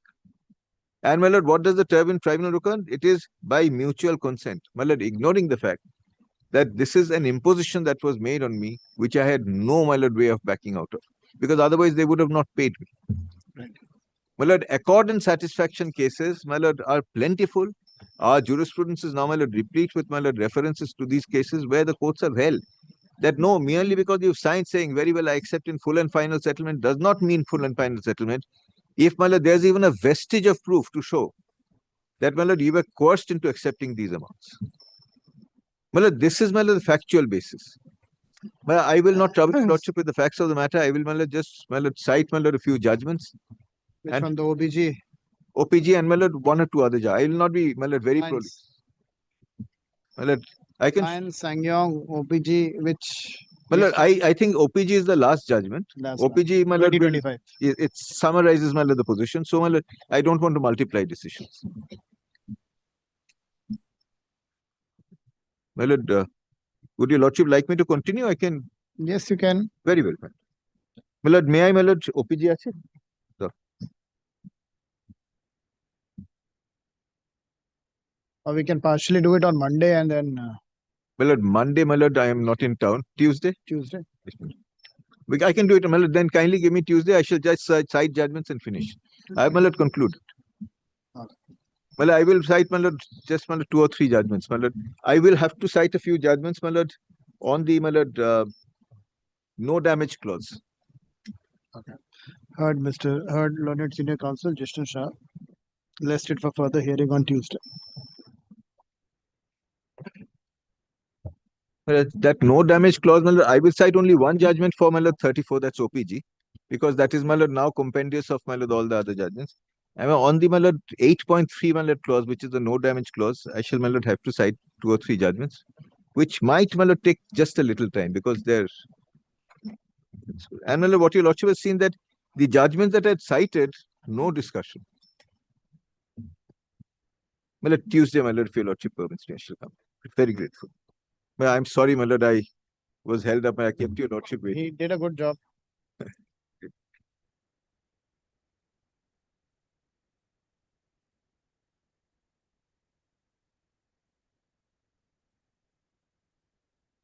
All the non-commercial matters.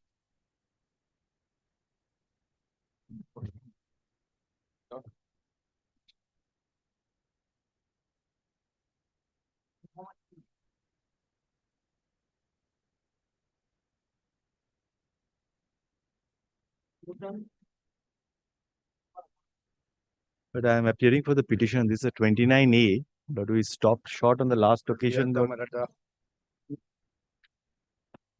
No dispute regarding the extension.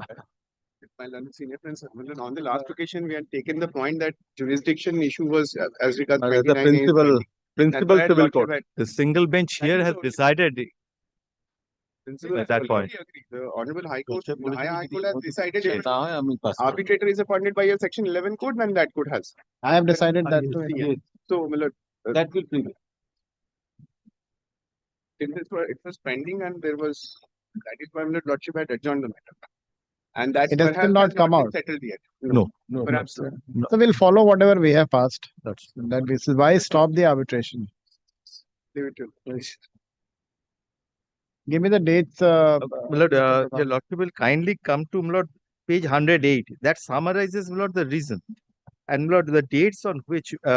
Just, Mr. Mukherjee, give me the dates. My Appointment lord, of on arbitrator. 7th of September... 27th March 2023 appointment. But the appointment date is 27th March 2023 by this honorable court. Was sitting 16th. Pleadings completed on? Pleadings completed on, my lord, 18/6/2024. Extension, first extension till? But the first extension date is contained in, my lord, the first minutes itself. 16th May. That is 16th May. Page 102. The 2025. lordship. 16 May 2023. 16th May 2023. My lord, 16th May 2023. Expired on? But it expired on 7th of September 2025. 7th of September. Lordship.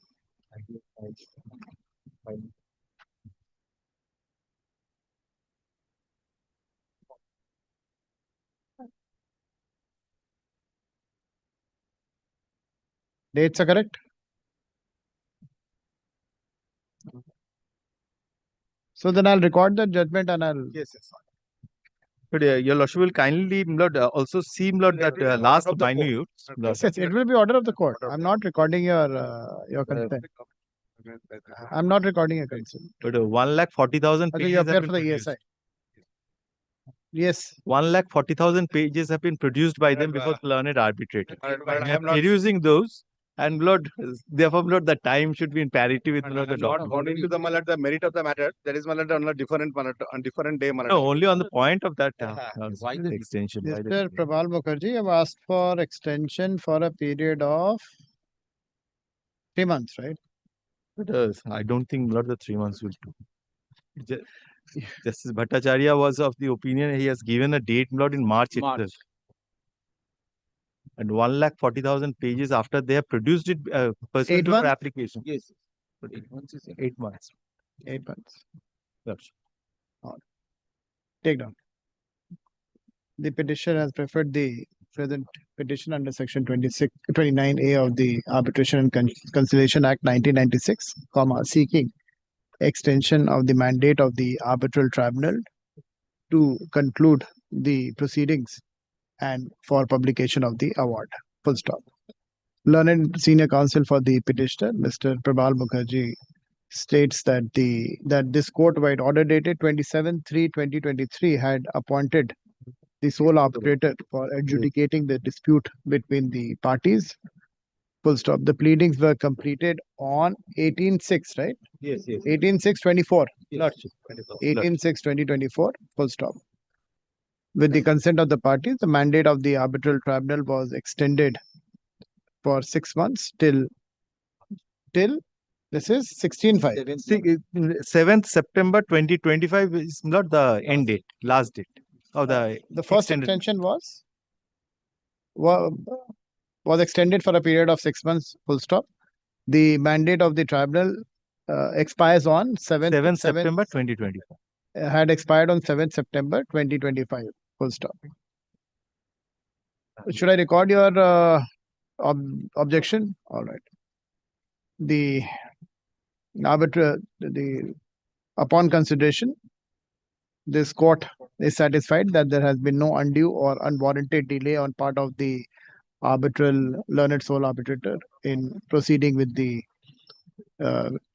in conducting his proceedings. Full stop. The mandate of the arbitral tribunal is further extended for a period of 8 months. Lordship. 8 months to conclude the arbitral proceedings and for publication of the award. Full stop.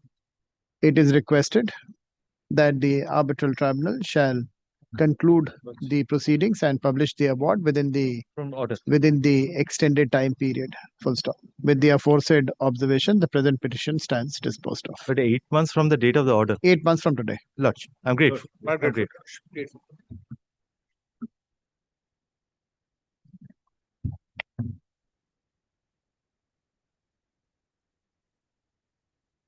Lordship, I'm appearing for the petitioner. I'm seeking for not today, Your Lordship.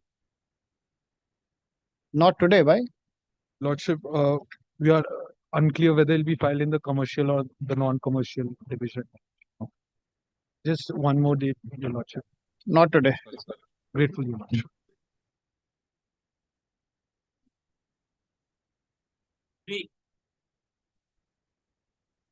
But if my senior is leaks in another courtroom, if Lordship permit me, then I can proceed with the hearing. Yes, proceed. I'm for the Lordship. respondent, Your Lordship, one issue. Yes, Mr. Chaudhary. I think this arbitration arises out of a commercial contract under 21C6 because it arises out of a construction contract. So it should have perhaps been filed in the commercial division. Lordship, I Check the commercial act and 210 or something. What is it? 21C and then 10. Yes, 210. 21C6. Lordship. Not today, then I'll make it not today. Let him make the app. It should be filed, in my opinion, in the commercial division subject. We shall review, we shall consult with my senior. I otherwise have no issue with the extension. No, per but se, but it you're rightly pointing it out. So let them consider that. So not today, we'll just make it not today. We'll have it on Monday. Monday. Monday instead of Monday, Tuesday. Tuesday. Did.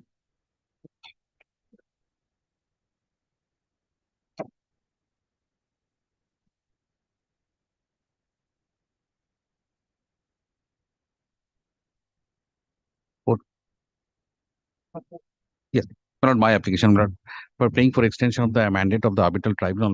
I'm not opposing that. But yes. Just give the date, sir. But the Appointment.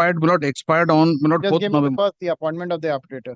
The appointment was made in 2019, Milord. Date, sir. Milord, I'll tell you. Sure. Milord, kindly come to Milord, page 23, Milord. He accepts appointment Milord on 19/6 by letter. 19/6. 19/6/2019, Milord.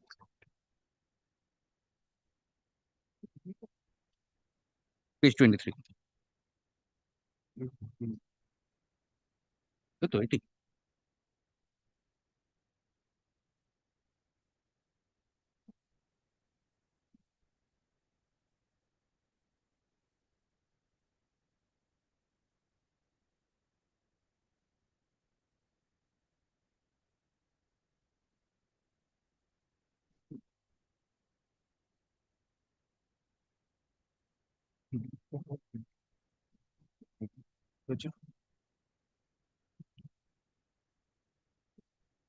Take down. The present application has been filed. First paragraph same rehne dena. With the consent of the parties, the learned arbitrator, the arbiter tribunal was constituted and the first sitting was held on 10/7/2019. Pleadings were completed on 1/9/2019. 1/9/2021. Full stop. Thereafter, while order dated, just check the date, sir. Lordship. Well, the last thing 10 for the last extension was 24 2024 and 3/5/2025. In date. Lordship. Last extension was granted by this honorable court. 10/8/10/2023, 24/4/2024 and 10/7/2000. And lastly on 3/5/2025 extended 5/3/2025 extended the mandate of the arbitral tribunal by 6 months, 6 months and 8 months respectively. Now the mandate of the arbitral tribunal has expired on 4th November 4th November 2024. Full stop. Learned counsel for the respondent says that he has no objection to the present petition being allowed. Full stop.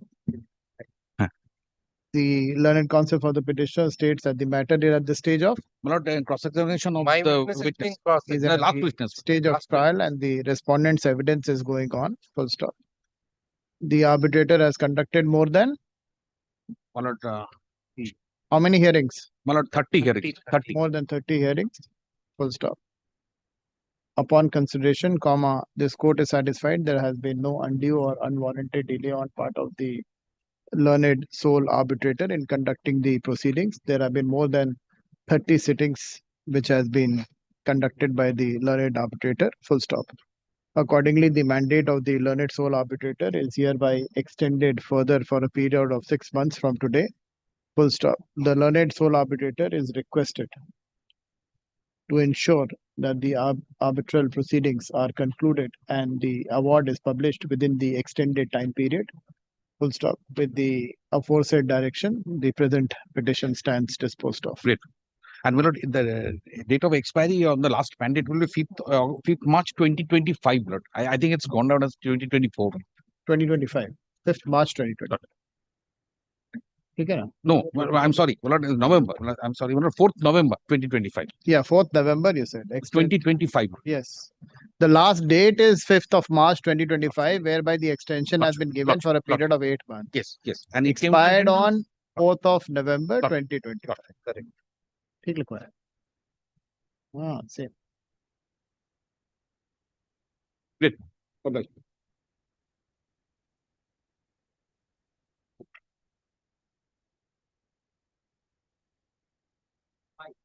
Five, my lord, I appeal for the petition. Lord, this is my section 34 application.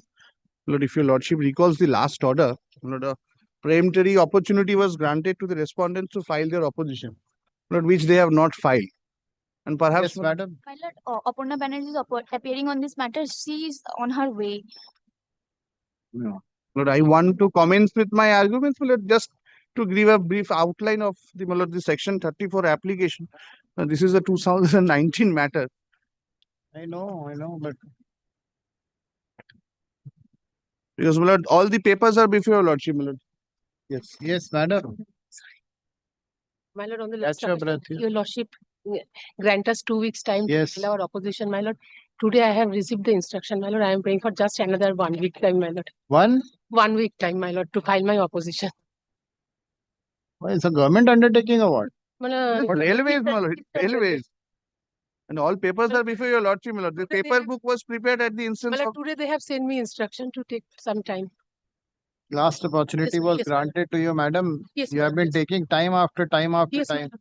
My lord, today they have given me instruction to take some time. Department is always like that. You have to push the them. lordship will fix a date, my lord, for me to start the arguing the matter, my lord. Learned counsel for the respondent states that her client has requested for 1 week, additional 1 week to file their affidavit in opposition. Though this court notes that several opportunities have already been given to the respondent to file their affidavit in opposition.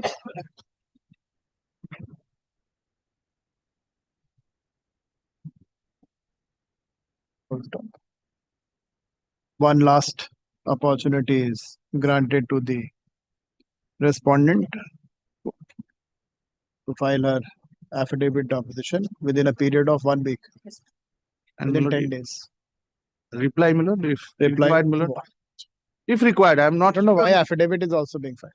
Because, my lord, if new documents are introduced, then only I. Then you see that. Only Otherwise, my lord, I'm ready to argue my 34, my lord. why waste time? Yes, my lord, I want to, my lord, proceed. Very short matter, my lord. List in we'll have it in January now. Any day, lordship fixes any day. Because otherwise, what monthly- happens, my monthly lord, this list. goes down the list, my lord. Very difficult to, my lord, get it heard out, my lord. From 2019 onwards, my lord, we have been trying to, my lord, end this matter, my lord. First week or any week, your lordship, my lord, after reopening. 14 January. Grateful. My lord. I'm grateful.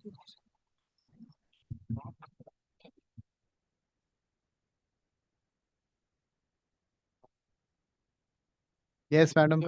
It's my application under section 34. Lordship, item number 6, Your Lordship. I don't know, Your Lordship.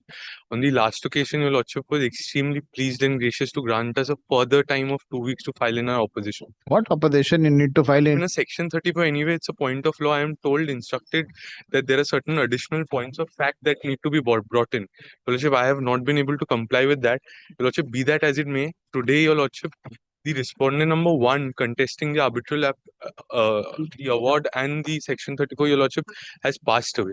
So perhaps in the meantime, the first title has to be amended. Yes. Lordship, Then, my lord, let them inform us the name of the legal heirs so that we can brought them on record. Learned counsel for the respondent states that the award letter. Your Lordship, the award holder respondent. The award holder respondent has passed away. Passed away. The award holder respondent number 1. Award holder respondent number 1 has passed away. He has handed over the necessary details to the counsel for the No, he petitioner. has not, my lord. To This is only the death certificate. But we need the legal heirs name we Request my require. instructing advocate to just furnish.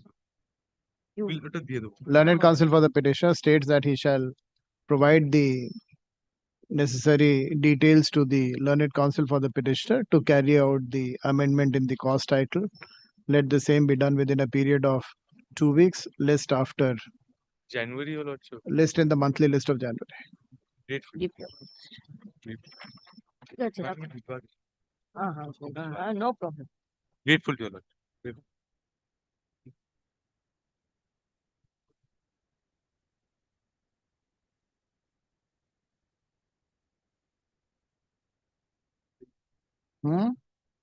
अच्छा ये खत्म हो गया क्या बचा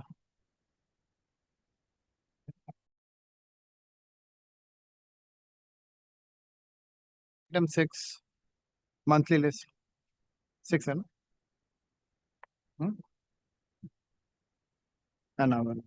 item 6 monthly list.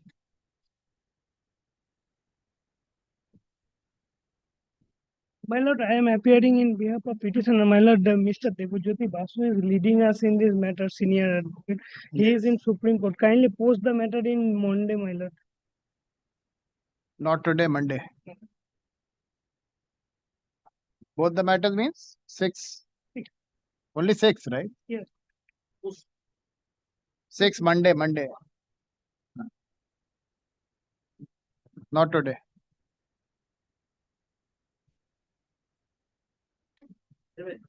Yes, my lord. This is my application, my lord. 29A application, my lord. Here, my lord, what had happened, my lord?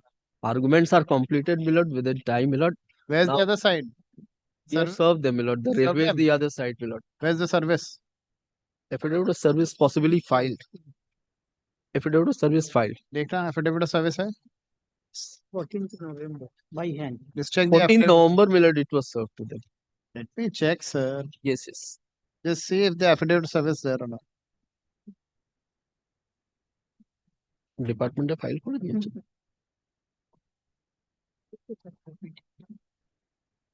No, the arbitrator was appointed by this honorable court. When? My lord, the appointment of arbitrator, my lord, was done on 27th July 2023, page 14 of my application, my lord. 27 July 2023. Hey, affidavit service.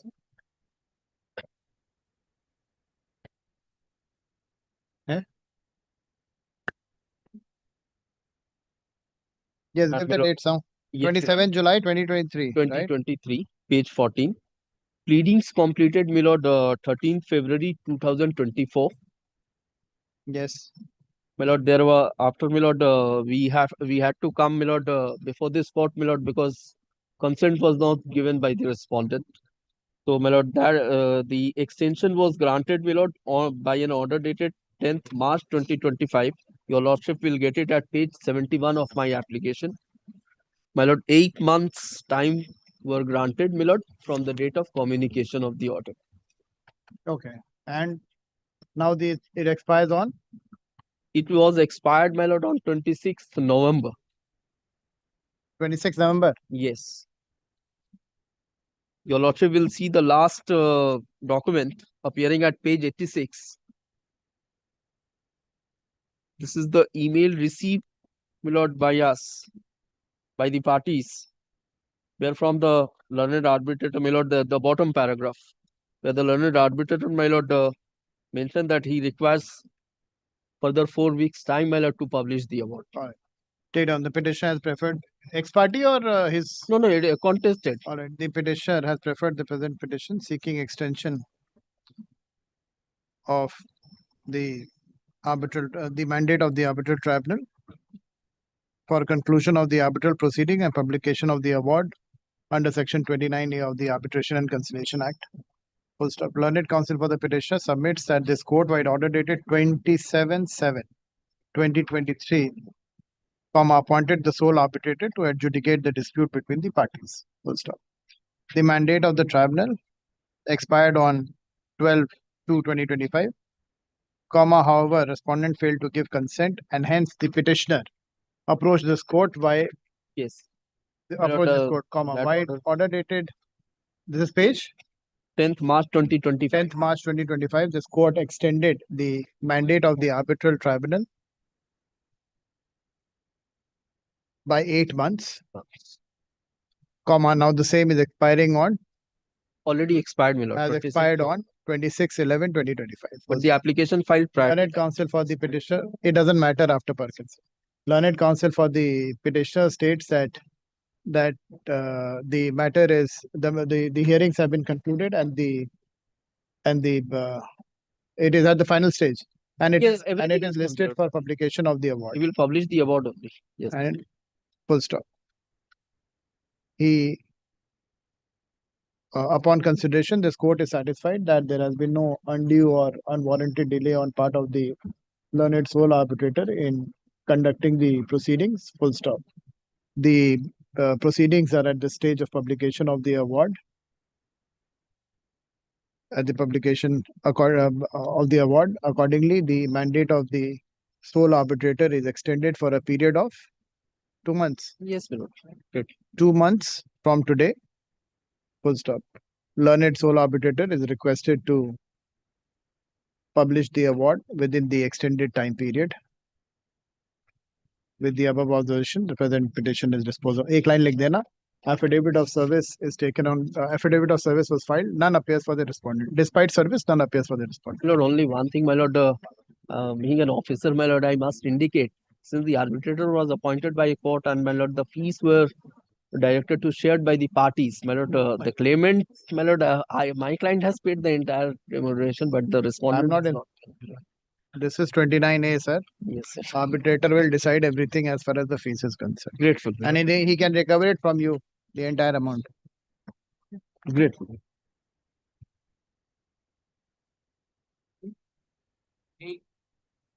My application. Hopefully there won't be any contest. No. But certain peculiarity, my lord, the learned arbitrator is the substituted arbitrator in view of the Just give the device date. of the asked for. Just give the date. My lord, substitution happened, my lord, No, just give the date, appointment date. 12th December 2023.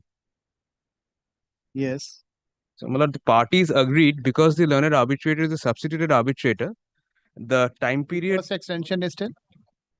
My lord, the mandate has expired. The first extension. No prior extension. No 6 months. No 6 Got it. The No, mandate. the first extension.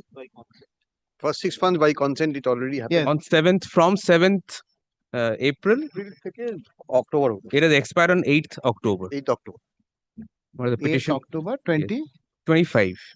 Well, we are almost at the final argument stage. The first 6 months would be expiring on 8th of October, 8th it October. expired. It expired. 6 month period expired on 8th of October. 8th of October 2025. Yes. 2025. To be candid, the learned arbitrator requested us to argue the matter because of the ensuing puja vacations, the advocates. But we jointly made a prayer that we'll be taking steps for extension of his mandate. I can draw your attention to the last minutes. That's at page 19 of your lordship's brief. These minutes are of 25th September 2025. And that kindly comes to paragraph 5 of the minutes. May I read it out, your lordship? 6 months was extended from July 10, 2019 in terms of this, the para 6 of on page 5. Page? 5. That's what the erstwhile arbitrator. Erstwhile arbitrator. So give Erstwhile. details. Sir. Erstwhile. I mean, that's what I indicated. So I'm asking, the appointment was the original appointment, my lord, was of July 2018. 2018. Then the first arbitrator was appointed. That was extended, and then subsequently there has been 2 extensions, my lord. 2 extensions. And thereafter, my lord, the learned arbitrator, he passed away on 27 July 2022. Thereafter, your lordship, the present arbitrator, learned senior advocate of this court, was appointed on 12th December 2023. That's at page 12 of your lordship's brief. Yes. Take down. The petitioner has referred the present petition seeking extension of the timeline for conclusion of the arbitral proceedings and publication of the award under Section 29A of the Arbitration and Conciliation Act. Full stop. Learned counsel for the petitioner states that this court by order dated 9 July 2018 appointed the sole arbitrator to adjudicate the dispute between the parties. Full stop. With the consent of the sole arbitrator, with the consent of the mandate, with the consent of the parties, the mandate was extended for a period of 6 months till 10/1/2019. Full stop. Thereafter, the arbitrator fell ill and expired on 27/7/2022. Full stop.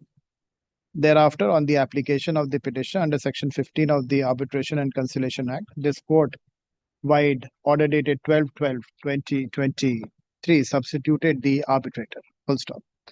Pleadings were completed by 8/4/2024. Full stop. With the consent of the parties, the mandate was further extended till 8/10. October 2025. 8/10/2025. Full stop. Learned counsel for the petitioner states that there's an amendment application filed by the there's an amendment filed by the respondents filed by the respondent, which is pending adjudication before the arbitrator. Full stop. The petitioner seeks extension of the mandate by 12 months. Full stop. It is further stated by the learned counsel for the petitioner that there have been how many sittings? Well, almost 70. 70. 70. The construction arbitration. 70 records are sitting. very voluminous. Under the new arbitrator, it is 11 sitting. 11 sittings. It will be a 12 11, sitting. 11 sittings. About 60 odd sittings before the 11 sittings. And now the amendment application is pending before the learned sole arbitrator. Full stop. Learned counsel for the respondent states that he has no objection to the present petition. Full stop. Upon consideration, this court is satisfied that there has been no undue or unwarranted delay on part of the learned arbitrator in conducting the proceedings. Full stop. Accordingly, the mandate of the sole arbitrator is extended further for a period of 6 months from today.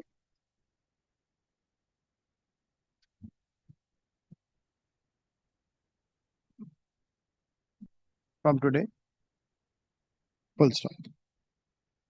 Learned sole arbitrator is requested to ensure that the arbitral proceedings are concluded and the award is published within the extended time period. With the aforesaid observation, the present petition is disposed of. I'm so grateful. my lord. Grateful. Disposed of. Nandi?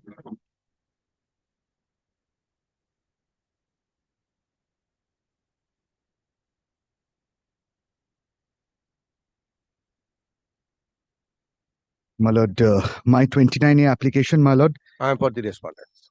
My lord, this is the second extension we are seeking, my lord. This has been extended once the extended period, my lord, has expired on 5th of November. Arbitrator appointed on. Arbitrator appointed on 1st of October 2018 is a Section 11 order, page 56. October 2018. 2018. Readings completed. Pleadings completed, my lord, on 9th of November 2019. Thereafter, my lord, because of the Supreme Court's order in COVID, my lord, my lord, the time period got extended. So, my lord, the extended time period, it was to, as per calculation, 14th of June 2022, my lord, taking into account 29A, my lord, the 1 year time period had expired. Now, there was already a consent of 6 months, which was recorded earlier by the parties.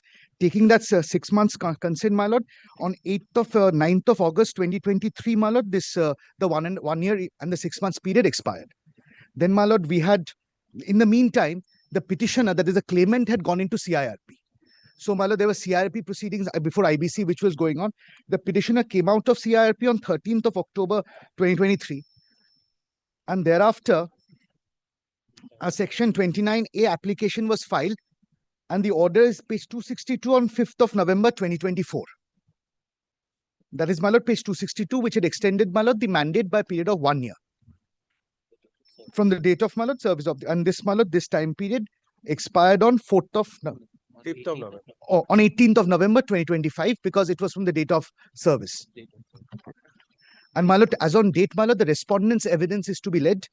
Claimant is not adducing any evidence, and in fact there was an issue, and it's a 31-5 file, because we had contended that the counterclaim should be rejected because the CIRP, while resolution plan was approved, had extinguished all counterclaims in pending proceeding. But in a connected matter, the issue is pending before the Honorable Supreme Court. That's why the learned arbitrator has kept that 31-6 pending, subject to outcome of the Honorable Supreme Court's order. And, my lord, I was praying for 6 months extension. Take down. First paragraph. Maybe 8 months, my lord, possibly parties agree that 6 months. Yes, well, maybe 8 months. We have prayed for 1 year in the prayer, but then possibly 8 months. Pehla same learned counsel for the petitioner submits that the arbitral tribunal was constituted pursuant to this court's order dated 1/10/2018, 110, right? 110, yes, 1st October 1/10/2018. Why it says there was a correction in the order? Well, there was a correction. October Yes, 2018. yes. On 12th October, there was a correction in the order, which was subsequently corrected for a typographical error. Wide order dated 12/10/2018. Full stop. The pleadings were completed on 9/11/2019. Full stop. Upon the expiry of the statutory period, the mandate was further extended for a period of 6 months with the consent of the parties. Full stop. Thereafter, the petitioner had gone into CIRP, right? Yeah. CIRP. Full stop. Had gone into CIRP. Thereafter, full stop. Learned counsel for the petitioner states that he had filed an application under Section 29A seeking extension of the mandate. Full stop. This court-wide order dated 5/11/2024 extended the mandate of the arbitral tribunal for a period of 1 year from the date of communication of the order. Full stop. It is further stated that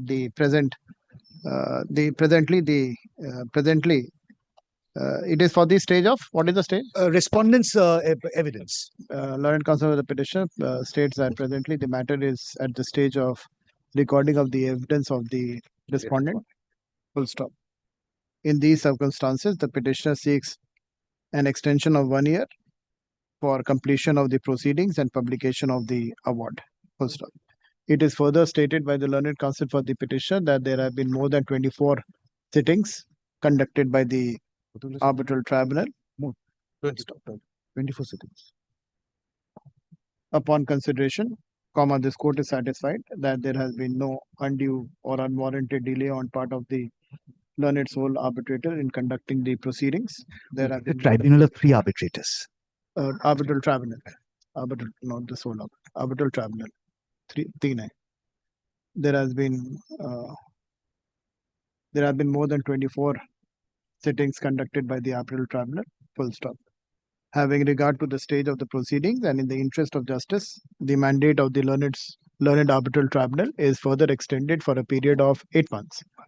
8 months from today, full stop. It is requested that the arbitral tribunal shall conclude the proceedings and publish the award within the extended time period, full stop. With the aforesaid observation, the present application stands disposed of. But may it be 1 month? Respondent counterclaim in once 1 year. No, because our evidence is there. Naturally, it will take some time. Abundant precautions maybe can be 1 year. No, 8 months is enough. Finish it off. As उसे एक पहले line लिख देना. Learned counsel for the respondent states that he has no objection to the present application. Grateful.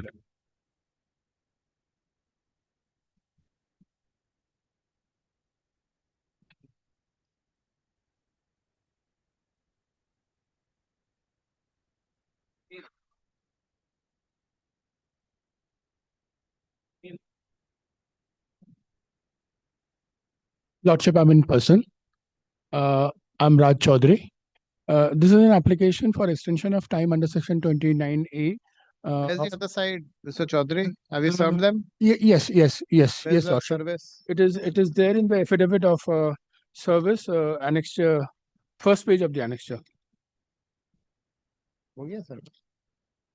I have emailed them as well.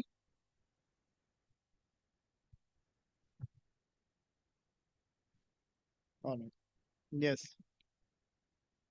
Were they participating in the proceedings? Oh, yes. They were there? Yes, Oh. yes. Yes, tell me. Uh, When was the arbitrator appointed? Arbitrator was appointed on 23rd of November 2023. Pleadings completed on? Pleadings completed on now the argument is in progress. Just a minute.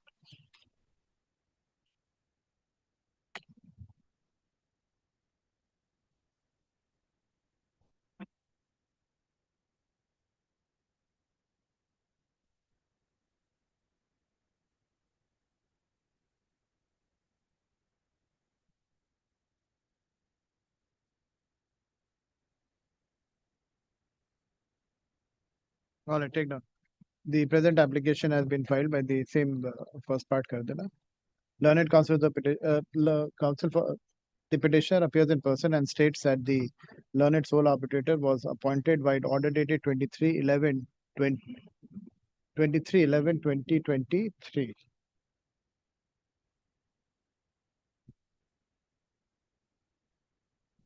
Full stop.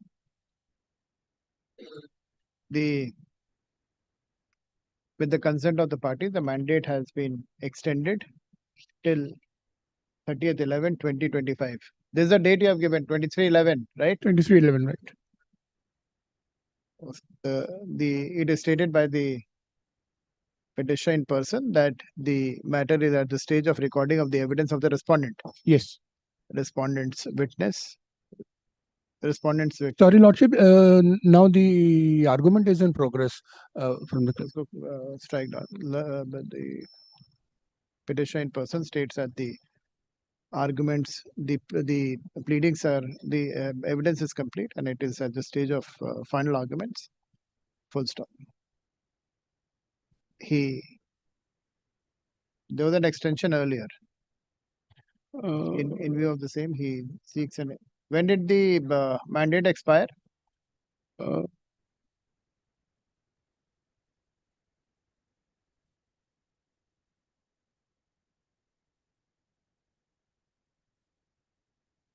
On 7th of April 2025. By him that the The mandate of the tribunal expired on 7th of April 2025. Full stop. He seeks further extension of the mandate for a period of 6 months. For 6 months. By 6 months. Full stop. Upon perusal of the record, this court is satisfied that there has been no delay, no undue or unwarranted delay on part of the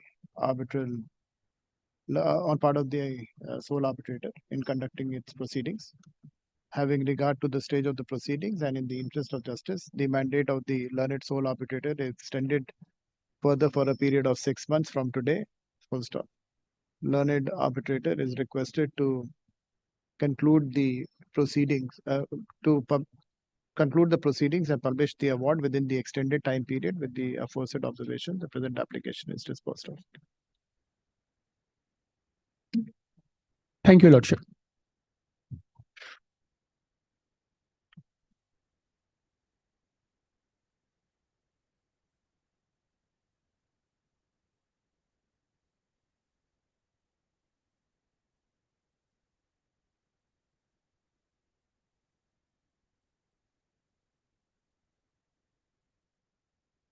Appear for the judgment award data, my lord. This is an application. There are two, 11 and 15 are analogous. Your lordship heard the matter on 18 November at length, my lord. This is for conversion of the an application filed wrongly in GA, my lord, disposed of GA. I have prayed for conversion and I have argued before your lordship that your lordship has power to convert. Your lordship perhaps is satisfied and where's the other side? Where's the other side? This is the difficulty, my lord. The Alipur court has attached the bank account, my lord. Where is the other side, sir? You have to have the other Whenever side. the matter is taken up before your lordship, my They were lord, there. they- They were there. Yeah, last time they were there. last time there was. Since 21, my lord, they have We'll have it on Tuesday. You get them. except Tuesday and any Thursday, my lord, any other day, 9th, Wednesday. except 9th and 11th. Wednesday. Wednesday, my lord. Not today, Wednesday. Call them. My lord, your lordship fixed time, my lord, so that our No part fixed time. Fixed time is not possible, sir. part heard, my lord, your lordship heard the matter. Part heard. We'll finish it off. It is That just why, the my lord. conversion. The 17th December is the date fixed in the lower That's court. why I'm telling you, get them on Wednesday. We'll finish it off. We'll finish it on Wednesday, They sir. should have come, my lord. This much effort you have to make, sir. And whenever it is taken up, my lord. Oh, they were there. It's not Last whenever. occasion there. If they were not there, I would have passed an order today. Because they were there, I'm not passing an order. They were there. So don't say they were not there. No, man, I am telling you, since 21, they have Whatever. In front of me, they have been appearing. So I can't say that. on Wednesday. As well, also kindly fix a date, well, at least. Date.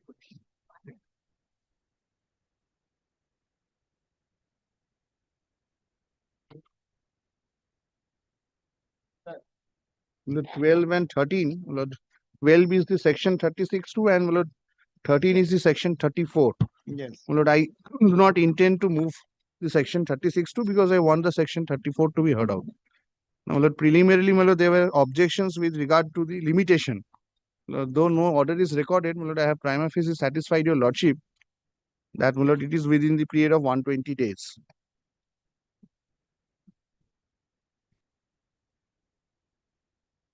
And my Lord, I have also, my Lord, filed a supplementary affidavit, my Lord, to disclose the reasons why it is even beyond 90 days. What actually prevented us, my Lord, from filing it within one? Is it within? Yes, it's within 120 days. 120 days. It's on the 118th day. Yes, madam. Your Lordship, Mr. Singhania is leading me in this matter. Your Lordship, kindly, on the last occasion, they have told we have to file a affidavit, Your Lordship. We have given their copy.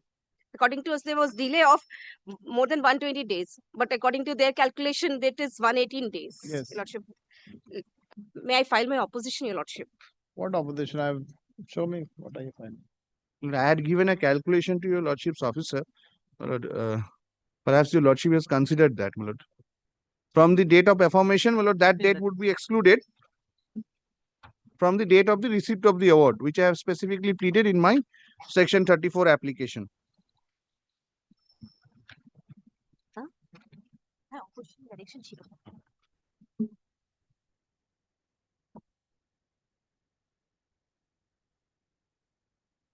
Give me the.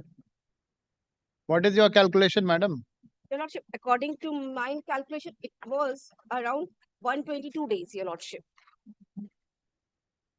Because, my lord, they have calculated it from the From the date date which was published and not of on the the date publication of the date. on which we have received. It has to be from the date of the receipt. From the date of the receipt, madam. Your Lordship, Law it is was very calculated from the date of the order date. Date of the receipt. Kindly have a look at paragraph 20 of my application. My lord, specifically pleaded. Published on 6th of September and received You on have 10th. filed an application regarding explaining the 30 days delay. My lord, that is why I have given a supplementary affidavit. What has actually prompted the delay, my lord, has been explained. But there was an issue with the court fees. There was a debacle, my lord. The matter was kept pending before the register original site for assessment of the court fees. Thereafter, my lord, the notification came, and my lord, it was said that The petition has preferred the present petition under section 34 of the Arbitration and Conciliation Act challenging the award dated. It's an award dated 26th of June 2024, and 26th my of lord, the June corrigendum is 6th of 2024. September 2024. 26th of June 2024. Is the original award, but And- the corrected And corrigendum, my the lord, is corrigendum dated 6th of September 6th of 2024. September 2024. Learned counsel for the respondent. Uh, this court-wide order dated 27 January 2025 had directed the petitioner to file a supplementary affidavit explaining the reasons for not filing the proceeding within the extended period of 30 days. Learned counsel for the petitioner has filed a supplementary affidavit explaining the delay in filing the present petition within 30 days, full stop. It is stated by the learned counsel for the petitioner that the present petition has been filed within 119 days. 118 days, because my lord, the date of filing will be excluded. Within 120 days, full stop. This court observes that the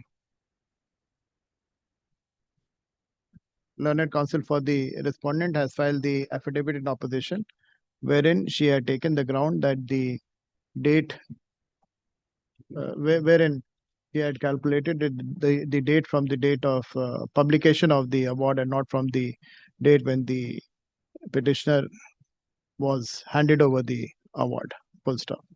This court is of the view that the petition has been filed within 120 days, full stop. Learned counsel for the respondent is directed to file affidavit in opposition within a period of 4 weeks. He has probably filed. Affidavit has not been filed. These are Because all affidavits papers, to the because there's application. evidence, my lord, only on the basis of statement of claim and defense, my lord, the arbitrator proceeded. There's no File your affidavit in opposition. Yes, Your Lordship, will file a opposition. Affidavit in opposition within a period of 4 weeks. List in the monthly list of February. She has filed one affidavit, perhaps. Affidavit is only for this limitation. We have dealt with it. Yes. Monthly list of February, and the petitioner states that he is not pressing his. I'm not pressing for the moment because they have not filed an execution application. 36-2 application at this stage. Because I want to get the 34 hard out. Application filed under section 36-2 at this stage. Let this matter be listed in the monthly list of February 2026. 34. Order in 34. 34. Grateful. Yes. मेरा notes चला गया उसके साथ में.